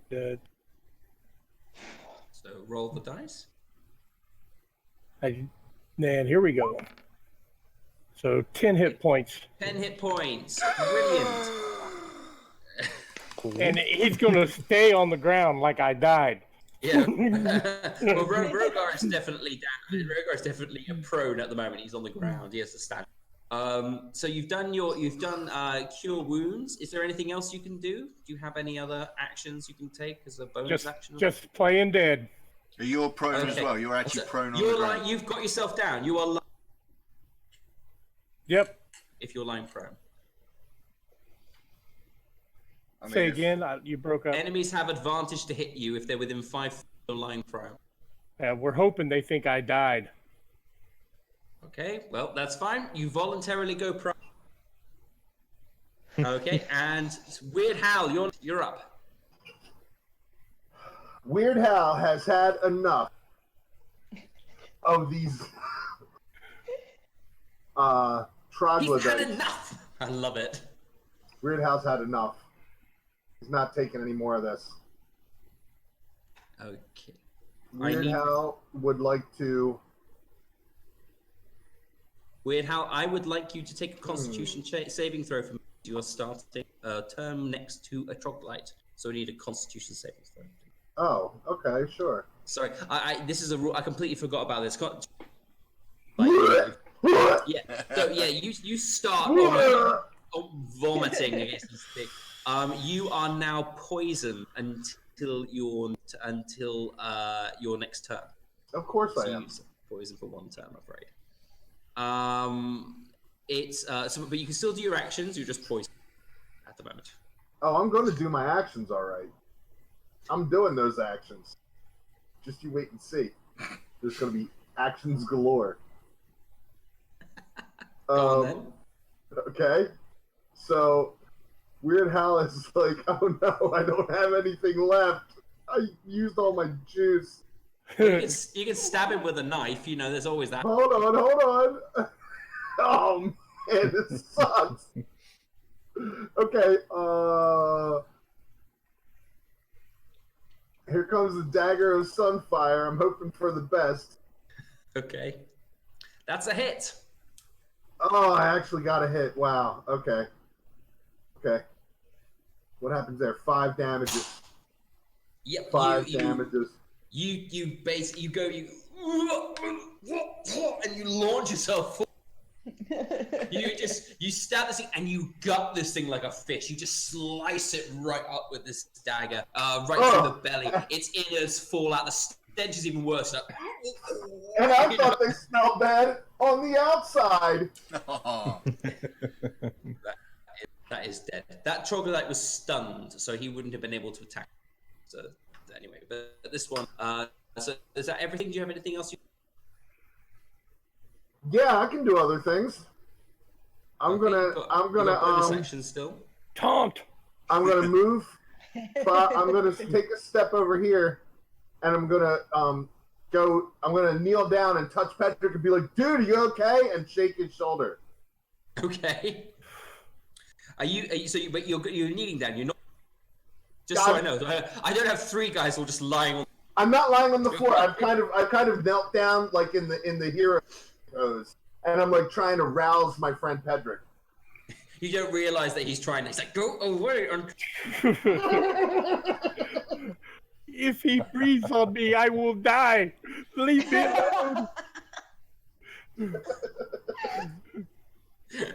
I love that. Okay, brilliant. All right, so the next person to go is Troggy, the troglodyte. I don't know if that. And Troggy will try and. Pedrick is lying down next to him. In fact, actually, you said you were going to pretend to play dead. So, performance check, please. We are not an actor. Oh man. Okay. You're sitting on the ground. You're going. And this creature's just looking at you. This thing, food is lying down. Just sitting there. I believe. The troglodytes are probably like, wow, that's a new one on me. This is new. Food is willingly giving up its. Yeah, the next. So he's going to attack you, my friend Patrick, and he has a laid down on the ground. So all his attacks will have advantage on them. He's going to claw you for 18. Oh. That's a hit. This is a 3 healer. damage. I don't have to pretend. Are you down now? Was that it? I am down. Okay, can you take a Constitution saving throw for me, please? Sure can.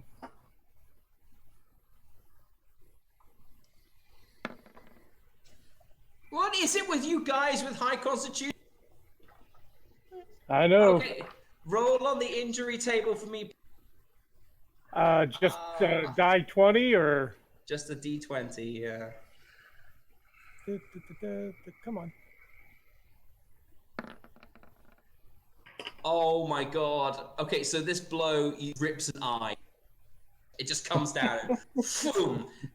One of your eyes is just like he rips his claws back and one of your eyes. Awesome. You lost your eye? Claw. He's lost his Which eye. eye? Yeah, Pedrick. Which eye do you want to lose, Pedrick? I don't mind. You can tell me. Let's go with the left, because I think I'll look more piratey with an eye patch on my left eye. Okay, sounds good to me. So, a pirate Pedrick. Wow. Oh my god! Pedrick's I can't name believe is this. Pedrick's This is name like is Lefty. The first time I'm using these rules, and everybody gonna fall down, and then now these just slaughter me while I'm lying on the. How did you not see that coming, DM? I don't know. I'm fighting. I've got a cleric. I've got a fighter that cannot be hit majority of the time. Okay. I've got 2 rogues. You're like, oh, these. Attack. I've got a bard who is able to, for some reason, pull off the weirdest things in combat. And yet, what happens? These guys barely survive every 4 troglodytes with pathetic armor and like ridiculously low attacks because it's just like 1d4 for everything. Have literally they've knocked down our strongest fighter in one blow, and How are we gonna deal with Cyan Wrath at this level? Okay. All right. I think PM, I think you should change the color of your dice. I think this is like that funny video with the bad dice, but you've got 2 good dice. I think you should change the color, change your set of dice. Right. Burn it. Destroy them all. They can use the pink dice. It's All okay. right. It's okay. I managed to heal Rogar. He's going to save us. Basically, how losing an eye works is from now on you're going to have disadvantage on wisdom checks, perception, that rely on sight and on range attack rolls. You can get your eye back if you have the regenerate spell cast upon you. And if you have no eyes after this injury, you'll be blinded. Yeah, We but may have to leave if you Pedrick don't, behind. if you don't get your eyes replaced, you can keep some coins in there. Just true. Oh. Yeah. All right, so Pedrick is down, and you have. I'm sorry, I can't believe this happened the first time I'm using. So now we have Pedrick the Patch. Adds character to my character. I'm all right with it. Patrick, And yeah. I hate to be the bearer of bad news, but that thing's still got 2 more attacks. It's still got 2 more attacks, which means it's probably gonna. It won't attack someone who's down, but Rogar, you are awake. Do a performance check as well. If you want to pretend pretend that you're still out. No, I'm sorry. It realizes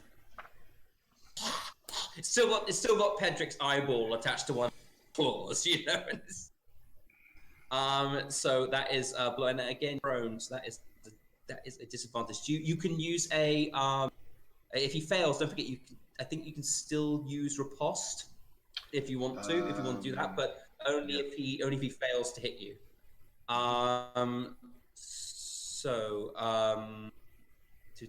Troglodyte, come on, Troggy. And also since you're starting your, it's not your start of your turn, it's its turn at the moment. So it's going to claw you. Has advantage. 20. Yep. Oh God. And 3 slashing damage. Yep. On you, so you take another 3. It claws down, and you're down, taking damage. And the next one is please don't roll a natural 20. Please don't roll a natural 20. I'm so scared. I'm the DM, and I'm sitting here going. Yes. You missed. Oh, That's a miss. I'm sorry. I don't know what's going on with these drugs. So powerful, it's ridiculous. All right, so he tries to chomp down on you, but you're like, that's enough. put your shield up, and clang, Yep. just bounces right off. Rogar, it is your time to get some revenge. Yep. I think. And so I am going to just you do the whole superhero movie stand up after getting kicked down really slowly, growling at the blasted thing. Okay. And I'll bring my Warhammer back, and I will use my fainting attack action to give myself. Okay. First, you need to roll a Constitution saving throw because you have a internal injury. Yes, Rogar, right? Yes! A broken leg won't stop Rogar. No. And I will give myself use my fainting attack. Give myself advantage. GM, not to retcon, but didn't you say that if he was healed using magic, that his leg would be healed? Ah, that is very that's a true. good point, Yes, yeah. you no longer have to take this because you have via magic. That's brilliant. Yep, that's fine. Your leg healed itself. That's one of the first things that happened. It was for the poison. 23 to hit. Oh, what, for house poison? Yeah, I'll take the Constitution saving throw as his check because I roll a poison. All right. Yeah, that is a hit. And I will do. I need to add a D8 to this. 1d8. Plus 1d8. Yeah, this thing just turned. How does it look? The end to an ordeal. And you know what I'm going to do as well is I'm going to burn my action surge at the same time, and just for flavour, I'm going to burn my action surge, and I'm just going to breathe fire all over this thing at the same time, and so I'm literally just going to go, and it just through the flame of my flame breath, I'm just going to swing my warhammer down and just smack it right back into the pile where it came from. Wow. Yeah, so you basically blow flame. It goes flying back and rocket from stench of burning troglodyte everywhere. It's gone. And then I'll drop to my knees and onto my front again. Okay, before we do anything else though, and I know we're really close to finish it, but I just need to see how if we're dropping out of combat, I need to see how the kobolds are going to react when they wake up. See. Oh, God. Wait a minute. You guys, if you guys want to drop out of combat, it's fine. Combat. Well, I was just going to say, as the DM, that's kind of your decision, but the fact is we are still in initiative order, and we do still have combatants on the battlefield that are known true. about. No, that is true. That's why I said to you, it's your choice. Do you want to drop out of it? Going. I'm happy either way. I would prefer to stay in initiative in case they We have like react badly. 7 rounds left, right? Yep, you still got 7 rounds left. We could all go over there and just stand over each of them. Take care of it. These are literally kobolds. They're like the weakest in the land. You said that about mushrooms and troglodytes. You've fought kobolds before. Rogar has literally kicked kobolds into the sky before. That has actually happened, I believe, in one episode. So, You're still I kicked it. down guy, right? Vistra's going to shout out because you guys don't know about the kobolds. There's kobolds to the west. And don't forget, Pedrick is actually down right now with a big gouge in his face. Don't forget, he's got to take a death saving throw when he comes around. So if someone has you can choose to stabilize him in your turn if you're next to him, or cast a spell and heal him. If it's my turn, I'll just, let's see, medicine. I have 2 healing potions, just so you guys know, if you remember. Mm-hmm. So I mean, yeah, Vistra, if you want to climb down, If it's my turn, I'll just, you say it's to the west, so I'll just stand over Yes, here. to the west. There's Okay. 4 sleeping kobolds. Okay, so you've moved 25. Do you want to use your cunning action to dash? Yeah, 3, 4. I'll just go over here, Okay. and that's To my be honest, turn. I think I will join TAC because I think both of us could take these guys out quickly, and Weird Howl and Rogar and Pedrick can stay there and just keep safe for the moment. Okay. Yeah. I'll do that you've still got the healing potions. You could put one and like Throw someone it. else can come and get it for you if you want or something. Yes, I'll do that. Yes, but is that an action or is that a free action? Or I'll let you just put. I'll let you do it as a free. And just say there's a healing all potion. right. Put it on the ground. That works. Yeah. All right. Let me just put that in my itinerary that I have only one now. Okay, done. All right. Okay. So So where guys, Vistra was is now a healing potion. Yeah. So here, there's a healing potion. Okay. So I can dash as well. I can Yeah. use my cunning action. Cunning thingy, action so is that's 50 50. feet. Ah, what am I doing there? Come on. So I can go a bit further actually. Sorry, I need to make my map a little bit smaller because I can't quite see that part. Sorry guys. All right, so I'm gonna jump about there. Okay. All right. So as you walk into the room, you see a load of sleep Guys. kobolds. Guys, Yeah? I'm sorry.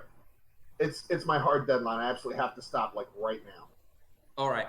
All right. So This could be a good place to stop though. Anyway, I Yeah, think we you can- guys. we can I pick it think. up.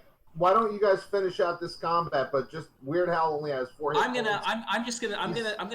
I'm gonna jump in and say as a DM. I'm gonna say they're asleep. I'm gonna say you can basically go in and just slit their throats. You're 2 assassin-like characters. Fair enough. Perfect. I think that Yeah, is perfect. fair enough. I mean, kobolds are very easy to hit. They're prone. You'd be on an This, advantage. this Every attack is going to kill them.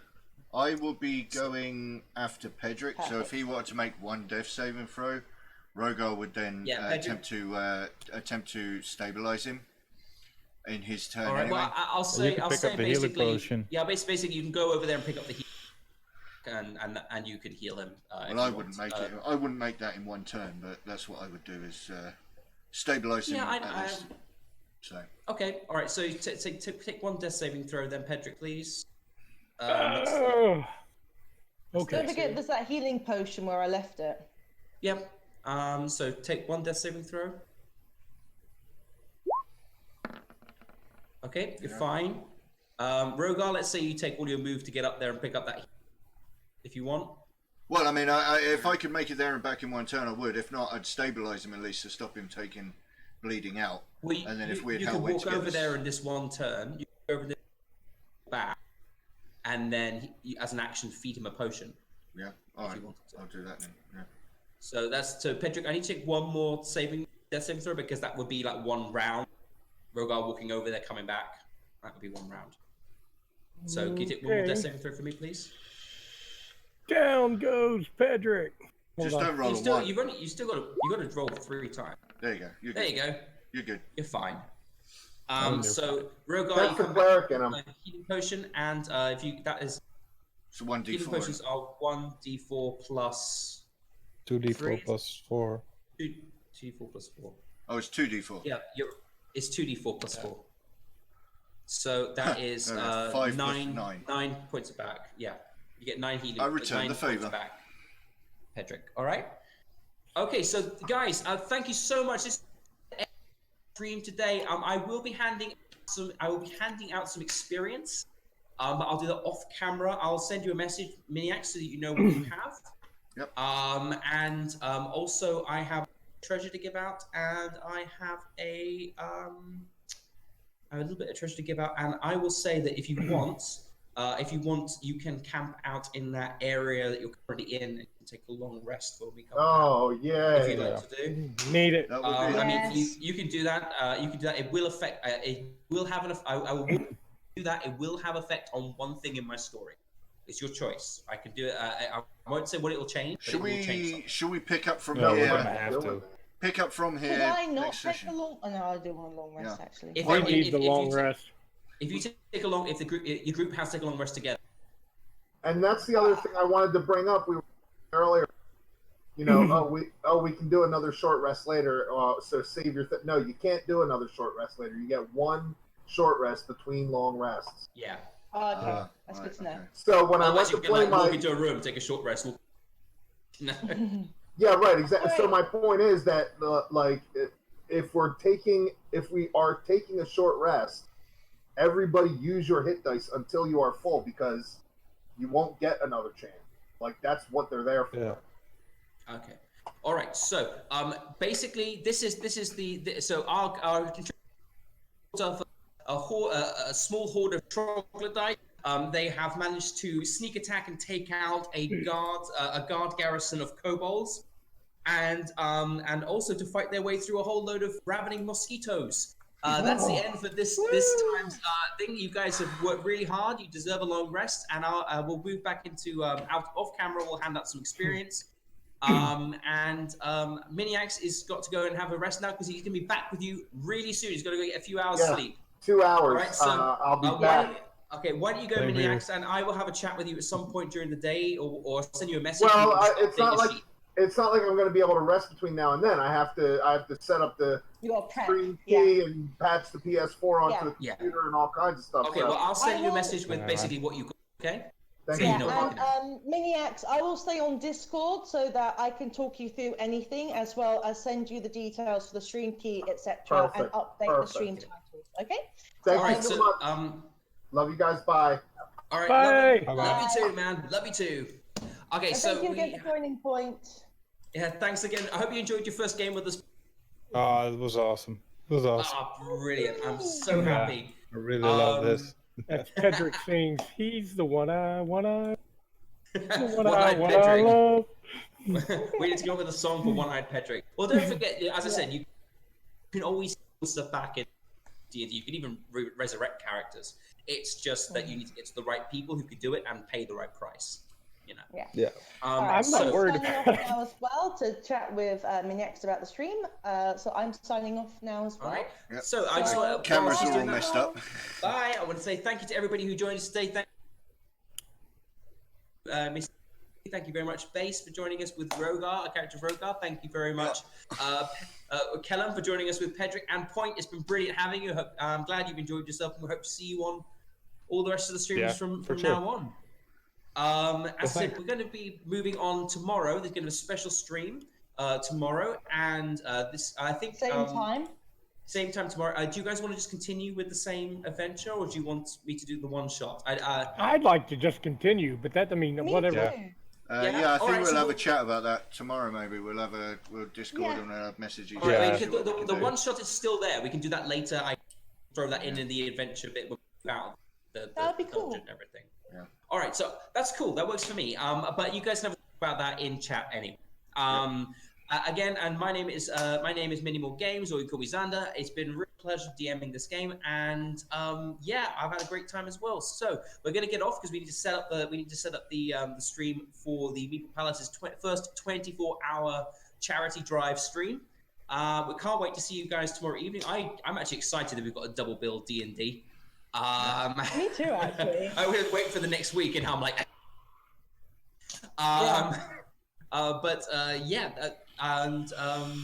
Welcome, Point. Change your dice. That. What, you mean the green? You don't like those guys? Like it. They're too anyway, powerful. I'm gonna stop here. I'm gonna say bye, guys. Thank you so much for. Bye. Bye. Bye.